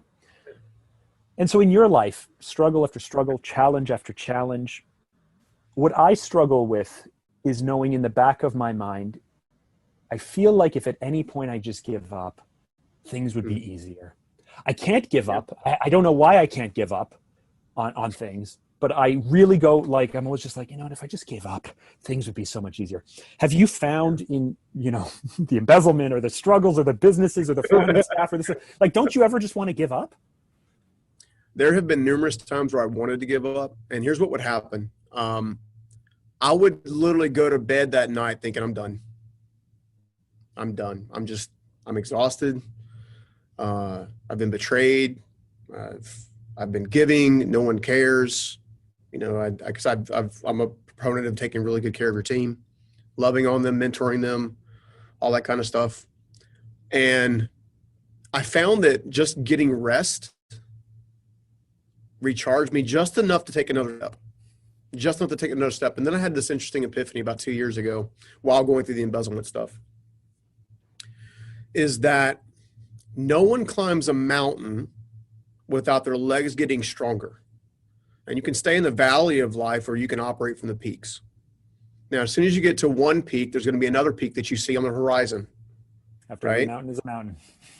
Exactly. And then I decided, the other thing that I decided is, after because when you go back and look at your life and you're able to see that this thing happened and it should have taken me out, but it didn't. And then this thing happened and it should have taken me out and didn't. And then this thing happened and it should have taken me out and then didn't. What you see is when you have the tenacity and the willingness to learn from mistakes, from people, from mentors, that you truly become unstoppable, right? So we use a slang term called stuck to unstoppable, right? We help people go from stuck to unstoppable. And, especially, and at first when we first started talking like that, people were like, that's cute. It's nice, whatever. And I said, no, you don't understand. Are you making the progress you want to make right now? Yes or no? Well, no. Why? Why aren't you? And they give you, I don't have the money. I don't have the resources. I don't have the relationships. I don't have this. I don't have this. I don't have that. And I'm like, what if you just went out and tried to serve somebody? Right? What if that created momentum to move you forward? Because I had I had lots of interesting epiphanies. One of the epiphanies that I had was the greatest purpose you can ever have in life is serving the person you used to be. And I think Evan even put that in his recent book. Something along those lines, like the same wording, which means to me, that tells me that means it's a life truth, right? Rather than looking at your adversity as a stumbling block or something that's going to hold you back or whatever, instead look at it like the Navy SEALs Buds Camp, right? Lifting logs, doing the push-ups, getting drowned underwater, being brought back to life, learning how to be a sniper, like all that stuff. Making that shift, understanding that as trials came and didn't take me out, I was going to get stronger, prepared me for the next level, which is what you just got through saying, right? That means it's a life truth, right? If the longer you're looking for bliss and utopia and stuff like that, the further it's going to be from you. Because what happens is you go through a growth cycle and then you get a bliss cycle. You get to experience the fruit of that work that you did here and the sacrifice and the fears you face and limiting beliefs you face. You get to that point, right? And then for another 6 months, you get to go, maybe you get to go buy the nice car. Maybe you get to go out and do the nice thing and go to the nice travel, and right? The tricky part is not getting lost, like not losing yourself in the win or in the struggle. The tricky part is understanding that you cannot have one without the other. It's the yin and yang, right? Peace, harmony, joy, contentment, hope, all of that stuff is found in the center, right? Why is it that people in third world countries can make a soccer ball out of leaves and be totally happy, but yet we get totally depressed if someone doesn't give us enough likes on Facebook? Mm-hmm. We want to harm ourselves because someone told us they didn't love us. At Starbucks, they spell your name wrong on the cup. Exactly. How dare they, right? You know, it's just like, come on. Like, you're not looking at life with the right lens. You're looking at life through the lens that everybody tells you should be looking through. The most successful people on the planet do exactly what Steve Myrick taught me to do years and years and years and years ago. They think different. Look at your struggles as a tool to propel you forward, not to hold you back, not to take you out, not to keep you in fear, not to lose all hope. Okay, because the strength comes in reclaiming your hope, like saying, that's mine, you can't have it, I own it. And you're going to have lots of people who are going to come in your back pocket and try to take it out of your back pocket, right? You get to choose about whether or not you release that or not. You are going to face difficult stuff. It's going to happen, okay? And the further you want to go, the more difficult things are going to happen, okay? At the same time, if you want to have a legacy that outlives you, okay, then you have to do something that's going to affect change long after you're gone, right? I built a construction company. Fantastic. Yay me, right? I got great team members, okay? My gift is not the fact that I built a multi-million-dollar business. That's what maybe the world would say, hey, this is awesome, like he's whatever. That's not important. What's important to me is, how did I lead that team? Do they have more opportunities to better their lives and better their family because I was one of the leaders? Was I worthy of being followed? Was my character and my integrity and my passion, was it so succinct that they had never had a doubt that they should just keep going? When they went through struggles, did they have me to say, hey, look, keep going. You got this. Come on. Just one more step. Just one more step. I know it hurts. I know your legs are burning. I know you want to give up. I know you do. I know you don't feel like you can breathe. I know it. I know. I've been there. I know. Just do it. Trust me. Trust me. Just please trust me. Right? That created what I'm walking into now. Right?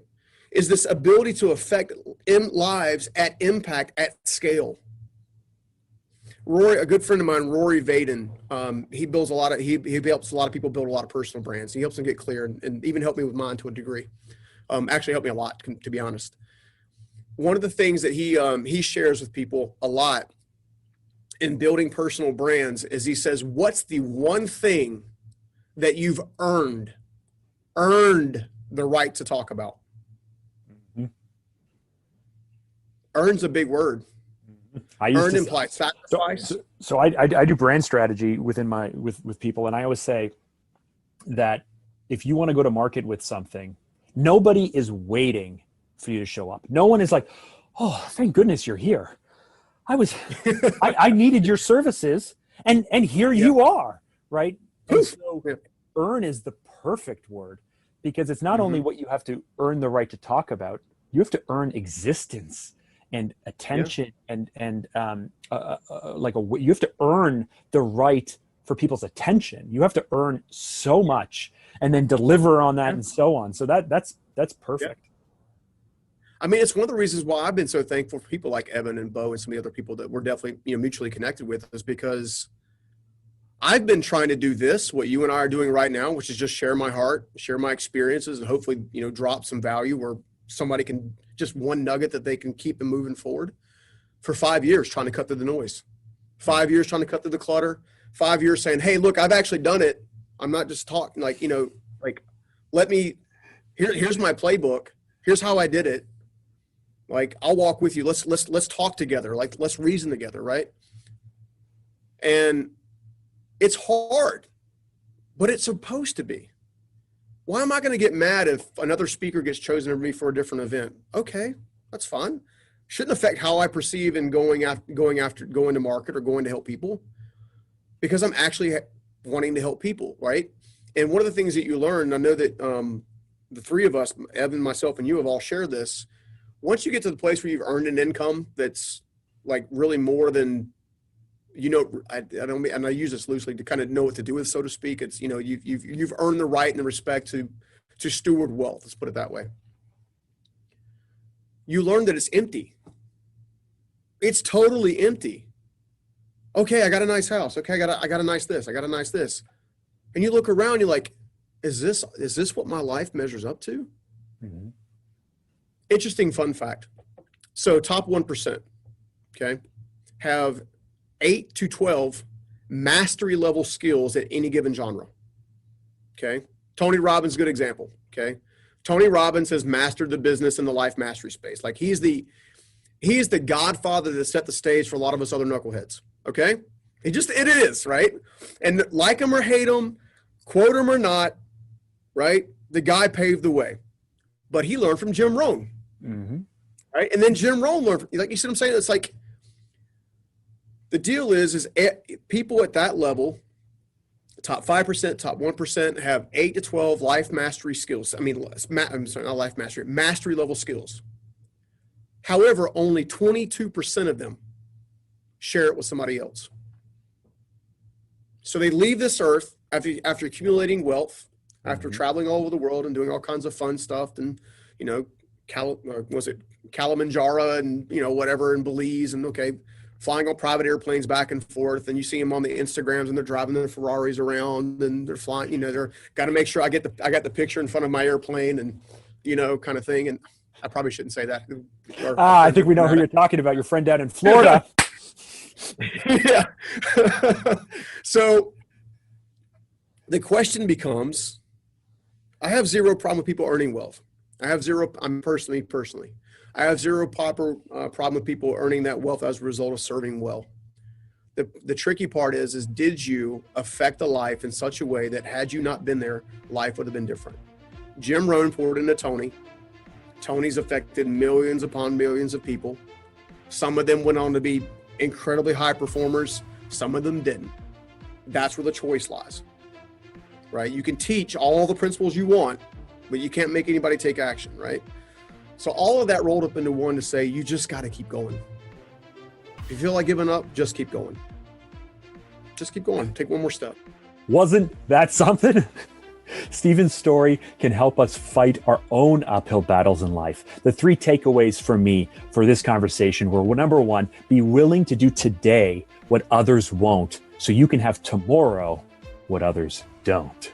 Number 2, transform your life with baby steps. Don't think about the giant leaps. And number 3, prepare now for the challenges before the struggles come. You cannot operate in fear. Fear will keep you standing still, and standing still is death. I just want to remind you that I would appreciate it so much if you went over to Apple Podcasts, leave us a review, leave us a comment. It would mean a lot to me. If you're not subscribed, be sure to subscribe. And if you want to connect directly with me, you can find me on IG. Remember, those of us who have something to prove can show the world and ourselves that we have what it takes to make it happen. But you have to think big. You've got to be bold, and you must say yes. Why? Because you, me, all of us, we do. In this lecture, we're going to be talking about emotional intelligence, how to control and manage your emotions. A lot of you are familiar with the term IQ. What if I tell you that nowadays there's also something called EQ, your emotional IQ in a nutshell? This concept of emotional intelligence that back in the day wasn't that important is becoming one of the most crucial factors when it comes to our daily lives. In one of the best books written by Eckhart Tolle, The Power of Now, and you might be familiar with it, I was reading the book, and then there's something about emotions that really grabbed my attention. The author says emotions are disturbance. Whatever you want to do, whatever you want to say, if it's affected by emotions, it will be completely different. I gave an example in previous lectures where my marketing professor said, if you ever feel depressed or sad, of course, depression is not an emotion. When we talk about emotions, we talk about fear, anger, sadness, joy, disgust, surprise as well. So in this case, we're talking about sadness, for example, or anger. And what the professor said, don't work on anything related to marketing if you're feeling angry or sad. And the reason why is because when you're having these emotions, they block your creativity. When you're stressing out about something and you keep thinking about it over and over and over again, even if you're writing a test, even if you're trying to study, even if you're trying to write a book, you have days where there are things that whatever you do, you can't stop thinking about them. And the reason why is because they are triggering emotions inside of you, which is causing disturbance. It is disturbing whatever you're doing. It is disturbing your tasks, of course. It's disturbing your stream of thoughts, and it's disturbing your body chemistry. If you have feelings of joy, you're going to feel a dopamine rush inside your body. You're going to feel euphoria. When you feel surprised, you might have feelings of being overwhelmed. You might, if something surprised you in a scary way, your heart might be beating fast. Of course, when you have the emotions of fear, you might get sweaty, you might start trembling. All of that to make you understand that emotions are not just random feelings that you get. Emotions are powerful. They can change everything. If you wake up every day feeling emotions of joy, no matter what's happening in the world, you wake up and you're feeling joy, your life would be so much better. But if you wake up every single day and you have emotions of sadness, your life is not going to be as good. You're not going to have the same motivation, the same drive, the same work ethic that you would have if you were feeling happy, if you were feeling emotions of joy on a consistent basis. And the thing about emotions is that, to an extent, you can't always control them. But what you can do is that you can be intelligent about it. You can know how to use your emotions to your advantage and control them to an extent. Nobody will have emotions of joy when they break up with somebody they love. Of course, unless the relationship was toxic and they wanted to break up. But if the person was in love and they wanted to stay with the other person and then they break up, you can't avoid feeling a bit sad. Even if you have a lot of emotional control, it gets to a point where you're going to feel some emotions, but you need to know how to be smart about it, how to overcome it, how to not let it affect you. Now, adding to that as well, organizational behavior theories and research that basically deals with all the factors that can contribute into having a better organizational structure, keeping the employees happy and keeping them effective and efficient so they can finish the work really well, finish the work faster, and at the same time be happy and be comfortable where they are. And when I was going through different organizational behavior studies, I ran across something really important.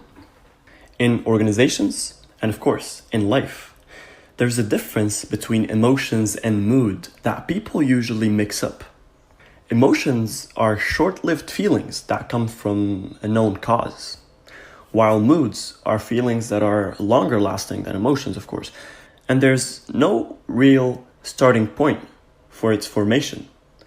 Emotions, as we said, can include sadness, joy, feeling happy, feeling sad, while moods are kind of different.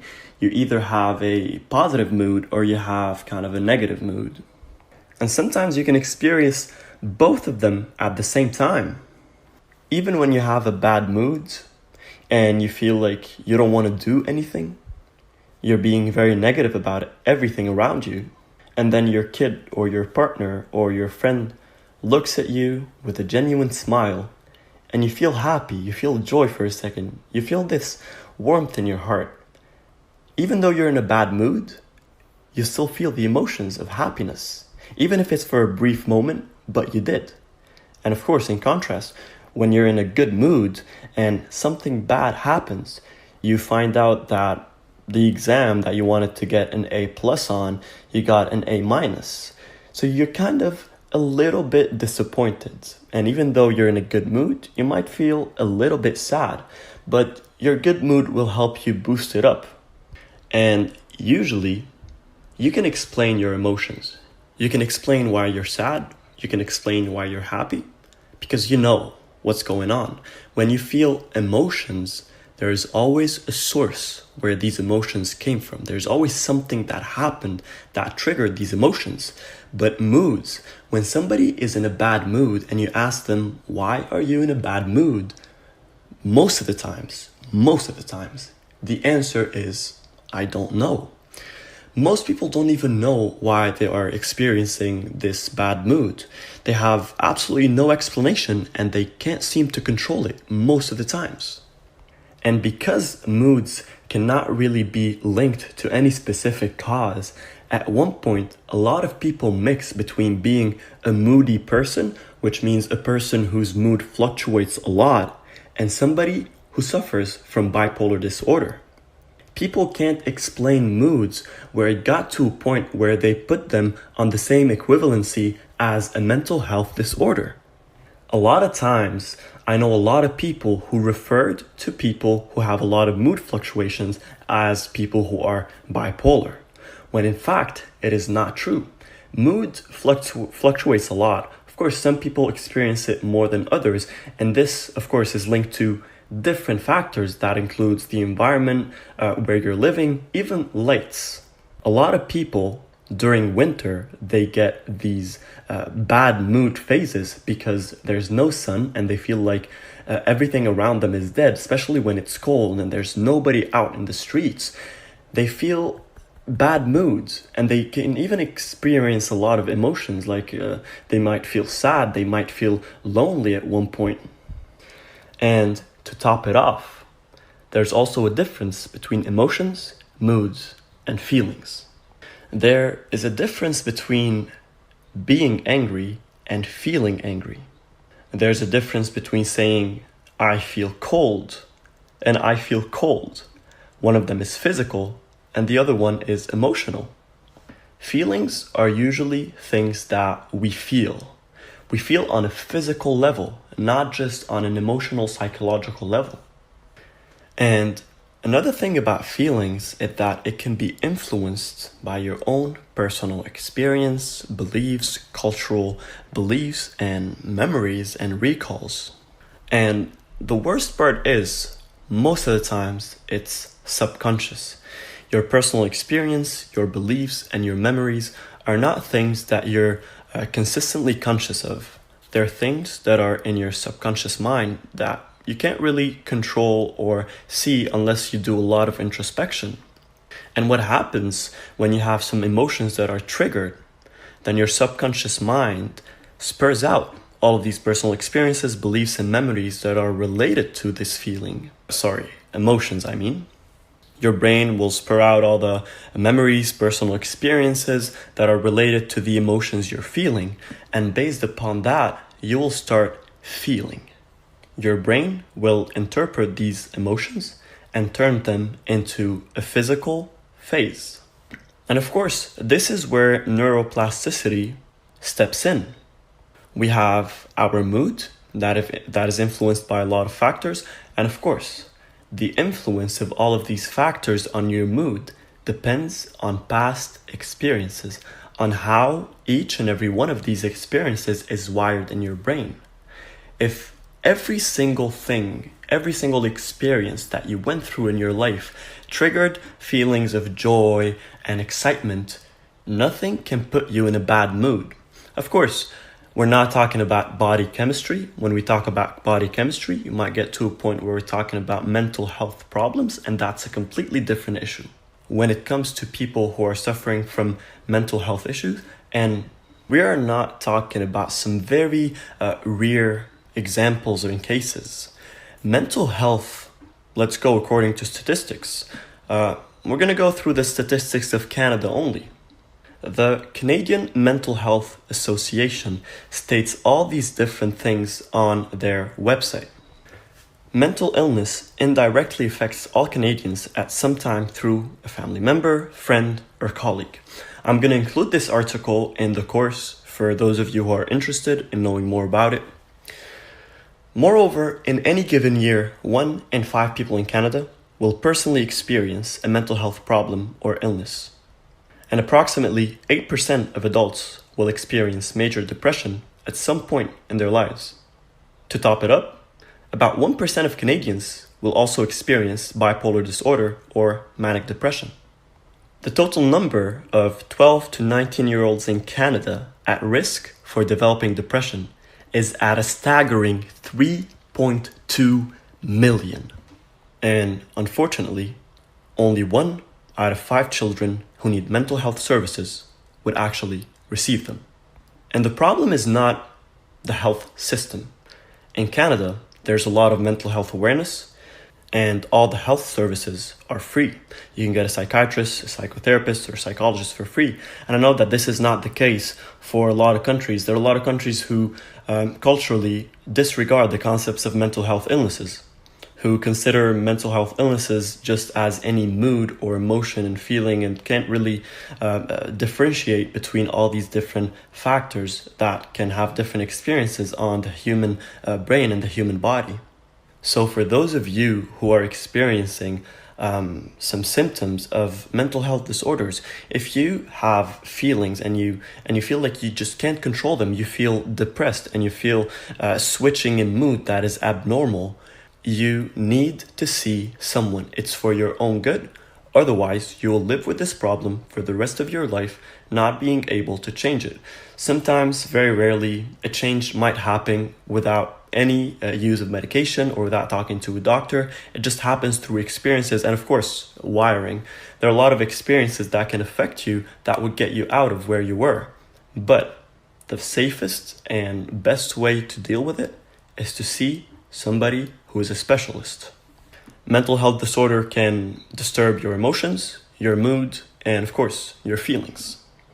Now, going back to our topic of emotional intelligence, question is, after 30 minutes of talking, what is emotional intelligence in big? What is the big picture behind emotional intelligence?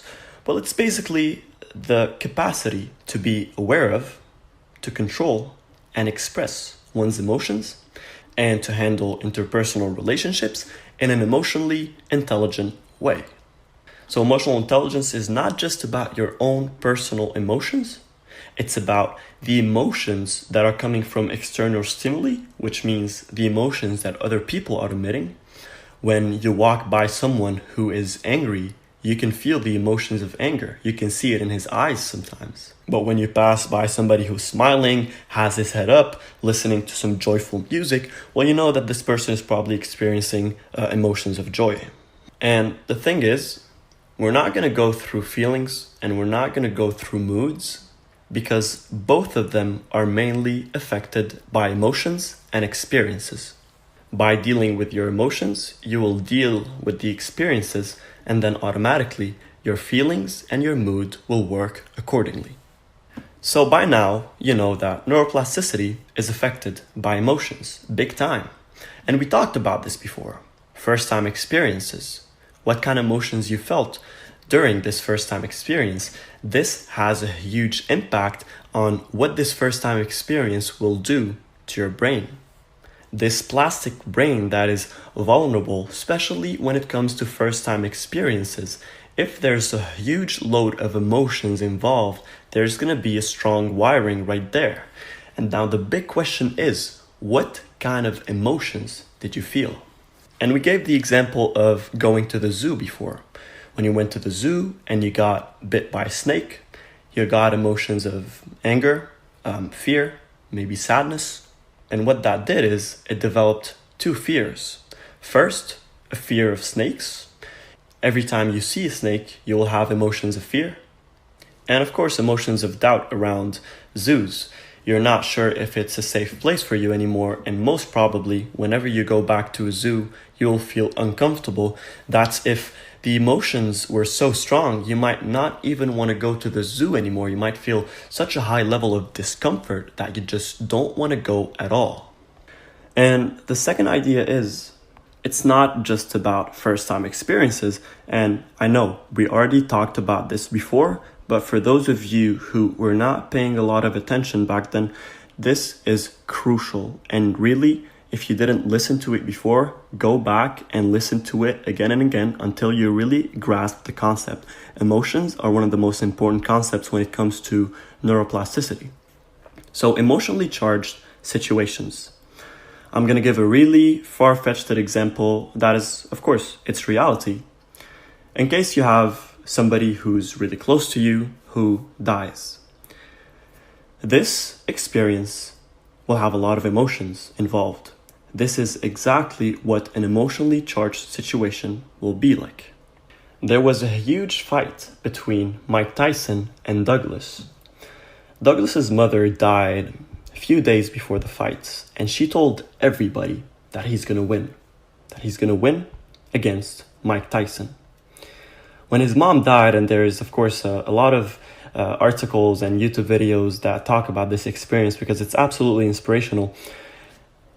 After his mother died, he was so emotionally charged in a positive way. He didn't dwell and get sad. He felt a lot of motivation. He felt like he needed to make his mom proud. And in fact, he beat Mike Tyson. And afterwards, when reporters asked him how did he do it, he said, before my mother died, she told everybody that I'm going to win. And when I was in that ring, I had one of two choices. I either die with my mom or I live on to make her proud. Even though it was just a few days before his mother died, in these 3 days, a situation that is highly emotionally charged can start wiring your brain. And now, one of the obstacles that might stand between emotions and neuroplasticity is emotional instability and failing to keep up a consistency. And of course, we talked about this. Not being consistent will fail to ensure the linking between the different neurons and ensuring proper neural networks forming because of it. But emotional instability, which is exactly the opposite of emotional intelligence, is also one of the biggest problems, and it causes problems with consistency. When you have a lot of different emotions and you're unstable emotionally, you will experience a lot of different behaviors from yourself that can stand in the way of consistency. Now, emotional stability can be caused by current situations, by stress and anxiety and thoughts that you're having in your mind, so problems that you have to deal with. And of course, it can be caused by mental health issues, and we already talked about this. You need to find a professional that can help in case you feel that the problem is bigger than just controlling your emotions and it's something deeper, it's something on a mental health awareness level. But if it's something random, something that's causing you stress and anxiety, something that you're experiencing because there's a certain problem that you want to solve, don't focus on working and breaking your head over finishing work when you're feeling emotional instability. Deal with the problem first, finish the problem, and then move on to work. And in case you can't really find a solution for the problem, maybe you're waiting for something and you're anxious, you don't know what the result is, I would highly recommend a book called How to Stop Worrying and Start Living. The biggest enemy of emotional intelligence is worrying, and which of course brings us to emotional instability. And this 352 pages book cannot be summed up in a few simple words. If you also feel like worrying is one of your biggest problems, getting this book would be a good idea, or looking at some articles to help you cope with this problem can be also a really good idea. I'm going to include an article that also talks about worrying and how you can overcome it. But I read the book, How to Stop Worrying and Start Living by Dale Carnegie, and that's why I'm recommending it. One of the best practices in the book that I always use is to ask yourself the following question. How bad can it get? Or what's the worst case scenario? Now, once you know what the worst case scenario is, you can't overthink it anymore because it can't get any worse than that. This is how bad it can get. And you need to know and understand that it can get to this point. And of course, you need to accept and understand, especially if it's something that you can't do anything about it. If you already wrote an exam and you're waiting for your grades, you can't do anything at this point. So look at the worst case scenario and accept it. This, of course, works when there's something that you're not very, very worried about. But as I said, the article will give you way more information and will help you way more if you want to cope with worrying. Now, once you really understand the concepts, the techniques, and the exercises of emotional intelligence, you can use emotions to your advantage and ensure emotional neuroplasticity enhancement. If you want to try to make working out a lifestyle, and every single time you go to the gym, you have emotions of sadness and irritability, you're most likely going to drop it and not go there because your emotions are not helping you. They're wiring bad ideas, bad experiences, bad emotions to the idea of going to the gym. But if every single time you go to the gym, you have these positive thoughts in your mind, how you want to look, what's your goal, where you want to get, and you keep this image in your head. When you have a certain body and you have a certain aspiration, a certain future body that you want to attain, keeping that in your head, thinking about it, thinking about how you would feel about it, having these emotions of joy and a lot of motivation linked to it, then you'll be linking neurons in a different way. Your neural structure and network will actually start to encourage you to go to the gym more. That's exactly why before the gym becoming a lifestyle that you don't even have to think about, you're going to experience days where you just say, you know what, I don't feel like going to the gym anymore. But because you have a lot of emotions of joy involved with it, one of two scenarios would happen. One scenario would be that because the wiring is already starting, you will not stop going to the gym. You will just say, you know what, I don't have to skip. I can't skip. I have goals and I need to attain them. I need to achieve them. That's why I'm not going to skip and I'm going to go to the gym. And this is mostly willpower.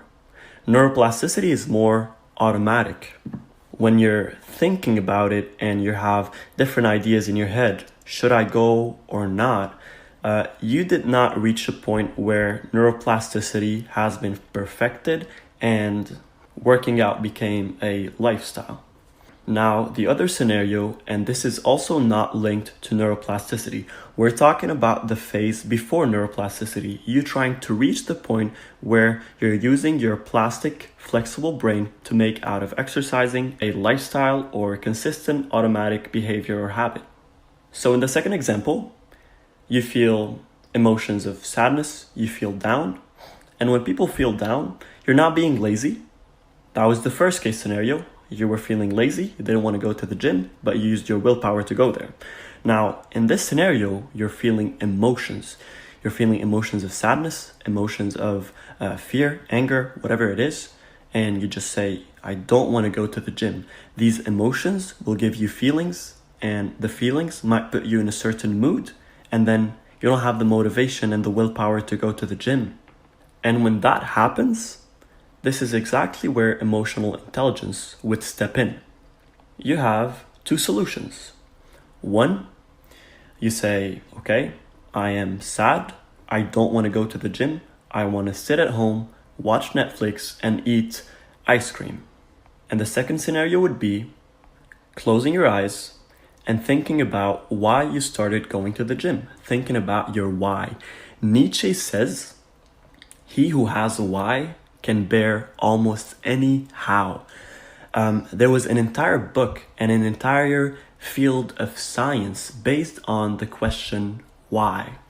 There's a book written by Dr. Viktor Frankl. The book is called Man's Search for Meaning. It's one of the most fascinating books you can ever read. It sold millions of copies, and it talks about prisoners' experiences in concentration camps and how the people who survived are the people who had a why. In concentration camps, usually you can't have positive emotions. You're always feeling anger and sadness. You're always having these bad emotions that would affect you in a negative way. What's the only thing that can give you good, positive emotions at a concentration camp? Your why. What is your why?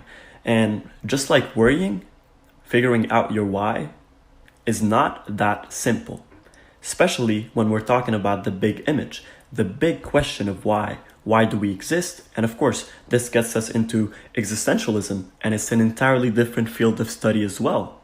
It is one of the most common problems nowadays. People are thinking about their existence and they're asking themselves a lot of questions.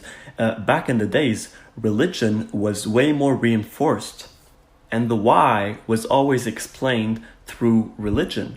But now that a lot of people are switching towards atheism and other stream of thoughts that don't follow religion, they started asking themselves the question, why? Why do I exist?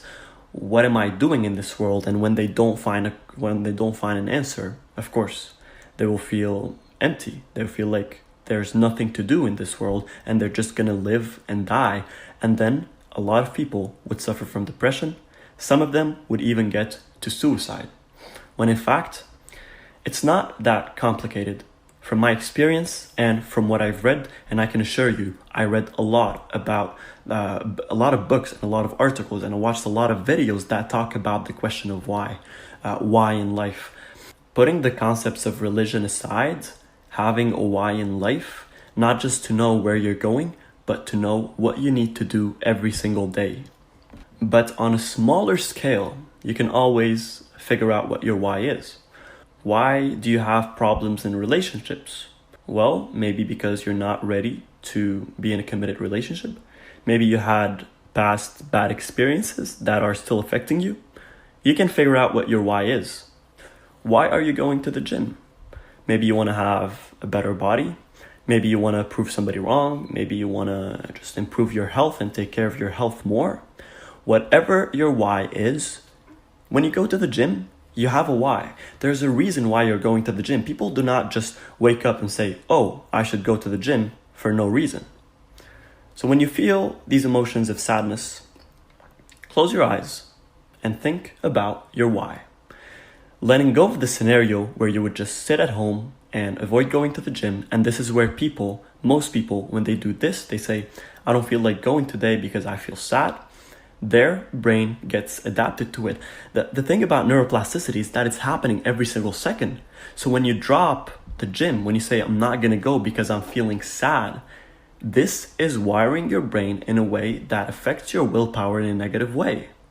This will not give you a better mental state for you to be able to go to the gym tomorrow and be way better. In some cases, in some very rare cases, it is when there's highly emotional charged situations that you encountered that day and you just couldn't focus and just couldn't go to the gym. It's fine. But I'm talking about people who just do it as an excuse.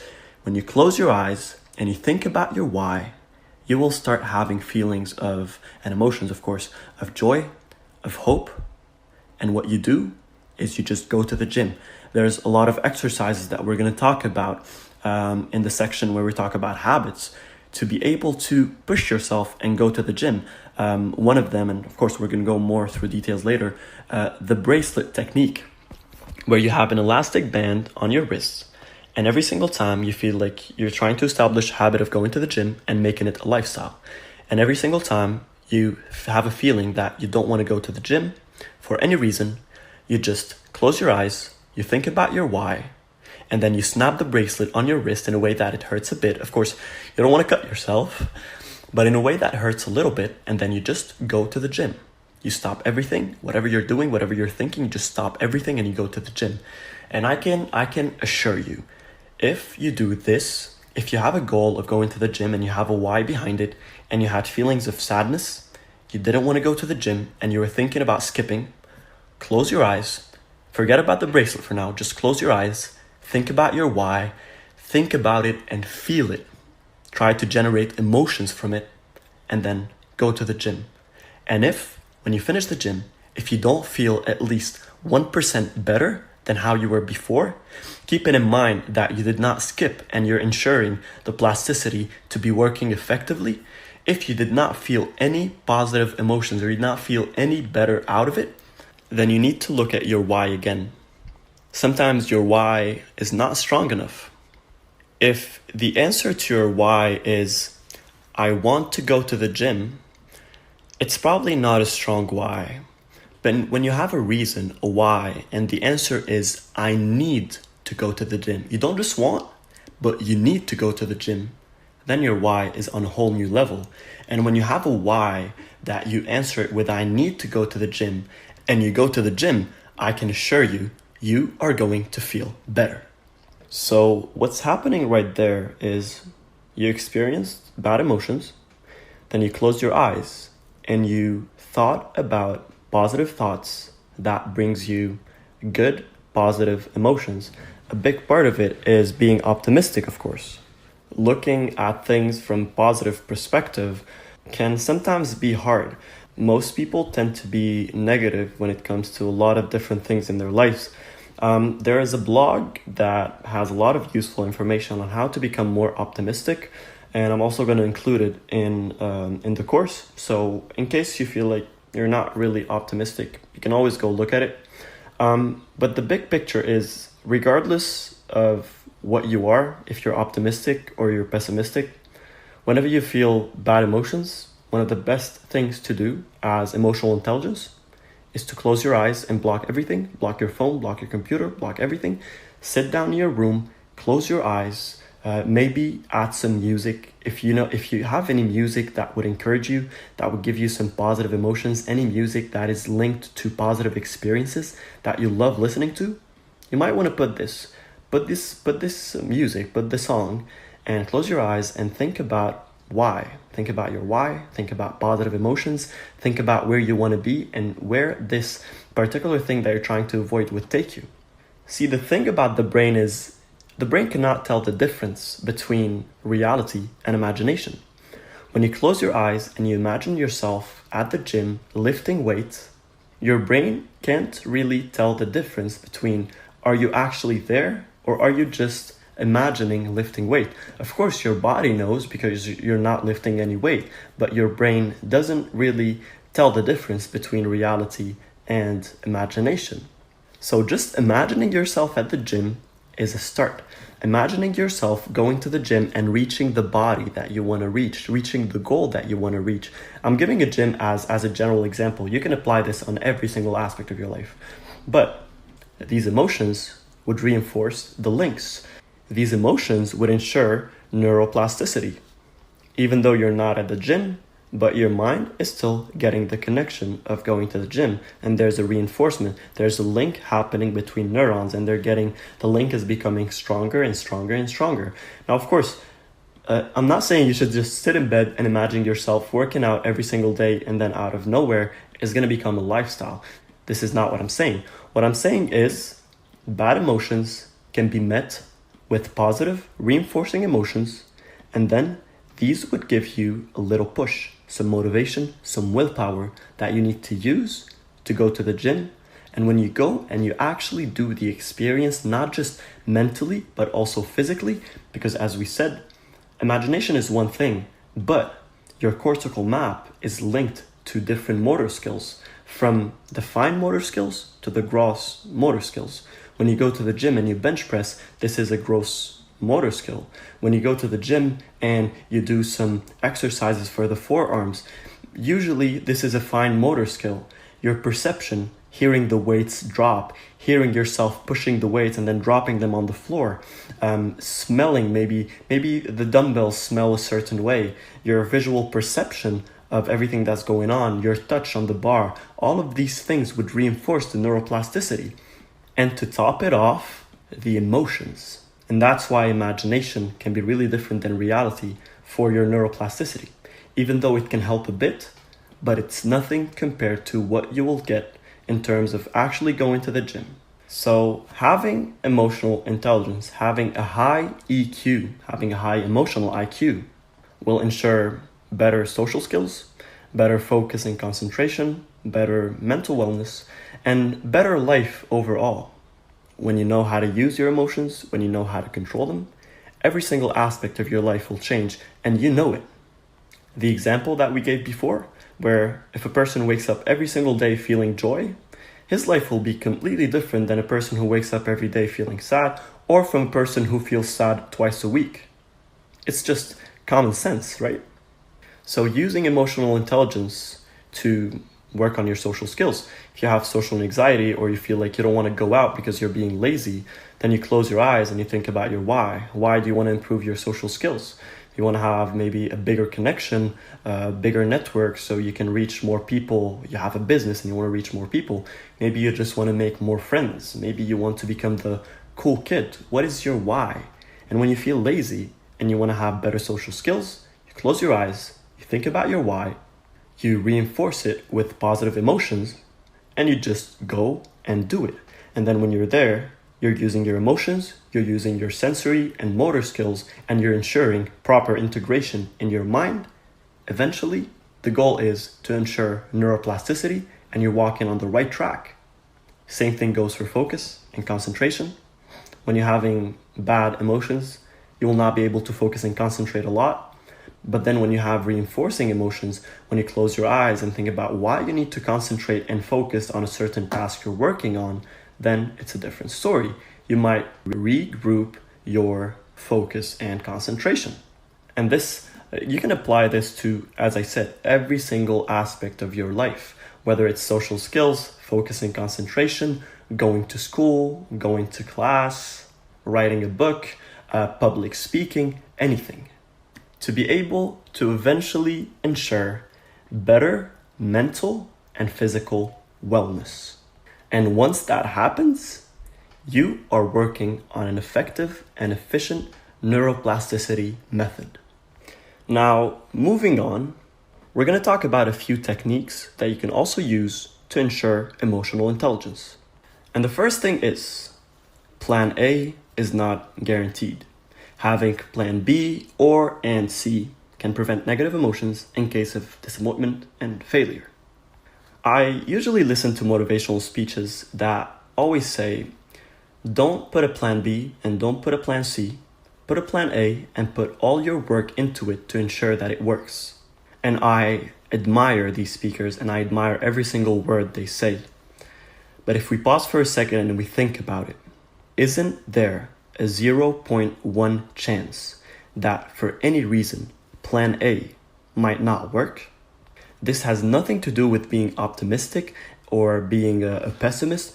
This has everything to do with being realistic. Now, the biggest achievements in the world were made when people weren't realistic, when they thought about what's impossible and they made it possible. So I'm not saying you should be realistic in that way where you shouldn't have high expectations and aim high. What I'm saying is being realistic, we might know, and we know, that plan A is not guaranteed. Even though there's a very small risk, it might not work. But having a plan A where you're aiming for something impossible and you think that you can reach it, you think that you have what it takes to get there, do it. You need to do it. It's people like you who are going to change the world. People who believe that the impossible is possible. These are the people who will change the world. But if you don't have a plan B or a plan C, in case of failure, you will experience a lot of negative emotions. And not just from you, but for everybody around you. Nowadays, we live in a world where social media controls everything, where people celebrate their success on social media. People go out of their houses looking like absolute shit. Sorry for the word, but it's true. And then when they want to post something on Instagram or Facebook, they make sure that they look top notch, that they're wearing their best clothing, they look happy and joyful, even though they're feeling miserable. So having to deal with your own emotions of disappointment and sadness after failing, you also have to deal with your social image. How people will look at you, how you've been talking about your dreams and you're saying that you're going to make it. And then everybody's going to look at you and say, here's the guy who worked for 5 years and didn't make anything. Here's the guy who worked for 5 years. When we were in college studying, he was working on his business and now he failed. He doesn't have a degree and he doesn't have a business. when we have a degree and now we're going to find a job and we're going to start making money and life is good, this will make you feel bad. We compare ourselves to our peers and our friends without even noticing it, because we live in a social media, Instagram, Facebook world where it's all about comparison. You see a new post, somebody posted something, it's your friend and you liked it, you would like the post, and somebody else would post something where they make you feel like they're kind of better than you, and you won't like the post. It will make you feel bad. But if you have a plan B, then it's an entirely different situation. Plan A is almost there, but having a plan B and working on risk diversion is always good, especially when we're talking about emotional intelligence. Sticking with a plan A and not figuring out any plan B or plan C is you taking an emotional risk. You diving into a puddle, not knowing how this might affect your emotions in case of failure. And I'll give you a very quick example, a very personal example actually. I started working on my business, on my social media and marketing agency about a year ago, and I was still in school. And I met a mentor that gave me an advice that changed my life. She was the one who explained to me how having a plan A and plan B is always a good choice for your emotional intelligence. I was talking to her. My business was growing and it needed a lot more work. And she knew it. And I said, I'm thinking about dropping out of college. I'm thinking about just dropping out of my program and focusing on my business. And then she asked me a question. She said, how positive are you that your business is going to work and make you a lot of money? I said, I'm very positive. And then she said, what if something happens that you cannot control and your business stopped working? Maybe you can't find any reason why your business might not work. But keep in mind, people who died never planned on dying. People who drove their cars at 120 miles an hour were not planning on having an accident and dying. They always thought that they have everything under control and that nothing bad can happen, nothing can make them die. But it's the things that you don't expect. It's the 0.1% risk that you don't look at that can actually destroy you. And then she said, carry on with your business and keep working on it, but don't drop out of college. Because if in 3 years your business fails for any reason, not saying that it might fail, but there is a 0.01 risk that it might. And if it does, you can have your degree and you can find a job to save some money so you can get back up and work again on your plan A. But if your business fails, you don't have a degree to get a decent job and get good money to be able to save. You maybe lost some money and now you don't have a degree. You need to find a job that's probably paying minimum wage so you can barely afford your living expenses. And you will find it very hard to stand back up and work on your plan A. Especially because when this happens, you will have emotions of anger, disappointment, and sadness. And usually, these are emotionally charged experiences. But when you have a plan B, the disappointment, the sadness, and the anger will not be as hard because you always know that you're working on your plan B to get to your plan A. I would never advise anybody to drop their plan A because usually plan A is what you want the most and you shouldn't stop working on it until you die. Every single person has a moral obligation to work on their dreams and their goals. These are the people who live life to its fullest. These are the people who, once they're on their deathbed, will not look back and say, I wish I had done this or I wish I had done that. So even though you're feeling down, even though you're feeling sad and you're feeling disappointed because you failed, you have a plan B that's supporting you. You go to plan B and you keep in mind your plan A. You're not going to stop. You know that you're not going to stop until you get and achieve plan A. So when you have a plan B, you will get back up, you will work again, and you'll be more likely to jump back into plan A and make it work. When I have a degree and my business fails, I can get a job that pays well, and I can invest money again in my company to make it grow, to fix the problems that I couldn't fix before, and then I can achieve plan A. And once that happens, once plan A is done, I have my business and it's working well. I always have my plan B in my pocket, which is my degree, which is the situation where for any case in the future my business failed again, I always have my degree to go back at it. And here's the beauty of it. Most people in college, they want to drop out of school because they want to focus on their business. But let's put it this way. Focusing on your business and going to college, and of course, this is just an example of plan A and plan B. Your plan A and B can be applicable on any aspect of your life, of course, just like emotions and experiences. So after following her advice, I was always in school and I was still working on my social media and digital marketing agency. And in fact, she was right. I got to a point where my business wasn't working the way I wanted to work. Things were not working according to plan. And I had to put some money into the business, but I couldn't because I was going to school, I was not working, and I was working on my business, and I had no source of income. But my plan B, the fact that I was pursuing my degree, plus all the experience that I got from building my business, got me an internship right away with one of the biggest marketing firms in Ottawa. And it all happened because I had a plan B. And once I got back into plan B, I was able to go back into plan A and grow it bit by bit. And now it's working well.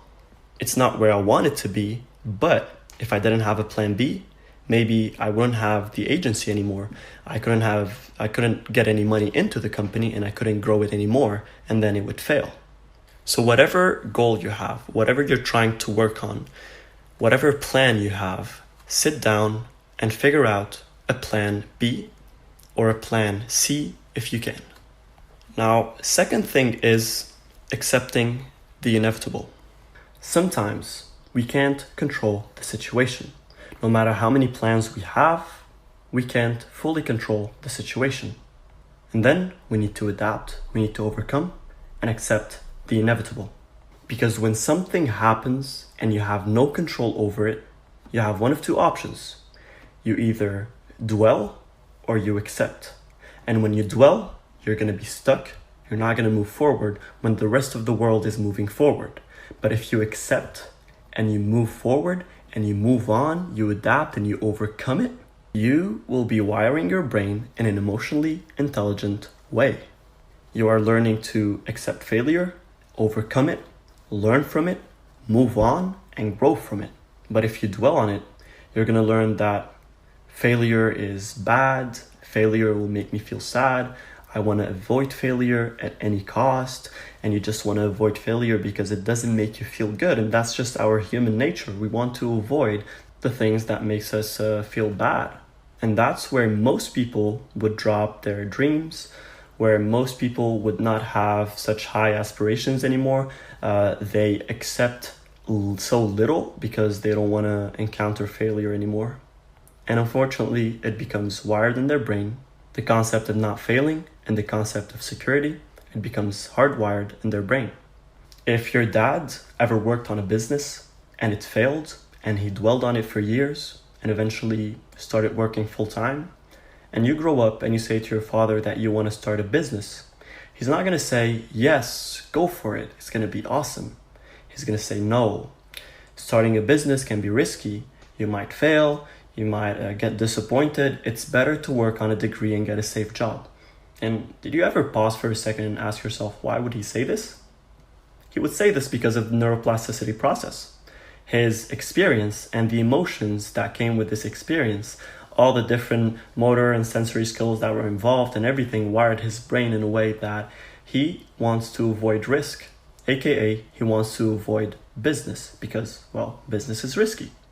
So even though you have a plan A or a plan B or a plan C, even though it's a very small percentage when you have a lot of different plans, but it might get to a point where all the plans didn't work and you don't have any more plans.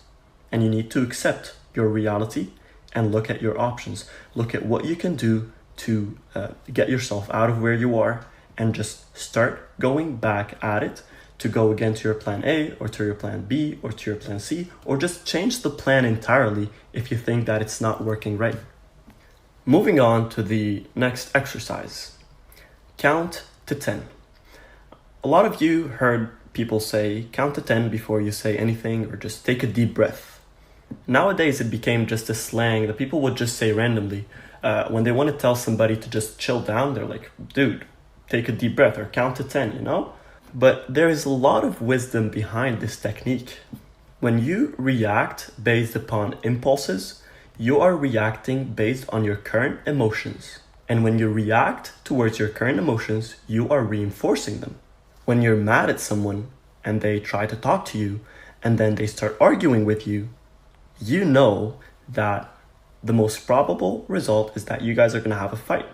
If you start arguing back and you start screaming at him and shouting and having hand gestures, you're just going to get yourself more angry. The other person in front of you is going to feel also emotions of anger, maybe fear, or you might feel threatened. And you will also get affected by external stimulation. And before you know it, you find yourself having a huge argument, a fight, feeling even more angry at the person, and you guys had a fight and now you're not talking to each other anymore. But if when the argument starts and you know that you're getting angrier, you're getting more upset, and you know that most probably an argument is going to happen and eventually a fight. You guys are going to stop talking to each other or whatever. But instead of arguing back, if you count to 10, you just stare, not at the person, just stare elsewhere, count to 10, take a deep breath, and be aware of the emotions you're feeling.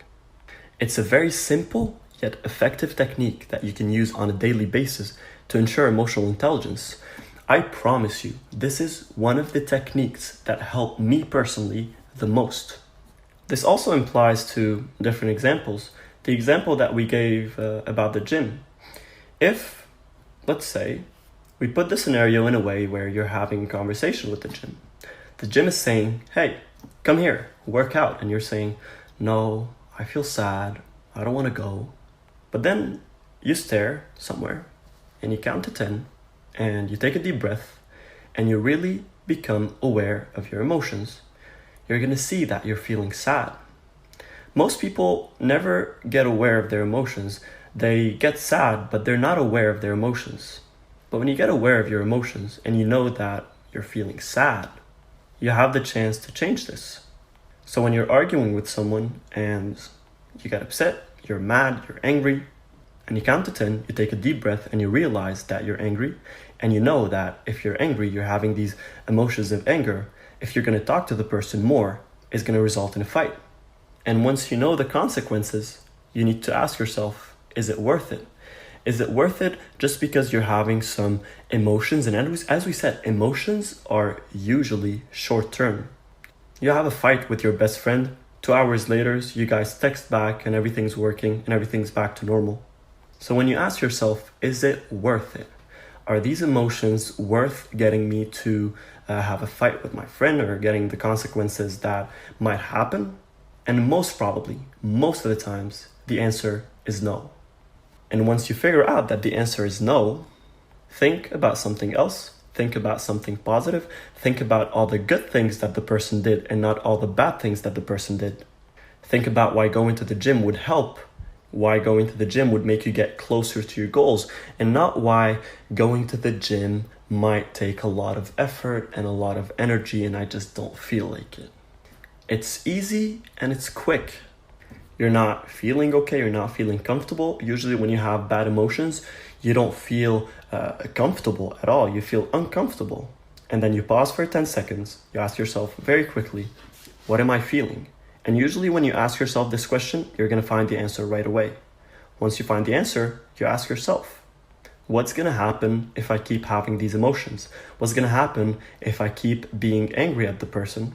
And also, the answer is going to be like a light bulb that lights up. You guys are going to have a fight. And is it worth it? The answer is no. And now you know that you need to switch up your emotions to avoid the consequences. And instead of screaming at the person, You would look at them, you would smile, and you would say, "Can I tell you something? I was really upset about 1, 2, 3 things that you did, but I love you a lot and you're my best friend, and I don't want to have a fight and I don't want to argue, but I just want to talk about these things because I got upset and I don't want to have these feelings again, and I'm pretty sure that as a friend you would understand this." Boom. Completely different scenario that can change everything. Maybe the first scenario could have led to a moment where you lost your friendship, and just because you counted to 10, you took 10 seconds, you changed the entire stream of actions, controlling your bad emotions. And guess what that does? You guessed right, it works better towards your neuroplasticity. You are reinforcing positive emotions and therefore positive habits. The goal behind neuroplasticity is to wire everything that is positive in your mind. Positive emotions, positive thoughts, positive actions, and through everything we're going through in this course, this is where you're heading. Now, the next exercise is to learn to say no. A lot of people don't know how to say no. You can trace this back to failed parenting strategies. You can trace that back to past experiences. You can track that back to guilt trips that you went through for saying no. When your friend asked you to help him with his essay and you didn't have the time to do it and you said no, and then he failed the class and he says, "If you only helped me, like I could have at least passed." This guilt trip that you went through, eventually, as we said before, our human nature wants to avoid all these bad feelings and bad emotions. So when you get wired, your brain gets wired at one point that whenever you say to somebody, when somebody asks you for something and you say no, a guilt trip will follow. Even if he doesn't say anything, just when you say no, you are going to feel guilty for saying no. There's even a book that I ran across at the library at the university, and the title is "When I Say No, I Feel Guilty." And of course, as we said, the way it happens is that it becomes wired in your brain. But you need to learn how to say no, and most importantly, learn how not to feel shame when you say no. And how do you do that? You control your emotions. You can use the count to 10 strategy, take a deep breath strategy, do some introspection, and understand that you're feeling shame, and simply switch back to positive emotions. Think about all the good things that you were able to do because you did not spend 6-7 hours working with your friends on an essay. And of course, you shouldn't always say no. If your friend needs your help and you have the time, you have nothing to do, you might as well just help them. But the problem is when you have some things to do and you don't know how to say no because you feel ashamed, and then you say yes at work when your boss asks you to do something and you just can't say no because otherwise you'll feel shame and you'll feel that you're not working hard enough and you're too hard on yourself, and then you got a lot of workload, and before you know it, you find yourself staying at the office till 9 at night. Why? Well, simply because you didn't know how to say no. I will also include an article about this, how to say no without feeling guilty, so you guys can take a look at it if this is one of your problems. But one of the strategies that I use is kind of different. The way I look at it is trying to help other people because eventually they will help you back. When you take 6 hours to work with somebody on his essay, if you ever needed something from them, they'll be there for you. Most of the people, of course. Some people are just full of BS and they just won't help you, even if you help them over and over again. But what happens when you want to help someone, but you're running short on time? He needs you to help him for 6-7 hours when you only have 1 hour to spare. This is where emotional intelligence would step in. Instead of going through the roller coaster of saying yes or no and feeling guilty or feeling shame or feeling pressure because you said yes, you can simply say this. Let's imagine 2 scenarios. Your friend says, "Hey, can you help me with my essay? I have it due tomorrow and I had to write 3-4 pages. I'm not sure how long it would take, maybe 5-6 hours, but I just really don't know what to do." And you might say, look, man, honestly, I have a lot of things to do and I can't really help right now. If you're working on your emotions, you might say this and not feel bad about yourself. You'll feel okay. You'll just think that, well, this is my right. I have other things that I need to do and I did the right thing. People who feel shame about saying no needs to work on their emotions and look at the article that I included. But the scenario that I would follow is the following. He would ask me the question and I would say, of course I can help you. There's no doubt about it. Just let me know. What's the essay about? And then he would say what the essay is about. And then you showed genuine interest that you really, really want to help. And then you say, okay, no problem. I got your back. Let me check my schedule. I'm not sure what I have to do later on today or tomorrow, but I'll let you know. Just give me a couple minutes. And then just think about what you have to do today and tomorrow. Think about if you have the time to help him or not. And if not, if you have some time to help him, maybe you have 1 hour or 2 hours. But the fact that first, you didn't show emotions of negativity. We said before how powerful the word no is.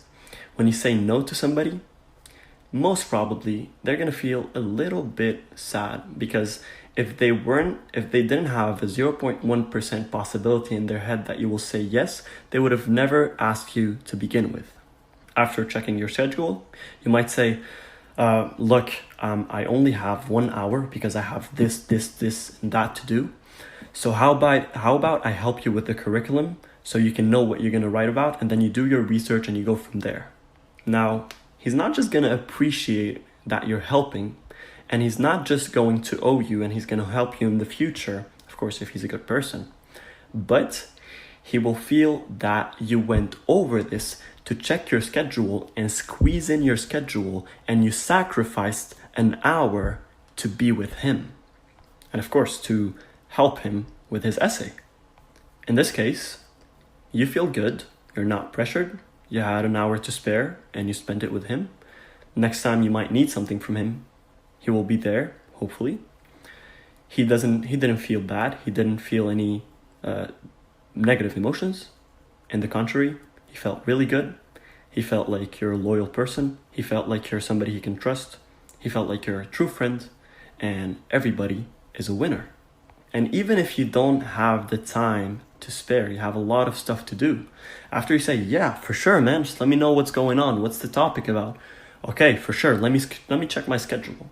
And you check your schedule and you say, look, I have this, and that I need to finish today. And you precise what the things are. You say, I have to write my assignment. I need to get the groceries, and I need to help my dad with something. Instead of saying, I have a lot of stuff to do. Being precise is always better. It gives you more authenticity and you seem more genuine and more trustworthy. It basically just shows that you're not just saying no because you just don't feel like it. And even when you don't feel like it, you can also use this strategy because it's really helpful. And you carry on to say, I don't think I can help today, but I will try to finish things as fast as possible. And if I do, the right time, I'll let you know, and then we can work on the essay. Of course, he's not going to feel as good as when you said, I have an hour and let me help you with the curriculum or with the outline of the essay. But he's not going to feel as bad as just saying, no, sorry, man, I can't. I have a lot of stuff to do today. And just try it. Next time somebody asks you to do something, try the first scenario, just say no bluntly and that you have a lot of stuff to do. And see how you feel and see how they feel. You feel negative emotions, just switch back, close your eyes, think about positive emotions, what you're going to do in this time, and move away from these sad and bad emotions. And try also the other scenario. Get excited, ask him questions, let him talk, let him see that you're interested, and then if you really have the time to spare, do it. If you have 6 hours, do it. If you have 1 hour, do it. Or if you don't have time, say, look, I have this, and that to do. I'm going to try to finish them as soon as possible, and then I'll help you. Then the person knows that even though you're not helping right now, but you have him on your mind, and you're going to try to finish things fast so you can help him. And even if you don't, he will consider it as Not a person who said no, not a person who just refused to help, but as a person who tried his best, but he just had a lot of stuff and he just couldn't help. You can add to it saying at the end, if you didn't find any time, you can call him or see him and say, look, I still have this to get it over with. If I don't find the time, I'm sorry, but next time you need anything, just let me know and I'll see what we can do about it. This is exactly what emotional intelligence would look like. You are taking care of your proper emotions. You're taking care of the other person's emotions in a way that, of course, the other person's emotions, if they're bad emotions, they will affect your own emotions. And we already talked about this. So you're being emotionally intelligent with your own emotions and with the other person's emotions as well.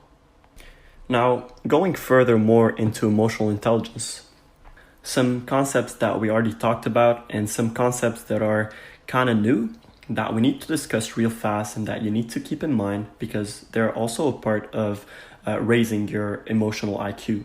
And first things first, stop blaming others. When something happens and you blame others, you will feel helpless. You will feel that the other person had the control over the situation and you had no control over it. The reason why this happened is because of what other people did and not what you did. And you can never change what other people did, but you can always change what you are going to do. So if you got a bad grade and you just say, the professor just doesn't like me, or the professor is just too hard on the students, even when you're studying for the next exam, you're going to have these emotions where you're just going to think that even though you're going to study hard, and no matter how hard you study, the professor is not going to give you good grades. And this, of course, will affect the quality of your studying. But if you used your emotional intelligence and said, no, I don't want to blame the professor, I want to blame myself. Maybe I didn't study hard enough. Now, in this case, when you want to study, you're going to have emotions and a mentality that's saying, you need to work harder, you need to study harder for you to get a better grade because it's all up to you. And this will affect the quality of your studying in an absolutely positive way, and you know it. You can control situations way better than other people. So stop blaming others, take responsibility yourself. Even when there is some blame to put on other people, try to work it out yourself. Because as we said, you have more control over yourself than over other people. And with control comes stability, and with stability comes stable emotions. Now, working in an emotionally intelligent way will help you get these positive and good emotions and wire your brain in the way that you wanted it to be wired. Second thing is avoid making excuses. And this is interrelated with stop blaming others. When you blame others, you are usually giving excuses. But it's not just about blaming others. Making excuses can be you saying, I can't go to the gym because I can't afford supplements. This excuse right there, you are committing emotional suicide. Because first, you're not going to the gym, and this will hurt the process of wiring and making out of exercising a habit or a lifestyle. And then you're getting more bad emotions in by saying, I don't have money. And all of this just because you wanted to make an excuse. But if you did not think about excuses, you want to go to the gym and you want to make it a habit, you don't look at excuses, you just look at executing. You just look at going to the gym and you make a habit out of it, even though results are not going to be the same, for example, without supplements. But in 3 months, when you save up some money and you buy supplements, you're not going to start from scratch. You're going to start from 3 months into the gym. You have good power, your body's getting better, you can lift more, and the supplements will help you even more. Third is learn how to communicate. And one of the most important techniques to learn how to communicate is, of course, to count to 10 when you're having bad emotions that might cause bad consequences that we already talked about before. And another way to deal with it, if you find that you have a lot of problems communicating with people, you might want to get Dale Carnegie's other book, How to Win Friends and Influence People. It's one of the best books I've ever read when it comes to influencing others, communicating, and building trustworthy, authentic connections on a daily basis. It would also help you avoid these arguments and all these situations that would actually hurt the relationships and affect the way you communicate in a negative way. And because this is also a very important topic and we communicate every single day, if we don't know how to communicate properly, it can cause us a lot of problems on an emotional intelligence level and furthermore on a plastic brain level. So there's going to be also an article regarding this problem. Now, the next technique is to embrace change. Most people are afraid of change. Sometimes people are excited to change, but most of the times when a sudden change happens in your life, you will not feel comfortable at all. And these bad emotions that comes with this unexpected change, you need to be aware of them, and to be emotionally intelligent, you need to switch them into positive emotions as we talked about before. Once you become aware of them, and this will bring us to the last technique that we have, which is focus on introspection. Focusing on introspection is basically you becoming aware of your emotions. Every single time you're feeling uncomfortable or you have some feelings that are making you feel bad, look into your mind and ask yourself, what's going on? What kind of emotions am I feeling? And then deal with it. Switch up these bad emotions into positive emotions that would actually help you. Look at change as an opportunity to increase your neuroplasticity. You have more experiences. That's one way to look at it. If you just look at change as an opportunity for you to enhance your neuroplasticity, to enhance your brain and build more connections and more neural networks, this by itself will make you embrace change instead of dwelling on it. And lastly, being optimistic. As we said, there's going to be an article about it to know more information about it, but it's one of the most important aspects when it comes to emotional intelligence and just kicking away the bad emotions. Being optimistic is just looking at the positive, and the positive would always give you good emotions. And this would bring us to the end of this lecture. Mastering these techniques. You need to make out of emotional intelligence a lifestyle that supports you, not drag you down. You need to use these techniques in neuroplasticity, reinforce desired actions with emotional charge and protection, and avoid network disruption by using prevention and adaptation methods. All the techniques, methods that we discussed in this lecture, if you use them and you understand them and you look into them in an emotionally intelligent way, it will not just help you on a day-to-day basis. It will not just help you with your mental and physical health, but if you are putting in the right actions that you want to wire in your brain, it can change your life when it comes to neuroplasticity. You will find yourself wiring all these actions way easier than you would if you were having bad emotions. The goal is to understand how important emotions are. And of course, that reflects in all the different examples that we gave. And to understand how to use it to your own advantage, which basically means how to be emotionally intelligent and how to focus on the good emotions to reinforce the desired actions. And a huge part of it is to also use bad emotions to prevent undesired actions. So when you want to stop something and every single time you do it, you enjoy it and you love it and you think about every single thing that you love about it and not the things that are actually hurting you, you're not being emotionally intelligent. When you want to stop smoking and every time you smoke, you have emotions of joy and that seems that you can't really control when in fact you can, you are not being emotionally intelligent. But if when you smoke, you feel shame of yourself, wanting to stop and you just can't. You feel shame about what you're doing to your body. When you're smoking and you imagine the smoke getting in your lungs and ruining them, when you imagine yourself getting a chronic disease that will hurt your health a lot, and you do all of these things while you're smoking, instead of having these emotions of joy, you'll have emotions of anger, sadness, disappointment. And the more you do it, if every single time you smoke, you think about these things, as we said, the human nature wants to avoid bad feelings. Bit by bit, you will start to wire this in, and every single time you want to smoke, you will have these bad emotions and bad feelings. And because the human nature wants to avoid it, this will help you if you're trying to quit smoking. Now, physical dependence on the nicotine is a different story. And it can be hard, especially when you're suffering from withdrawal symptoms. You'll feel a lot of discomfort. And you're going to learn way more about this in the habits section.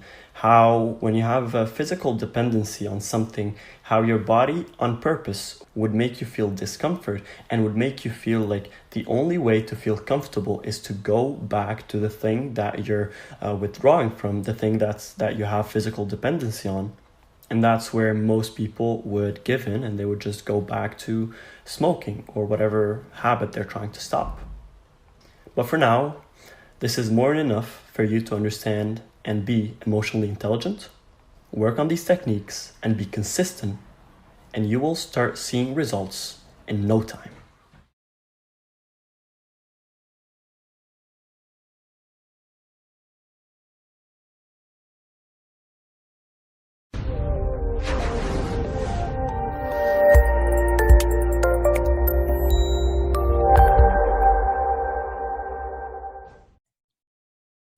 This episode was pre-recorded as part of a live continuing education webinar. On-demand CEUs are still available for this presentation through All CEUs. Register at allceus.com/counselor toolbox.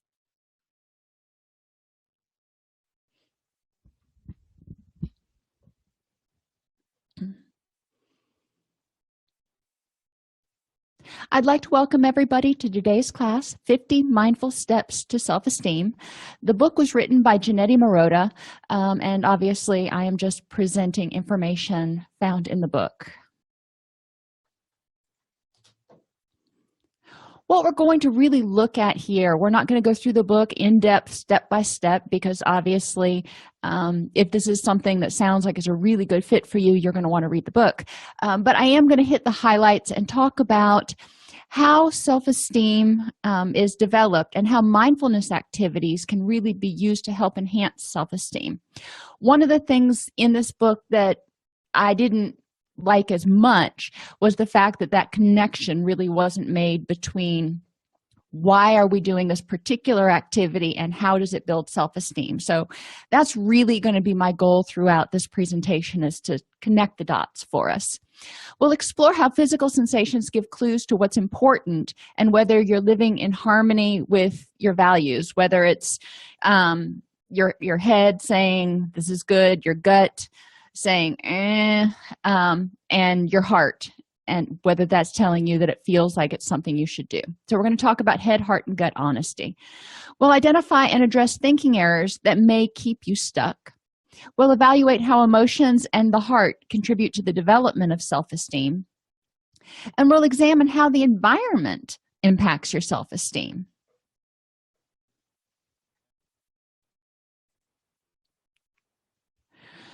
So with the nature of self-esteem, what is it?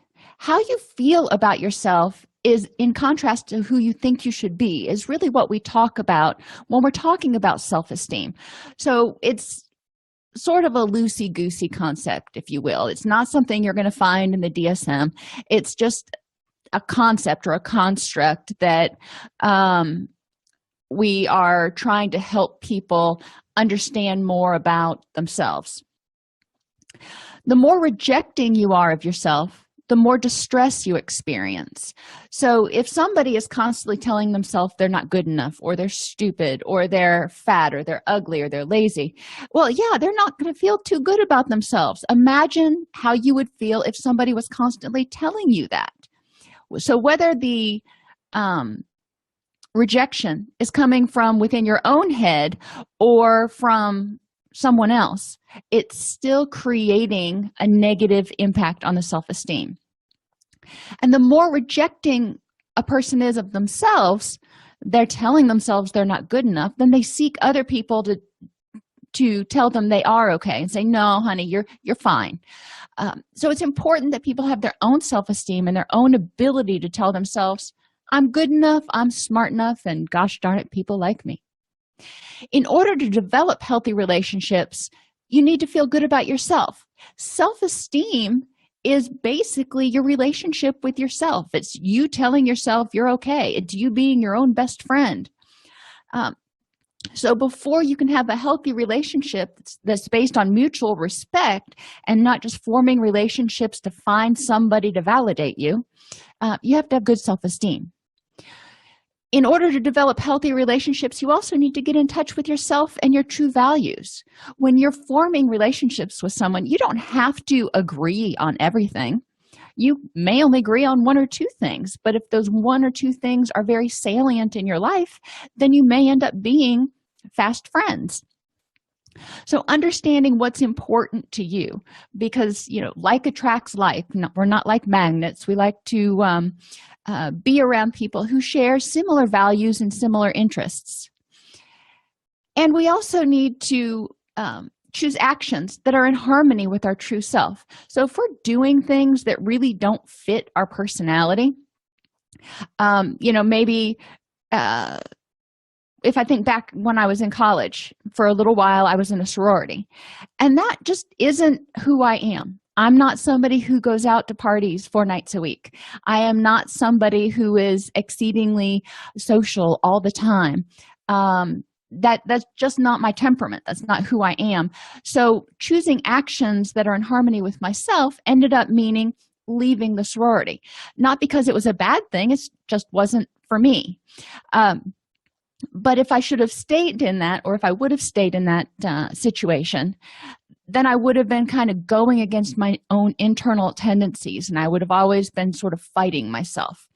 And self-esteem means feeling okay about who you are, the way you are, without having to fight yourself.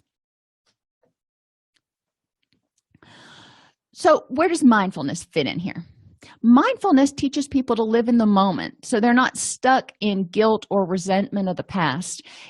Things have happened in the past, and a lot of my clients will, when they present for treatment, whether it's for depression or anxiety or anger or addiction, I can't remember a client, and I'm sure it may have happened at some point or another, but I can't remember a client who's ever gotten to the point of presenting for treatment who had just a rockin' self-esteem.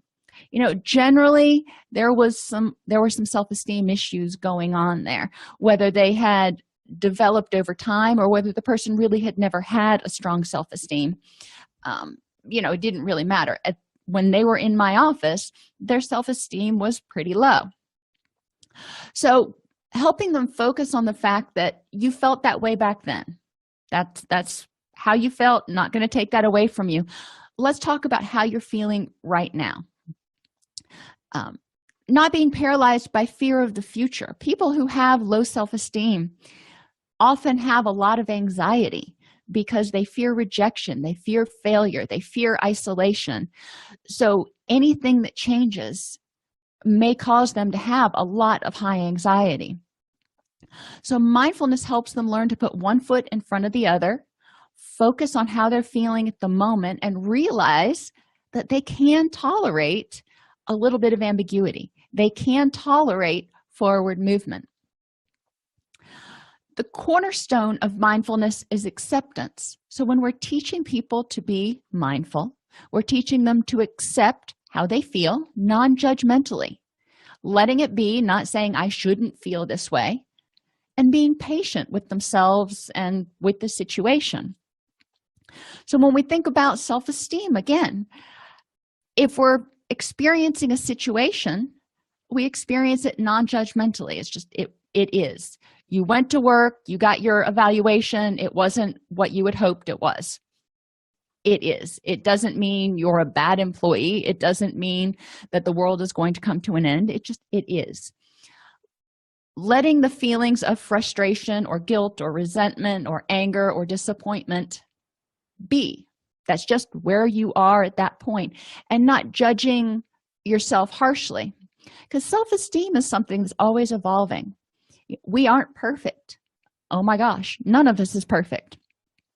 So even if you think of yourself as a relatively intelligent person, Occasionally, you're going to do some things that are really kind of silly. Are you going to let that negatively impact your self-esteem? Or are you just going to accept that, you know what, sometimes I goof?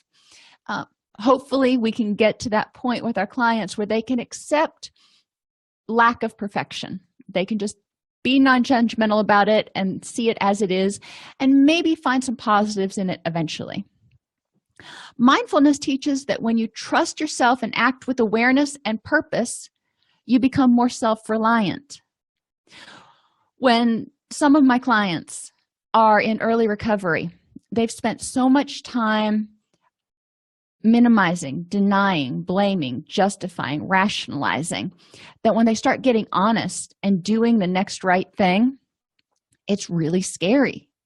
And they know what they're supposed to do, but their addicted mind says, nah, you really don't want to do that, or that's going to be hard, or you're going to fail. But they trust themselves and they do the next right thing, the acting with awareness and purpose, because they want to start living that recovery lifestyle. And lo and behold, they realized that they were able to do it. So they increased their sense of self-reliance. And sometimes that'll happen, and whatever they did, they acted with awareness and purpose, and it fell flat. Well, they can realize from that they can also tolerate failure. They don't need somebody else to pick them up. They can exist even if it's imperfect. So let's switch gears a little bit to mindlessness and talk about how that impacts self-esteem. When we ignore or invalidate how we feel, we're telling ourselves that our feelings are not important.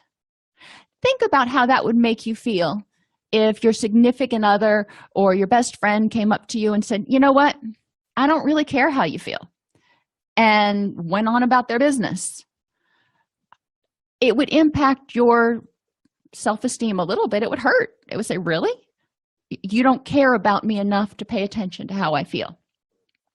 Now, as a therapist, I'm going to say, if your best friend came up and said that to you, that probably means there's something going on with him or her.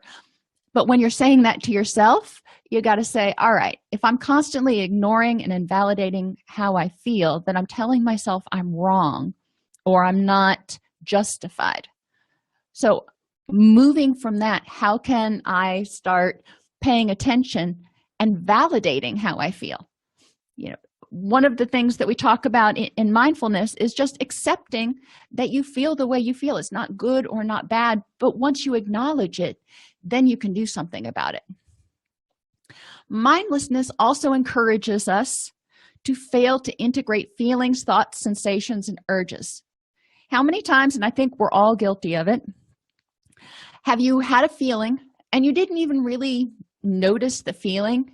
You just went to a drop back behavior to sort of numb it. I'm guilty of stress eating. And occasionally I will, be wandering around in the kitchen and just randomly eating. And my husband will be like, what's wrong? You're stress eating. You need to go out into the garden or do something because you're going to be miserable later. And he knows. I mean, after 20 years, he knows. But it's important to be mindful of how you're feeling. So when we talk about mindful eating, for example, we talk about paying attention to why you're eating. Before you eat, say, okay, am I hungry or am I stressed? But mindlessness causes us to just basically stuff our feelings or ignore them. When we're running on autopilot and not making time for things that are important, which is getting us closer to where we want to be, how does that impact our self-esteem? After, a day or two, it's not probably a huge big deal. But at the end of a week or a month, when you look back and go, well, I really wanted to get all this other stuff accomplished that was important to me, but I never found time for it. I just kind of got up, went to work, came home, took a shower, went to bed, repeat. So when we're running on autopilot, we're forgetting the things that are important, that we are assigning meaning to. Another impact of mindlessness on self-esteem is blindly adopting mainstream messages of who we are and what we should be, which may not be in harmony of who we really want to be. If we think back into the 70s, I think it was, when I was little, and they wanted to have everything gender neutral because they didn't want to communicate messages to children about what they should like or what they should play with. Today, there is so much mainstream media between Snapchat and Instagram and Facebook and Google and television, and I could go on and on. We are bombarded by messages telling us what we should wear, what we should look like, what our thoughts should be, what our opinions should be. And if we follow those blindly without checking in and going, is this something that's important to me? Or is this how I really feel about it? We can get caught up and then look back later and not feel so good about some of our choices. We can also adopt mainstream messages that are not achievable or realistic. One of the things that always flabbergasts me is the models that are used in some of the fitness magazines that are stick thin. I mean, the camera adds some weight and they look stick thin in there. I'm like, there is no way she is running 25 miles a day because she's just so thin. She doesn't have the musculature to sort of support that. But if that message is coming from the advertiser, coming from the media saying, you need to look like this. If you are going to be considered fit, you need to have this body type. That may not be achievable or realistic for the majority of people. So what does that do to their self-esteem if they keep trying to achieve that goal and not meeting it? Mindfulness will encourage us to look at how we feel and validate ourselves, telling us it's okay to feel this way. Integrate feelings, thoughts, sensations, and urges so we don't act just randomly. We're actually paying attention to what is motivating or supporting our feelings, thoughts, sensations, and urges. And we're adopting messages and values that are consistent with who we want to be. Breathing in the body. Breathing is one of the first techniques in mindfulness that we can teach to just about anybody. And it's can be challenging with certain groups, but depending on how you present it, it can be, a relatively easy activity to do. By developing mindfulness and self-awareness, you can quiet your thoughts. Our constant noise in our head, I've got to do this, I've got to do that, oh, I shouldn't forget this, I need to remember to call that person. It often prohibits us from addressing the underlying issues of any emotional turmoil. There's just constantly chatter. So life becomes focused on just treading water. You're not dealing with any of the underlying issues. You're just trying not to drown in the day-to-day activities. So forward goals are exchanged for just surviving. Then when you look back over, like I said, when you look back over 2 months, 3 months, a year, and you had all these goals that you wanted to accomplish and you accomplished none of them, what happens to the self-esteem?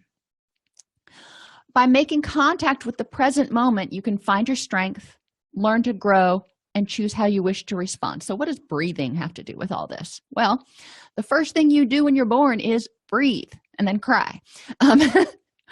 But it's one of our most primal basic instincts. When we breathe slowly, our heart rate slows down. When we breathe rapidly, our heart rate speeds up. When we breathe slowly, not only are we slowing down our heart rate, but we're also sending out the relaxation response to the body, which helps quiet the chatter. One of the activities is just taking a deep, full breath. Abdominal breathing signals the brain to slow down and relax. She calls it the rest and digest. By simply paying attention to your breath, you can often cause it to slow down. If I'm running or right after I finish running, I intentionally pay attention to slowing my breath down. When you go on a diet and you start paying attention and completing a food diary, and you're paying attention to how much you're eating, for most people, they automatically cut down on how much they're eating. When we start paying attention, things kind of slow down. Another activity she has in there is called feeling the loving touch, which is the breath. Life begins and ends with breath. Breathing helps relax the body and move the chi around. And it wasn't really discussed a lot in the book as far as moving chi, but remembering that our energy comes from getting this oxygen throughout our body to the organs, to the muscles, to everything else. As we breathe, when we breathe deeply, it gets more oxygen in there. It helps us relax and helps the oxygen gets to where it needs to be. In order to encourage people to stay in touch with their breathing, a lot of Americans tend to breathe poorly. We breathe shallowly and through our chest because we're stressed. We're clenching our teeth, we're tightening our back muscles, we're just like little stress balls. So if you put visual and auditory breathing reminders around, it will help you stop and take a breath and get that relaxation response periodically throughout the day. I have a activity monitor, and it goes off periodically reminding me that I haven't moved often enough. But I also use that activity reminder to remind me to take a deep breath or 3 before I get up and start moving around, and then I usually take another couple when I'm sitting back down again. That's an auditory reminder for me because I tend to habituate to visual reminders. I'll see it for the first 2 or 3 days, and then I'll just totally not even notice it's there anymore. In and out. Inhale and take in positive affirmations. Exhale and let go of the stress and negativity. Now, this sounds pretty easy to do. When you're working with adolescents or you're working with people with cognitive disabilities, you may need to break it down a little bit less abstractly. Have them list a bunch of different positive affirmations. One of my favorite is Hakuna Matata. So we'll put that up on the board and we'll start listing different positive affirmations. And it's amazing how many of them actually come from Disney movies, but I digress. As people figure out a positive affirmation that they want to hold on to, when they start to get stressed, you want to just remind them to breathe in and tell themselves that. And when they breathe out, feel the stress kind of leaving their body, because stress is a lot of heat and energy. Taking another step further, imagine inhaling a cooling, calming blue air and exhaling the stresses, which could be red, black, or gray. So if somebody is more visual in nature, obviously the second one that talks about the blue versus the red can give them something to really visualize when they're doing this activity. Read the inscription. Pay attention to what your body is trying to tell you. Last year, this actually has been a little more than a year now, I was having a lot of heart problems, and I would start feeling a tightness in my chest, and it just kind of wouldn't go away. And I ended up naming it Lenny from Of Mice and Men.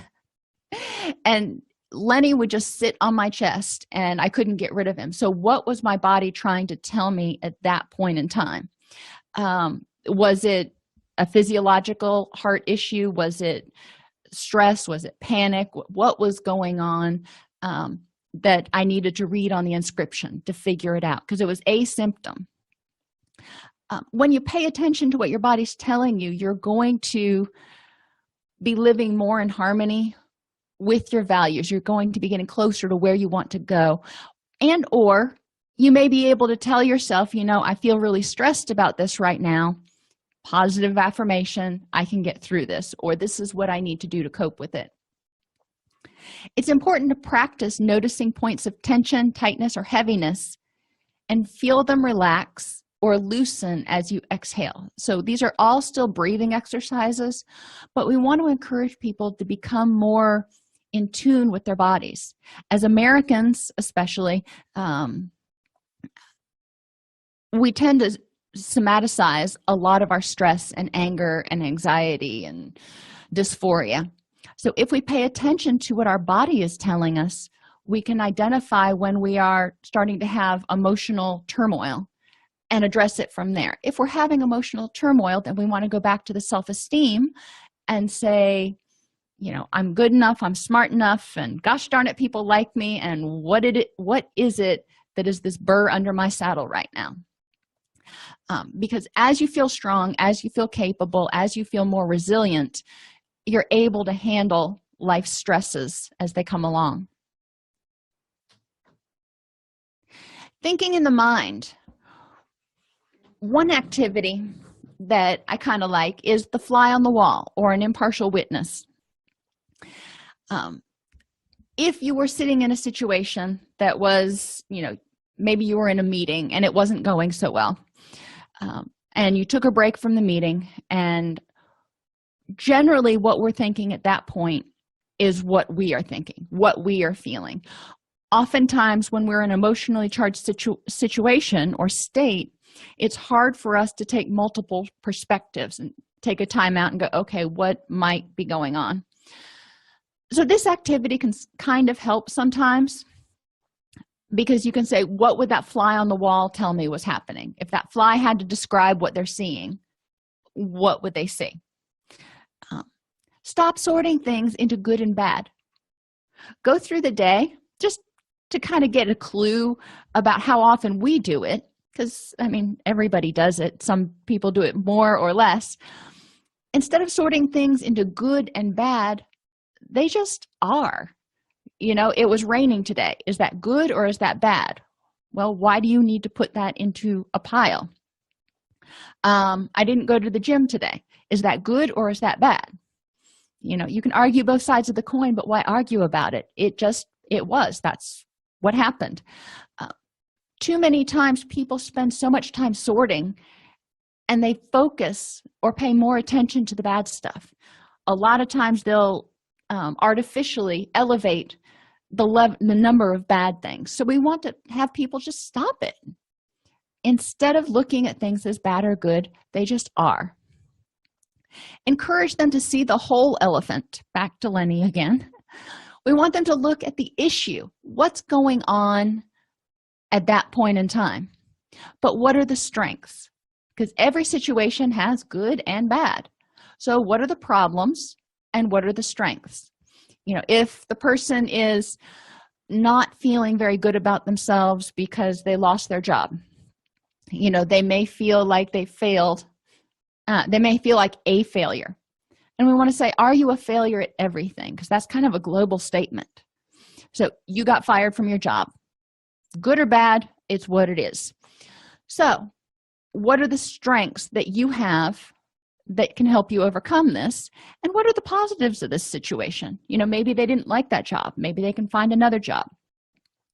Encouraging people to not take one situation or one event and take it in and have it reflect who they are as a whole person. If they're walking down the street and they trip and they wipe out and fall on their face, and gosh knows I've done that. I am not the most graceful person in the world, but does that mean I am a complete klutz? No, it just was not one of my better days. I didn't take it as a stable, global, internal attribution. Spin the wheel of paradox. What is the opposite? If you're feeling like something is going against you, then encourage yourself to look for all the positives in it. So maybe you hate your job, and because obviously if you loved your job, you wouldn't be trying to have an intervention.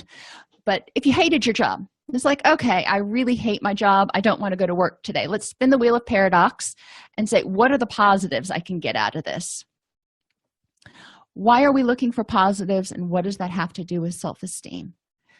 Because as we find successes, as we find peace, we will feel more confident in our own abilities to handle distress. You're driving to work and traffic. Oh my gosh, traffic is backed up. You're going to be 45 minutes late. Well, yeah, that may kind of stink. What are the positives? Well, you weren't the one that was in the accident that caused the traffic jam. Maybe you can start making phone calls or checking your email if you're at a complete standstill. Finding both sides is basically where thinking in the mind comes. And in one of our prior classes, we talked about walking the middle ground and finding where both things can happen. Yes, we can be in a traffic jam and it can really suck, but we can also make use of that time doing other things. And it may just be doing breathing exercises, but okay, so cool. You have time to do some of your breathing exercises. And encouraging the no blame game. Yeah, not the blame game, but the no blame game.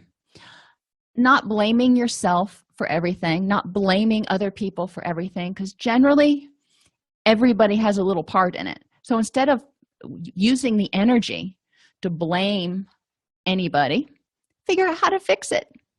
Figure out what the positives are, figure out what the issues are, figure out how you got to this point, and figure out how to make it not happen again. When people experience successes, when they're able to fix things that go wrong, when they're able to see things as not catastrophic, they will start seeing themselves as stronger people. Emotions in the heart. You know, I told you we were going to talk about head, heart, and gut honesty. Now we're moving on to the heart. And our heart's kind of small. It's about the size of our fist, but it's bigger on the inside. Encouraging people to recognize all the emotions contained within their heart. There's love, there's empathy, there's compassion, there's curiosity. There are a lot of emotions that are contained within the heart. And no matter how much you love somebody, there's always room to love somebody else. It's not like there's a finite amount of love you have to give. And encourage people to cultivate warm-heartedness, not just towards others, but again, we're talking about self-esteem here, toward themselves. What would they tell themselves or tell other people? And whatever they would tell other people, they need to turn around and tell themselves. Plant your garden. And I like this one. Around my house, when we first moved in, I ripped out the majority of the shrubbery because my feeling, whether it's right or wrong, it just is, if I'm going to put that much effort into taking care of something, it darn well better produce something for me. So I replaced everything with edibles. When you plant your garden, you've got to choose. You only have so much time to cultivate a good garden. You can't just plant 150 things and tend to 6 of them. So when you plant it, choose what you're going to care about. There are a ton of things you would love to do, but what is going to be your focus? When we focus on too many things, a lot of things tend to wither and die. So encourage your clients to figure out which plants they're going to cultivate. And sometimes, you know, you can take this metaphor out and talk about companion planting and all kinds of stuff if gardening's your thing. But sometimes it's helpful to actually do sort of a visual representation of the garden so they can see what they want to care about, but then they can also focus on, are they giving it water? Are they making sure it's getting sunlight? Are they taking care of it? Tend and befriend themselves. They need to tend to their own needs. They need to become aware of what's important to them, and then they need to be their own best friend. You know, some days you wake up and you're like, you know, I do. I would really love to just sit around in my jammies all morning and drink hot chocolate and watch cartoons, because that's where I am today. And that's okay. I'm like, all right, well, let's do it. So myself and my dog and cats and whoever else wants to does. But being kind to yourself and not saying, well, you shouldn't, you know, you're almost 50 years old, you shouldn't be watching cartoons. Well, the heck with that. I will be my own best friend. People don't need someone else to take them out to dinner. People don't need someone else to constantly provide rewards. We need to learn how to provide rewards for ourselves. Now, is it cool to have somebody else to take us out every once in a while? Sure. But it's important that people can provide their own rewards. Encourage them to count their blessings, or do a gratitude list, however they want to phrase it. What is going right in your life? And what part did you have in that? Because guess what? You probably had a big part in that. Life doesn't just happen, and especially if everything is going, relatively well, that means there was probably some hard work and dedication, and it wasn't just luck. So let's look at what's going really good and how you've cultivated that. And delight for others. Sometimes we can get the greatest amount of joy in being happy for someone else instead of being jealous or envious and thinking, well, I should have that. We can be happy for them. Yeah, they have it. Wonderful. Awesome. Does it make us any less worthy or any less of a person because we don't have that? No. Looking at other people's successes in terms of great for them is a lot better on our self-esteem than looking at their successes and going, well, I should have been able to do that. And being in the world. Claim your emotional baggage, please. Don't let it stay on the conveyor belt. How many times have we been guilty, or have we had clients come in who've had the same baggage that just keeps coming back? Maybe it's the same basic dysfunctional relationship that comes over and over and over again. A part of that as clinicians is for us to say, okay, clearly there's something that's not getting resolved here, so we need to do something a little bit different. But as clients or people who have baggage on the conveyor belt, it's also up to that person to go, I need to figure out how to get this baggage off. And don't give it to somebody else when you take it off. Don't say, okay, this is your problem now. Don't blame other people for your situation. It's important to claim it and go, this is my stuff. I'm sorry. I'm having a really bad day today. I'm not going to blame you for making me feel X, Y, and Z. It gives people a sense of personal power to go, yeah, it's my stuff. But you know what happens when we say that, yeah, that's my stuff? We can say, and I am going to let it go. If we give it to somebody else, then we've got to wait to figure out what they're going to do with it. So when we claim it, we take power over it, and we can choose what to do with it. Listen, just listen. Listen to hear and understand, but that means listen to yourself as well as others. We talk a lot in counseling about how we spend too much time talking and not enough time listening. When the other person's talking, we're already formulating our response. Well, that's true for ourselves too. So we need to stop and be quiet and tell ourselves to just hush and listen to what is it we need and what is it we want. That also means silencing, going back to the very beginning, silencing all that chatter. You've got to get up and make dinner. You've got to do laundry. You've got to do this. You've got to make sure this gets, hush all that so you can listen to yourself. It's kind of like the difference between trying to have a conversation in a noisy restaurant versus on a park bench. We need to be in the world on the park bench. Speak with compassion to yourself and others. Try to take the compassionate viewpoint of what's going on with that person right now that might be contributing to them feeling angry, feeling hostile, feeling down, being just grumpy. Went to get chicken feed at the feed store the other day, and the young man who was at the desk is usually just all kinds of bubbly and all about customer service, and he was so flat that day. And, I didn't take it personally because we all have bad days, but I felt that it was important to go the extra mile to make sure that I smiled and spoke with compassion because he was clearly having a bad day. But we need to do that with ourselves. When we're having a bad day, Say, you know what? I'm just going to do what I can do today and be okay with that. I love this next activity. Write your job description. What is your job description for being you? What are your goals and what are your duties? At work, every year we write our job goals and whatever else in our performance plan. I don't remember what I used to call it when I was supervising people. And then at the end of the year, you had a performance evaluation based on the goals that you set forth and the duties you were expected to accomplish.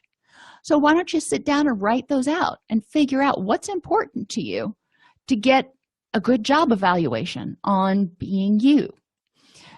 This is the time when, as you start writing it down, you start realizing, maybe I'm putting too many goals here. Maybe I'm putting too many duties here. I wouldn't do this if it were my actual job because I know there's no way I can accomplish it. Once you start writing it down and seeing it visually, you're like, yeah, maybe I'm being a little too demanding. So writing your job description is an excellent activity, and adolescents tend to do this pretty well too. They haven't had as much experience with performance appraisals and things like that, but they can get an idea about how to write a job description, especially if you give them a template.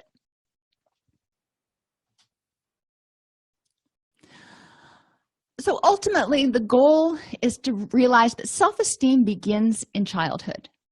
And we want to start teaching children to be mindful. We want to teach them to stay in contact with how they're feeling and learn how to calm their breath from the very early age. When they start feeling all hyped up, when they start feeling tense, help them figure out how to diffuse that. We want to help them figure out what their values are and what's important to them. We want to help them be aware of themselves so they can identify their strengths and develop their me identity. So, who are you as an individual? In our society, we tend to want to be part of a group. We want to be interdependent, and that's great. But interdependent does not mean having the same identity as everybody else. We're not the Borg. Interdependent means taking our own individual identities and strengths and combining them to make sort of a greater good. Part of self-esteem development includes values identification, and this can start early. We can talk about honesty, we can talk about compassion, we can talk about trustworthiness. Kids get that. They know some of the basic values, and they can start learning why those are important and making decisions about some of the other ones, about what's important in their life. What do they see as an important value? We can help them start separating their wants versus their needs. A need is something that's going to keep their body, mind, and spirit going. A want is something that, they may really want in their heart, like a new bike for Christmas, but is it something that they need?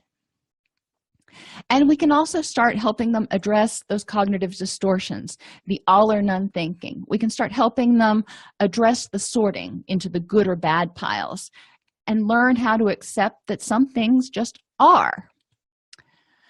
And we can encourage them to be aware of sensations, feelings, and thoughts. Why? Because it helps choose behaviors which are in unison with your values. Not all of us notice sensations first. Not all of us notice feelings first, and not all of us notice thoughts first. That depends on you. I may notice that I'm being a negative Nelly as my first clue that I might be under stress. On the other hand, other people may feel a knot in their stomach and go, oh, I think something's going on. Or I've got food poisoning, but I digress. Probably something's going on. And still other people may hone in on those feelings, and they know they're angry. They don't know what they're angry about right now, but they know there is something that is ticking them off. Whatever it is that they're most in tune to, helping them integrate those will help them figure out how they're feeling, thinking, and choose behaviors that can help them feel happy. Being aware of these sensations can help support people through the difficult moments.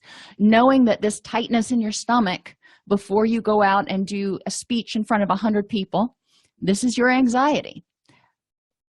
Strong self-esteem and a sense of self-awareness, acknowledging that anxiety and saying, all right, it is what it is, can help people learn that they can move through the difficult moments. They can experience distress and succeed.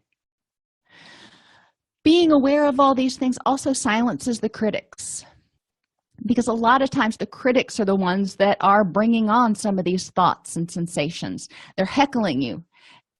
Silencing the critics, you can say, no, that's not how I feel about that, or that's really not how I think, if the critic is saying you should feel this way. And it helps you clarify who you are and what you want, because ultimately self-esteem is feeling good about you, not what your mother thinks about you, not what the woman down the street thinks about you, not what your boss thinks about you, but how you feel about you. Because once you have that, then you are going to start attracting other people who have a strong sense of self and can say, you know what, we can have differences, but we can be friends. We can have different experiences, but we can share those to make something that's a stronger something. So kind of to tie it all up in a bow, mindfulness is really just a tool to help people get in touch with what's important to them and to silence the critics and the negativity that often dashes a lot of self-esteem.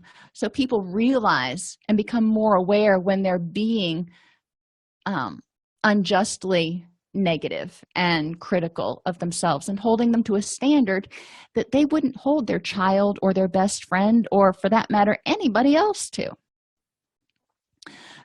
We want people to feel good about themselves. Until they do, they're going to experience dysphoria at some point or another. If you enjoy this podcast, please like and subscribe either in your podcast player or on YouTube. You can attend and participate in our live webinars with Dr. Snipes by subscribing at allceus.com/counselor toolbox.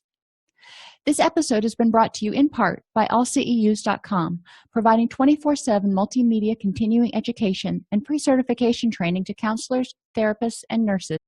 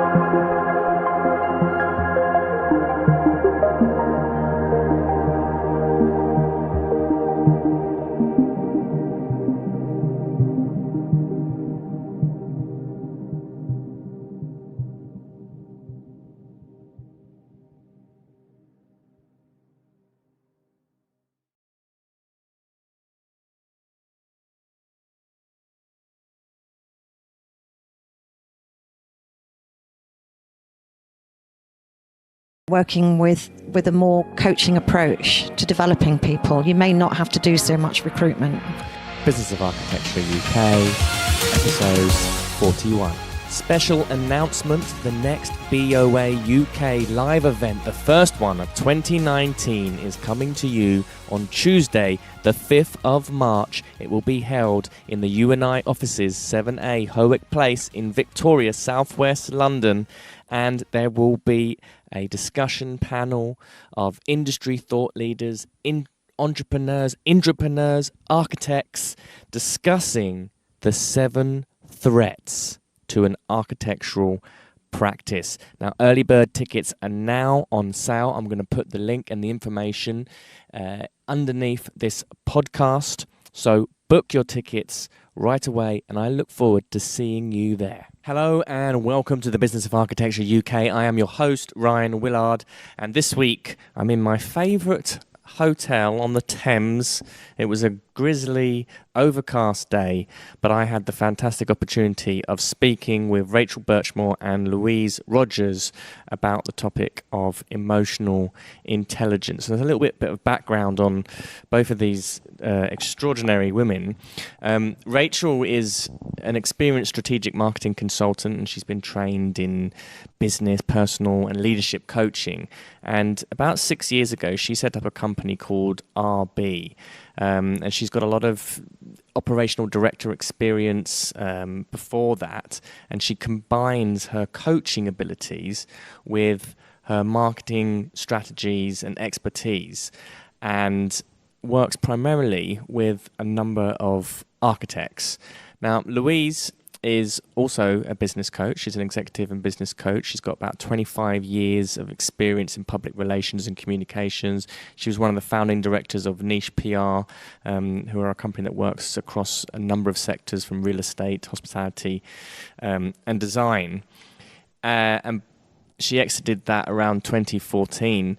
And together they've created Step Up, which is a new coaching program which is focused for associates and associate directors within architects' practices and other organizations in the built environment. So they've got a real deep understanding of the industry and how it operates.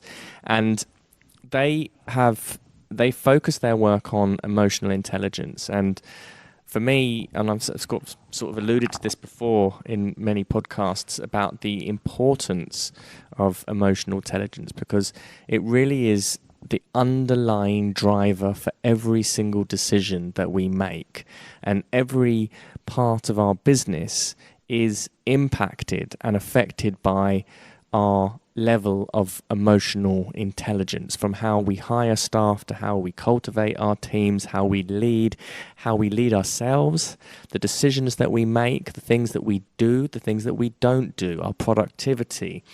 And of course, emotional intelligence in sales and in marketing, having a deep level of emotional understanding of somebody else's perspective, and also the underlying emotional forces which are, at play within our own identities, is a very, very deep conversation. And having a good understanding and grasp of it can really transform our businesses and take them into totally new, uncharted areas, and can be very, very exciting. So I'm going to leave you now, but please enjoy this fantastic podcast. It's filled with fascinating bits with Rachel Birchmore and Louise Rogers. Hello and welcome to the Business of Architecture UK. I am here with Rachel Birchmore and Louise Rogers. Pleasure to have you here. Welcome to the show. Oh, thank you. Thanks for having us. Absolutely. Yeah, nice to be here. Brilliant. So we're here because we're going to talk about emotional intelligence and how that is important in the realm of architecture and architecture business. So the first question is, what is it that you guys do? What are your backgrounds? Okay, so I'm Rachel, and I'm a consultant and I'm a coach. And my background, I've spent 25 years working with people in the built environment. Initially with a project manager doing business development and marketing, and that's my background. And then 5 years ago, I left there and set up my own business, which is RB, spelled AREBE. It's important, doesn't work on a podcast. And that business advises primarily architects, but actually consultants all the way across the built environment on marketing, strategy, business development.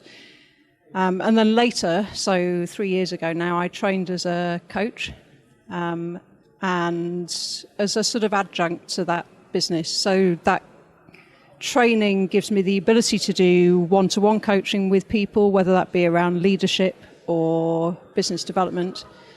But it also gives a slightly different style to what I'm doing in terms of my consultancy work. So yeah, that's my background. And Louise?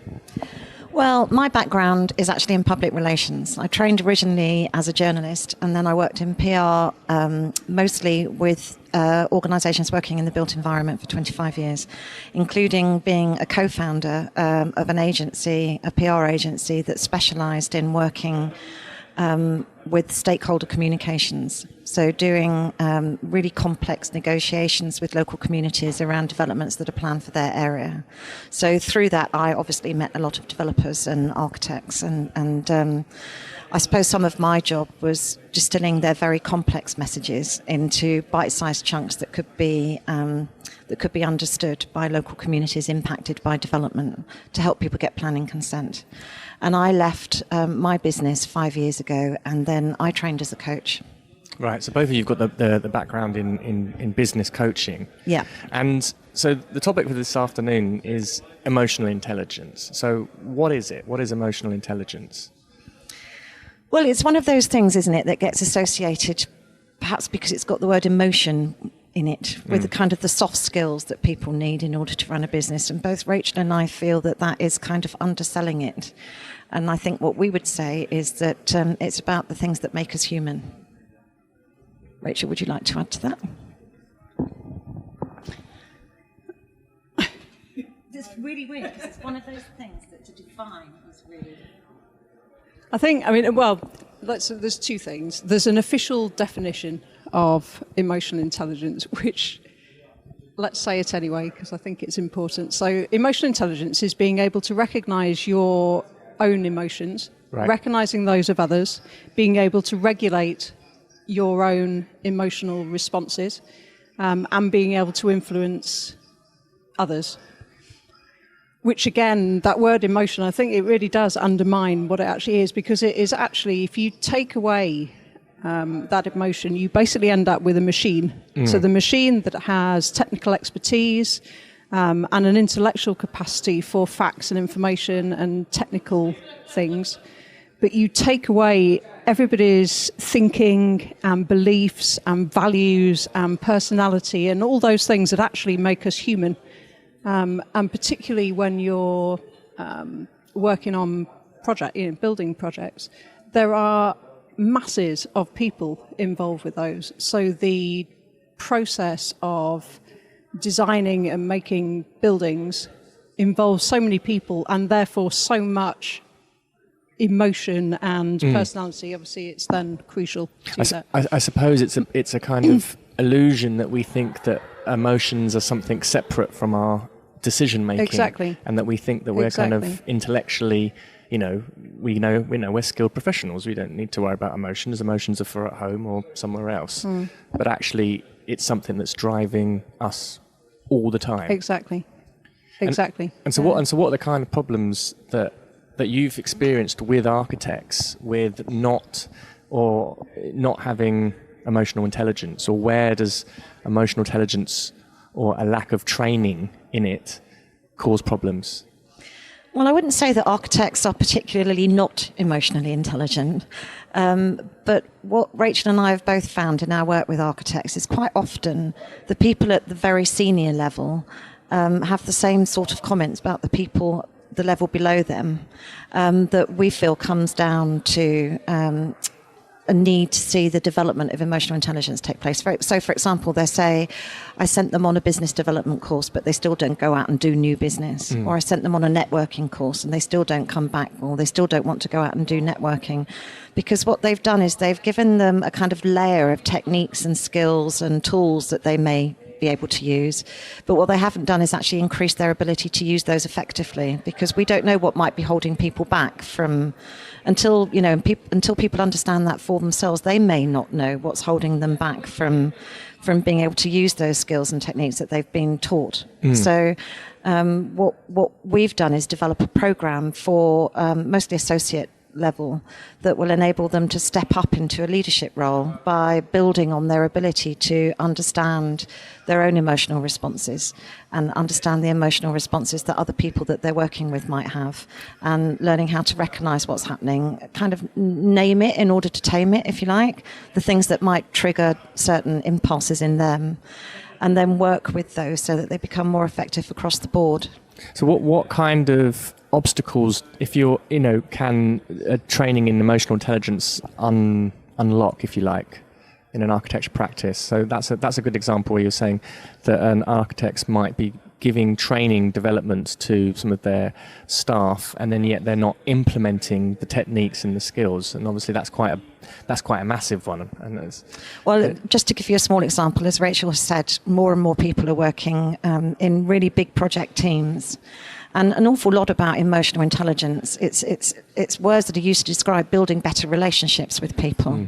So, as the public relations consultant or the public consultation consultant, I've been in those team meetings, and there is always an opportunity before that meeting starts to engage with the person sitting to your right or to your left, who might be a quantity surveyor or somebody from the development company, or somebody else involved in delivering a project. But you'd be surprised how many people will not take that opportunity to engage. They sit there and they look at their emails, and yet the person they're sitting next to could be their client of the future. And it's very simple things like that. It's about waking up their curiosity about other people and making them feel more comfortable about that level of engagement with other people. I think one of the other areas that I see a lot, certainly when I do business development sort of coaching and advice, is around things like bidding for work. So one of the big areas around emotional intelligence is empathy. So being able to see things from somebody else's point of view. And obviously when you're initially doing networking, but particularly when you come to actually pitch for a project, the ability to see that project and the need from the client's point of view is absolutely paramount. And quite often when people are putting together a pitch, they can only actually see their own service and the things that they need to get across about their practice, rather than actually stepping out of that and coming at it from the client's point of view. And that is so, when you see people bidding, you see people who win. It is really when they've demonstrated that understanding. Yes. Yeah, that's something that's key in sales and marketing. The Sure. more that you're Yeah. able to communicate an understanding of what the client's genuine problem is and articulate it, you've got a way higher chance of being able to win that work and also create an effective relationship, because you're in the listening of the other person. That's right. And obviously, as somebody who has spent a large part of their working life working with local communities to explain the complications around planning applications. I was telling Rachel earlier that I did once sit in on a public consultation really early on in my career, and I think architects have got a lot better since then, with an architect who was trying to explain proposals for a very large social housing development. And there was somebody in the room who said, "Will I be able to hear my neighbour's toilet flush?" And the architect just carried on explaining what he wanted to explain. And the person said, I want to know, will I be able to hear my neighbour's toilet flush? And in the end, he actually stood up and repeated the question for the third time before he got, and then he got some really complex explanation about soundproofing standards. And it's really, as I say, I think this was a long time ago, and I think things have improved since then. But it really is about that ability to put yourself in somebody else's shoes and see things from their point of view. And we're lucky in that that's something that we can learn to do better. We can all learn to do it, but we can't all learn how to be architects, but we can all learn how to do that better. Do you think there's a stigma almost about learning about these types of skill sets and emotional intelligence? Because you're saying that the word emotional kind of suddenly people go in a particular direction with it. And I'm very much like you, that this work on emotional EQ is the root of absolutely every interaction that we have as human beings. Yes. I think traditionally that has certainly been the case. There's people see technical expertise as more important than what's been called in the past soft stuff, the really difficult soft stuff. I do think that's changing. You can see in the new, as Louis said earlier on, in the new breed of architects, those sort of practices who are starting to be at the forefront of things now are led by people who have very high levels of emotional intelligence. So I think there is a change. And it's perhaps because to be successful now on the larger projects, as we've talked about, you do actually need to have that. So maybe it's naturally becoming that way. Can you walk me through a sort of process that you might do with a client or an architect that might come to you, and perhaps they've identified, I mean, even just being able to identify where there is perhaps a lack of understanding is a huge accomplishment in itself.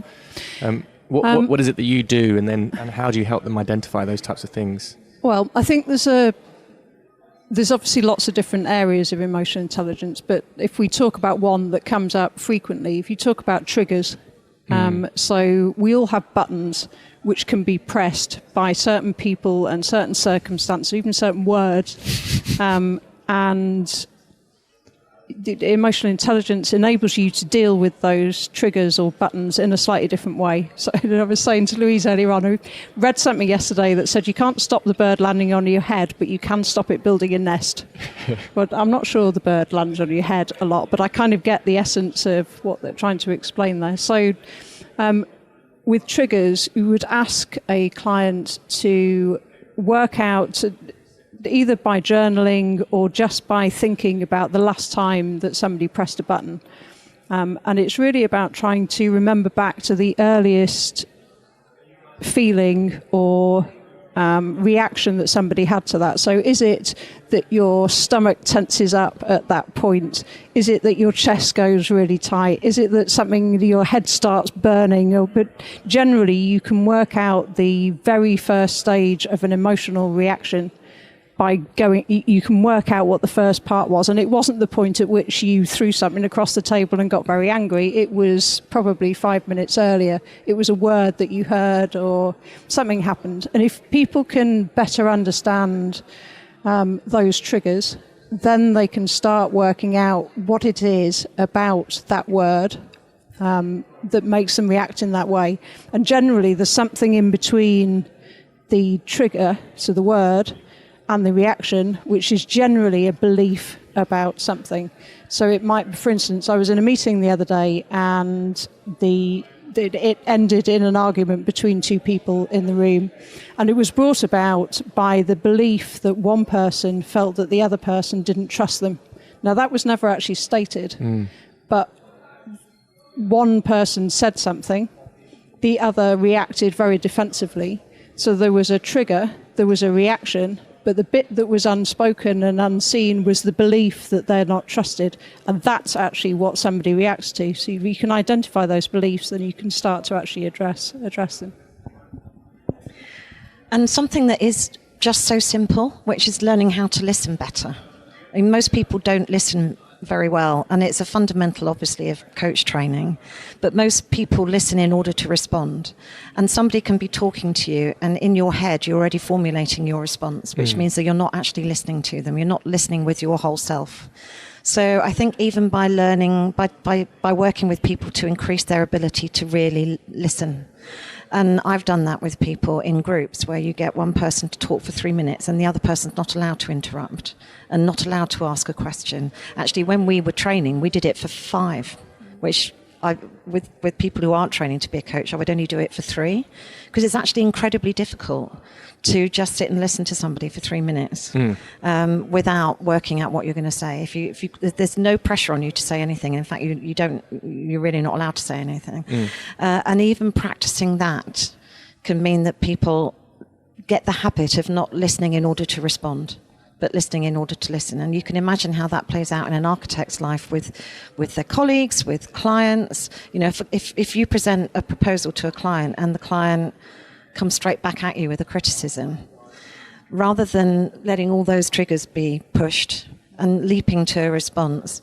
Listen to what your client's saying and the way that they're saying it. Look for those verbal and physical cues that they give, that there may be something else that's happening in there, that you're feeling, but is actually probably not to do with you. But at least hear them out and then think carefully about how you're going to respond to them rather than immediately going on the defensive, which I think happens quite a lot. Yeah. And it's kind of, they're linked, aren't they, I suppose, with the reaction. If you go straight into a reaction mode and you're not aware that you've gone into a reaction mode, you're going to be listening to the other person in a certain way, which has got nothing to do with that person. It's to do with you and Exactly. and the filters that you've just Yeah. you've just basically condemned that person to your way of listening to them about. Yeah.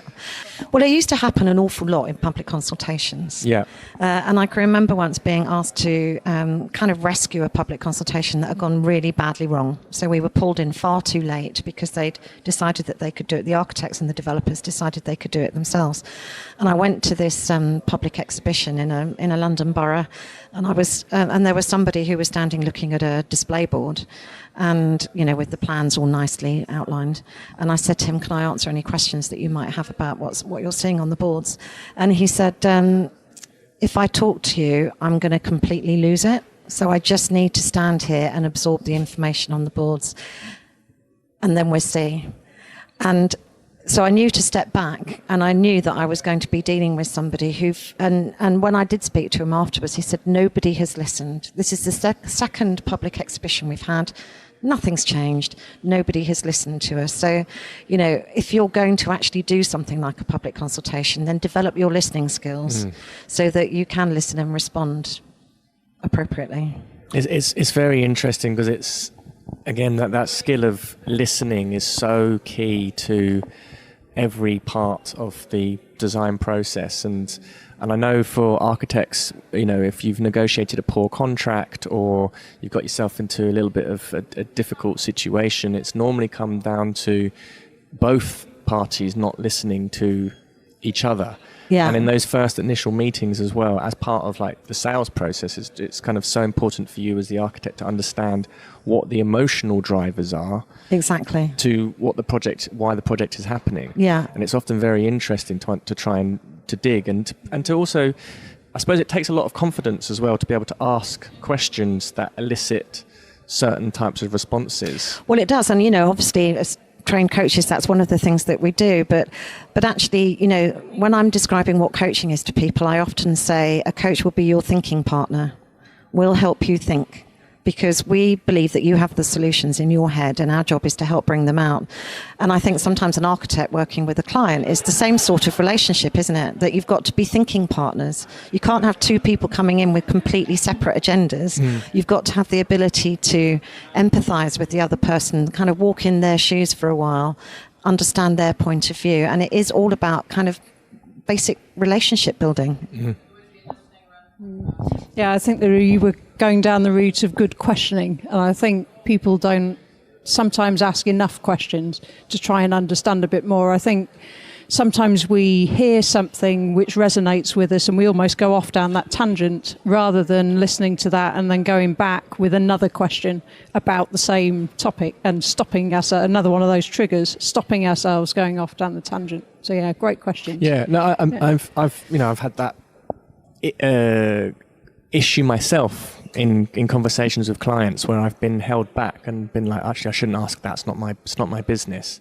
And then actually through external, training and development, been able to, go, well, actually, no, you can ask these questions, and it makes a big difference when you start probing and asking questions that you thought perhaps were too personal, but actually it creates a very different relationship in a very different space. Well, people are different, aren't they, obviously? So the early relationship building, the better you've listened, and the more you've watched those facial cues and that sort of thing, the more you should know then about how far you can push your questioning. Yes. Because if that early relationship building bit hasn't been done very effectively, you might well get it wrong. And we've all seen that. I've certainly done that myself, where you haven't quite got it right and you think, oh, no, that's too far or didn't go far enough. Yeah. So when architects engage with your services and your coaching, what are they coming to you with? All sorts of different things. I mean, so one-to-one coaching, I do, and I know Louise does similar, lots around people stepping into new roles. So new directors, people about to be promoted, people who are maybe stuck in a rut, who are either looking to leave the practice or trying to find a way to refresh what they're doing. So want that promotion, don't understand why they're not getting it, but actually think it's something to do with them, not just the practice, so they're looking for help with that. And then lots around business, specifics around business development and networking. I mean, I personally do a lot of work with introverts who want to network better. Right. Which is fascinating as an area. Could you tell us a little bit more about that? Well, is that common within architects? Then that there's a lot of, I suppose it's a quite introverted I think it's profession. common, full stop. Right. But yes, lots of architects and engineers are deep thinkers and full of technical expertise and fantastic at that. And lots of them are better within a smaller group than a great big dry event. Plus it's full of people that they're not particularly interested in sometimes, or perceive they might not be. So they're looking for different ways to do it. And I think the term networking, in lots of people's heads, sort of says big event full of old men in suits, and that's all they actually understand to be networking. Well, it's just not like that. You know, there's lots of ways to form connections and build relationships, which is actually that all networking is about, which doesn't involve going to great big events at all. If you can put a bit more purpose to it and work out who it is you actually want to speak to, it's perfectly possible to find ways of doing that really suits you and your personality. And no need for big events. Could you give us an example of alternative ways of networking that might be more... Well, the obvious one is cycling. Really? Which has overtaken our industry, I think, and lots of... Well, it's cycling's the new golf, isn't it? Which has become the cliche, I think. But obviously smaller groups around people's interests. So it doesn't need to be cycling. It could be a particular artist who's exhibiting somewhere who you know a couple of your potential clients are interested in. Well, why not go there? And because you're going to be more engaged with it, it's your area of interest. It shows you've listened to that client. And that's actually the person you need to meet. You don't need to meet the 250 people in that dry event up the road. So I think... It almost sounds like fun as well. But exactly. So, well, it can be, yeah. I mean, I suppose we all need to go to events that we don't particularly want to go to sometimes because our interests aren't the same as our clients. But generally, I think there are ways of doing it which suit people's personality better. Yeah. Well, I've worked with practice leaders mostly and creative leaders of entrepreneurial companies generally. And I suppose what they all have in common is that they've got where they are because they're really, really good at what they do and not because they're really good at managing people. And it can be quite a lonely place to be. So I've worked with people on issues such as succession planning, you know, when they feel they're on a hamster wheel and they're working incredibly hard and really long hours and paying loads of people's mortgages and turning that dynamic around a bit so that your business is working for you rather than you working for your business is generally the objective of that. You know, what do you need to get from this and what are your longer term goals for your life and for your business? How what's your path towards achieving them? So working with individual leaders I've probably done a little bit more of. And say something like family succession planning within a practice. What are the kind of obstacles in that? Because that's something that's come up a few times in our conversations. I think architects find that, in my experience, many architects find that very difficult, thinking about the succession planning. Some do it really well. Some do it less well. I mean, you know, obviously one of the things with architects is that an awful lot of them are called after people who no longer work within them.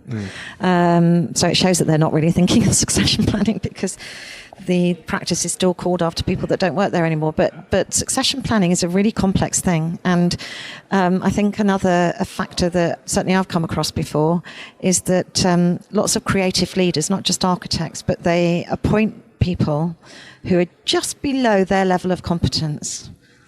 And they do it almost unconsciously because they think that what they're doing is succession planning, but actually it's because they may find the challenge of having somebody working for them who is as good as them and has the potential to be as good as them actually quite challenging. We were talking about that this morning, weren't we? I think we've both come across That's that fascinating. And I suppose it's one of those unaware emotional things that's kind of dictating the decisions, and those decisions are going to shape the business. They're going to shape the business. And actually, if you're getting to the stage in your life and in your career where you're thinking, actually, I need to think about an exit strategy in the next 5 or 10 years, but you still want to have some connection with your business, then you clearly need people there who are going to be as good or better than you are. So developing your emotional intelligence so that you can recognize those people and play that role in their lives as of nurturing and developing them to one day, step into a leadership role, the leadership role in your business, is not an easy thing to do.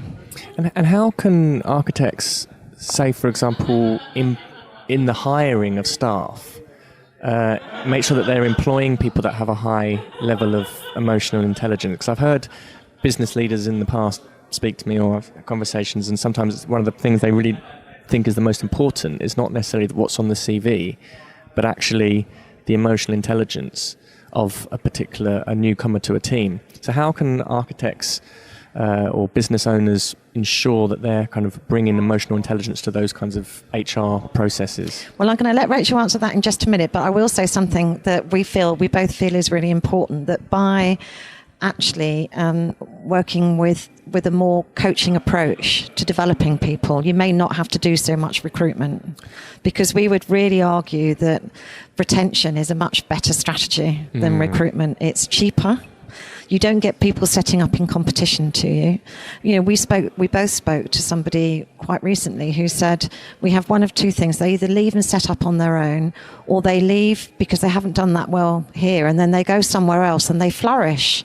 Now, what's that about? And isn't that a waste of your human capital? That's a terribly cold term, but you know what I mean.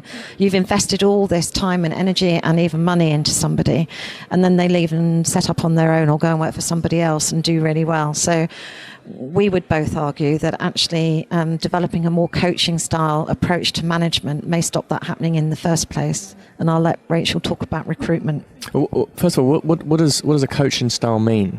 What does that mean to you? Well, I'm afraid it's words that we've used before, like listening, right, and empathy. Right. And developing that most people go to work these days, they don't want to be somebody different from the person they are at home. They want a kind of congruence between who they are at home and who they are at work. They want to be accepted for what they bring to the table. They want to feel that they're being invested in, that their strengths and values are being honoured, that they are part of a collaborative effort, that they've got some sense of purpose. There is less disconnect now between people at work and people out of work. And I think that, modern recruitment and retention strategies need to take that into account. Yeah, I think just to add to that on the coaching style, there's a big shift in sort of leadership terms away from the sort of command and control, so person at the top of an organisation dictating down, and this sort of cascading of information down an organisation, into a position where actually leadership is much more distributed across, or needs to be distributed across the practice. So when somebody comes to a principal of a practice and says, how shall I do this? It needs to be less about, or a coaching style is less about, you do it this way, or try this, and more about, what have you tried so far? And asking questions to try and get that person to actually resolve it themselves. Because if you can do that, then obviously you can get all of your people in the practice to resolve day-to-day issues much more directly themselves, and therefore less pressure on these busy principles of practices. Back on the other question. Yes, on the HR. How can architects try and employ people with high emotional intelligence? I think that's quite difficult. So I would start with improving the emotional intelligence of the people doing the recruitment in the ways that we said, because if you've got low emotional intelligence, you won't recognize it in other people. In fact, worse than that, I think you'll actually then recruit lots of clones of yourself. And you can kind of see it in organizations who have people leading recruitment with low emotional intelligence. They just have a team of people who are all just like them. Whereas people with higher emotional intelligence, I think, are able to understand their own strengths and not worry too much about their weaknesses. They might be working on those things, but they're not worried about other people having that strength. They're not threatened by that in some way. So yeah, I would work on principles and those recruiting improving their own first. Fascinating. Thank you very much. If any architects listening to this wanting to get in touch or wanting to work with you, where do they start? Well, we both have websites. So rbmarketing.co.uk. And my website is idea.co.uk, and that's spelled EIDYIA. Brilliant. I'll put all the information in the link below. Thank you very much. Thank you so much for your time and expertise today. Thank you. Brilliant. Thanks. Pleasure. Thank you for listening. Now, don't forget, early bird tickets are now on sale for the next BOA UK live event, which is the 7 Threats to an Architectural Practice, happening Tuesday, 5th of March, 2019. Book your tickets now. The views expressed on this show by my guests do not represent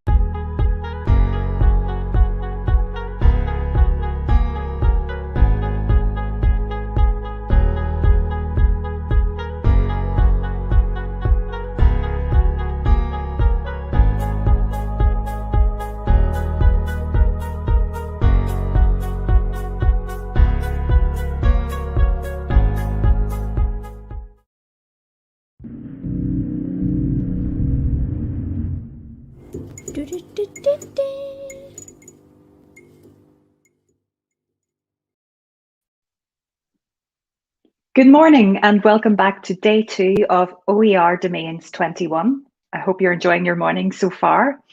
I would like to welcome for this session Dr. Rob Farrow of the Institute of Educational Technology at the Open University. Rob is going to be talking about understanding OER and innovation. Just before Rob speaks, I'd like to remind you to use the chat area for any comments you have or any questions. And at the end of the session, we'll come back to those and we'll put those to Rob. So without any further delay, I'd like to hand over to Rob Farrow. Thank you very much. Hiya, thanks very much. I'm going to be talking with you this morning about innovation and OER. And for those of you who don't know me, I'm a senior researcher at the Institute of Educational Technology at the Open University in the UK. The OU has a history of innovation in distance education, which I'm sure you're all aware of, and also in open education as well, through OER and through sort of open practices and that kind of thing. And so the sort of motivating question for this work, which relates to a project which I'm going to be talking about at the end, is trying to understand what innovation looks like in an open educational context. And my sort of starting point for this is, you might start off by thinking, well, obviously OER are an innovation. They let us do things like the 5 R's, and they give us new possibilities for action and coordination and that kind of thing. But I think it's important to note that copyright, which OER is a sort of response to, was also an innovation. And it was designed to sort of solve the problem of how to regulate intellectual property once mechanical reproduction became possible. So how do we incentivize creativity? How do we preserve works? How do we establish the rules for economic exploitation and so on? So, so OER is a response to that, but it's not like against the backdrop where there's no innovation in anything else or something like that. And I think it's not always easy to understand exactly what we mean by innovation per se, but it's especially complex in an open context, because a lot of the challenges associated with openness make it hard to be very systematic and kind of categorical about innovation. There's a recent paper which is well worth reading, which is a review of innovation in open education, which you can find in the journal Sustainability. And this highlights some things which I wanted to kind of pass on around this idea of openness. One is that people still tend to think about formal models of innovation with respect to traditional education and traditional institutions of education. And a lot of the time, this sort of open response doesn't necessarily fit into the existing way of doing things, although it can do, and I'm going to talk about that in a second. The other is the sort of synthesis issue, if you like. We've got all these different kind of things going on that we call open. How do we bring them all together into one area, and how do we kind of understand them together as openness? And also that the kind of things that support innovation, the dynamism and the potential of open practices, in a way, that's the sort of engine that drives the innovative aspects, but it also makes it hard to be very general about what's going on. And if you're familiar with Martin Weller's work, he's made a sort of argument about openness and the difficulty of being categorical in general, because how diverse context can be and how important context is for understanding openness. And in addition to this, you've got the idea of openness being something related to technology and technique, but also that it's a sort of human element, and it's about outlook, mindset, values, and so on. So all these things are kind of coming together in innovation in open educational context. So I wanted to, so just looking back now at some of the work that I've been involved with and trying to sort of distill out what is the innovation element of this, which wasn't necessarily the focus at the time. So you may be familiar with the Open Education Research Hub, which is the team that I'm part of. Now, a few years ago, when we first came together, we did some the first sort of global research into the impact of OER. And we worked with a whole bunch of different collaborators. You can see them here. And the way this research was organized was that we had a series of hypotheses that we were investigating. And you can see these here. Each one had a sort of keyword to summarize it. But we were interested at the time in examining what's the evidence base for the claims that people are making about OER. So people are saying it saves money, for instance. Well, where's the evidence for that? And so on. So, but in this case, I think this is a sort of a useful shorthand for the sort of innovations associated with OER, at least in 2012. You can read the reports yourselves if you want to find out what the outcome of that research was. So with OER Research Hub, it was all about the key claims. And so if you like, those were the innovations that we were investigating.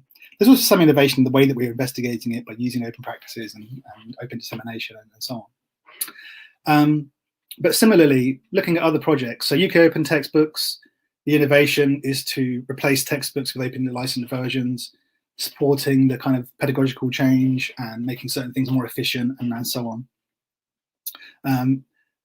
Creating the right kind of critical reflection, that sort of thing. And so in other projects like BizMOOC, we had the idea of leveraging MOOCs for business training. OER World Map, the idea of using open data and open kind of protocols to share data and experiences amongst open education communities. With the Global OER Graduate Network, GoGN, we're quite interested there in the kind of the open vector into research. So what's the impact of open on what people are doing? How do you practice openly? How do you become an open researcher and so on? So that just gives you, I think, a flavor of the different sort of manifestations of innovation. And that's just a very, very, lightweight kind of look back at a few projects. Looking at more theoretical accounts of innovation and trying to understand it more theoretically. A lot of people will start off with the idea of, oh, well, someone's the first person to think of something and do something differently. They're the innovator. They're the ones that people follow. And there's some truth to that. But the idea of, I've used Archimedes here, discovering that you can measure the volume of irregular bodies by displacement in water, shouting eureka, and it's the moment of innovation, if you like. If you actually look at sort of modern theories around innovation, not many of them would really agree with that as a kind of idea of how innovation spreads. If you look at the task artifact cycle, the idea here is that we develop new tools to meet the challenges, new challenges come out, we need new tools, and so on. So it's always iterative.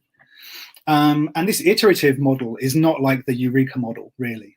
There might be a Eureka moment at some point, but it's really about how these things spread that makes them, a kind of lasting innovation, sustainable innovation. Rogers did some work around how innovations spread. And in a way, the interesting thing here, I think, is if an innovation doesn't spread, it almost wasn't an innovation, right? It's almost like the public decides what's innovative and what's not. But here you see a sort of standard deviation curve, which that's showing you how many people are adopting at a particular point, and the sort of yellow gold line is how many people have adopted as a whole. So you always have the sort of the initial thing of the innovators and the early adopters, and most people aren't on board at that point. And I invite you to think at this point, where is OER in this market share graphic? In fact, OER has a 5% market share in K-12 in the USA, which is one of the more sort of advanced spreads or proliferations of OER in a particular educational market. The 5% is not much. It puts you pretty low on this scale. And in most places, you wouldn't even be close to 5%, right? And one thing that's worth noting about this graph is that in the early adoption phase, there's a kind of chasm of peril where things can kind of fail at that point. So they don't get enough critical mass around adoption. Kind of interesting. I'm not sure with this one and the one before how much it helped us to understand openness specifically, because they're really more about how things spread and how they iterate, which maybe describes quite well OER itself and how that changes and how that adapted and so on. But innovation as a whole is maybe more complicated. Another framework that you might be already familiar with, SAMR or SAMIR model for technology integration. And this is a kind of progressive thing. So the first use of a new tool or technology might be that you substitute it for the existing tool. Then later on, you improve that substituted tool, make more improvements, make it better at something. The next stage would be modification. So eventually you can get some sort of redesign of the task. And finally, you can rethink entirely the whole process because you've reached a certain point where you've transformed the task or the challenge. Now, if you map this onto, for instance, open textbooks, I think it's quite interesting. And I think this actually maps quite well onto the sort of spectrum of what you might do with OER. So first of all, substitution, quite simple. You use the open textbook instead of the commercial textbook. Augmentation, you can then share that in ways you couldn't share it before, maybe because it's digital, maybe not, maybe because of copyright. You also make it cheaper for learners and so on. At modification stages, you might do remixing, you might do re-editions, you might collaborate across institutions to improve things. At the redefinition stage, you might rethink textbook completely. Why have a textbook at all? So I see some potential here for sort of mapping this stuff and different sort of instances of OER and open education. If you were to develop it a bit further, so this is from mobile learning, but someone's categorized particular studies along this SAMIR kind of categories. And I think this has potential as well for understanding and explaining what's happening with open resources and open practices. There aren't many studies which actually look at innovation as a specific thing in open education. I was involved with one where we went back after a project had ended and we tried to understand, okay, so what was the innovation really like then? What was happening that we didn't necessarily appreciate at the time or only comes out later through reflection and that kind of thing. Now, what I would say about this, if it's a model, I'm not sure. It's kind of messy, right? When you start looking at reality, so reality is much messier than a nice, neat set of categories. But it does get you closer to understanding what really happened in that instance, what happened in that particular example. So I don't really have time to develop these arguments today, but I have some thoughts around how we support innovation through OER. And so this is, if you like, the more practical end of this stuff for me. So raising awareness of open, concentrating on empowering individuals, encouraging experimentation, develop critical and constructive learning cultures, thinking and acting at the level of the ecosystem, and building and leveraging networks. This is a kind of provisional list, I suppose. I don't really have time to go into it. This is coming out of some other work that I've done around, for instance, critical pedagogy, ethics, and so on. I put the references in here in case you want to look up more of that or you want to drop me a line about it. So why am I doing all this stuff talking about innovation anyway? So I want to tell you briefly about a new project that's just started this year, Encore Plus. Encore is the European Network for Catalysing Open Resources in Education. We're a Knowledge Alliance project funded until 2023. So I won't go through the list of collaborators, but you can see them here on the slide. So what's the point of the project? The idea is to create a coordinated area within Europe for innovation through open educational resources. And the idea here is that we will build these communities, facilitate their interactions, but also come up with formal strategies around business models, integration of OER and academia, and how in the world of work we can have better use of open resources and open practices.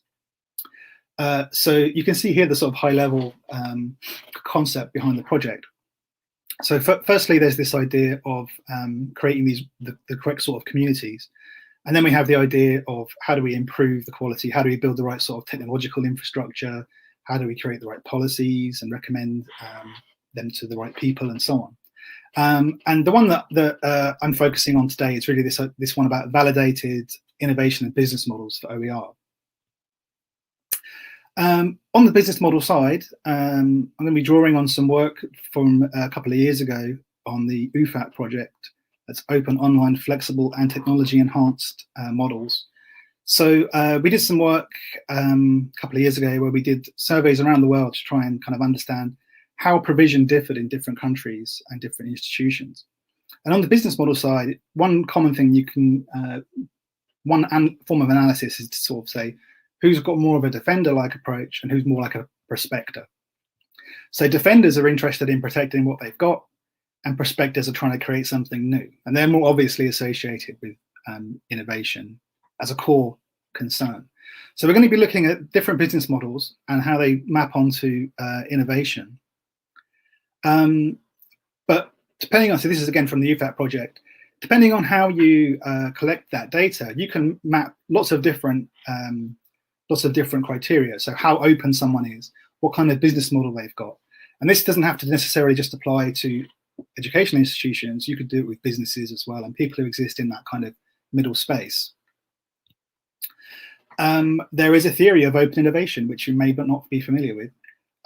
It's the idea that contrary to traditional forms of innovation within a corporation or business, the idea is that you have a porous kind of approach where academia is involved, there's alternative markets, and it's a bit more, you know, what we would call an open practice. So I think this is also an interesting thing to look at. And I just want to finish off by telling you about the kind of work that we're going to be doing within Encore that's relevant to innovation. So first of all, refining some of these thoughts into more of an innovation model, and then building a tool for evaluation and recording examples of innovation. And when we find these cases where people are doing something interesting, the idea is to amplify those across the network and raise the profile, but also extract the kind of key elements from it. And so there's a desk research element, and there's also sort of a series of events that we'll be doing. And just looking to the sort of timeline for this, so month 6 will be June this year. That will be the first of our briefings. So there'll be briefing documents. There'll be 6 of those across the course of the project, which summarize some of the theoretical stuff, some of the examples that we're finding, and kind of give you a very sort of quick overview of innovation in the last sort of 6 months. We'll also be publishing a toolkit to help people understand innovation in their own context. And then throughout the life of the project, we have these circles. And so the first circle is in month 10. These are our community of practice meetings where we'll be bringing people together, not just with an interest in innovation, but also later on in the project, people interested in quality, technology, policy, and so on. Each have their own circle, which will come together into one big community by the end of the project. And so there'll be various sort of things online, showcases, and bits of interesting content. I strongly recommend you to sign up to the mailing list at encoreproject.eu, where you'll be able to find more information about the project. But I hope you will join us as we are exploring innovation in this way. Thanks very much for your attention. Thank you, Rob, for a fascinating presentation. We don't have a lot of time for questions. Maybe just pose this one from Neil. Just if you could maybe quickly reflect on what you think of some of the criticisms that Nancy Ettlinger makes of open innovation. Which criticisms are they? Oh, I have not read that book. I don't know. That's okay. Thanks very much. We're nearly out of time anyway, but so I think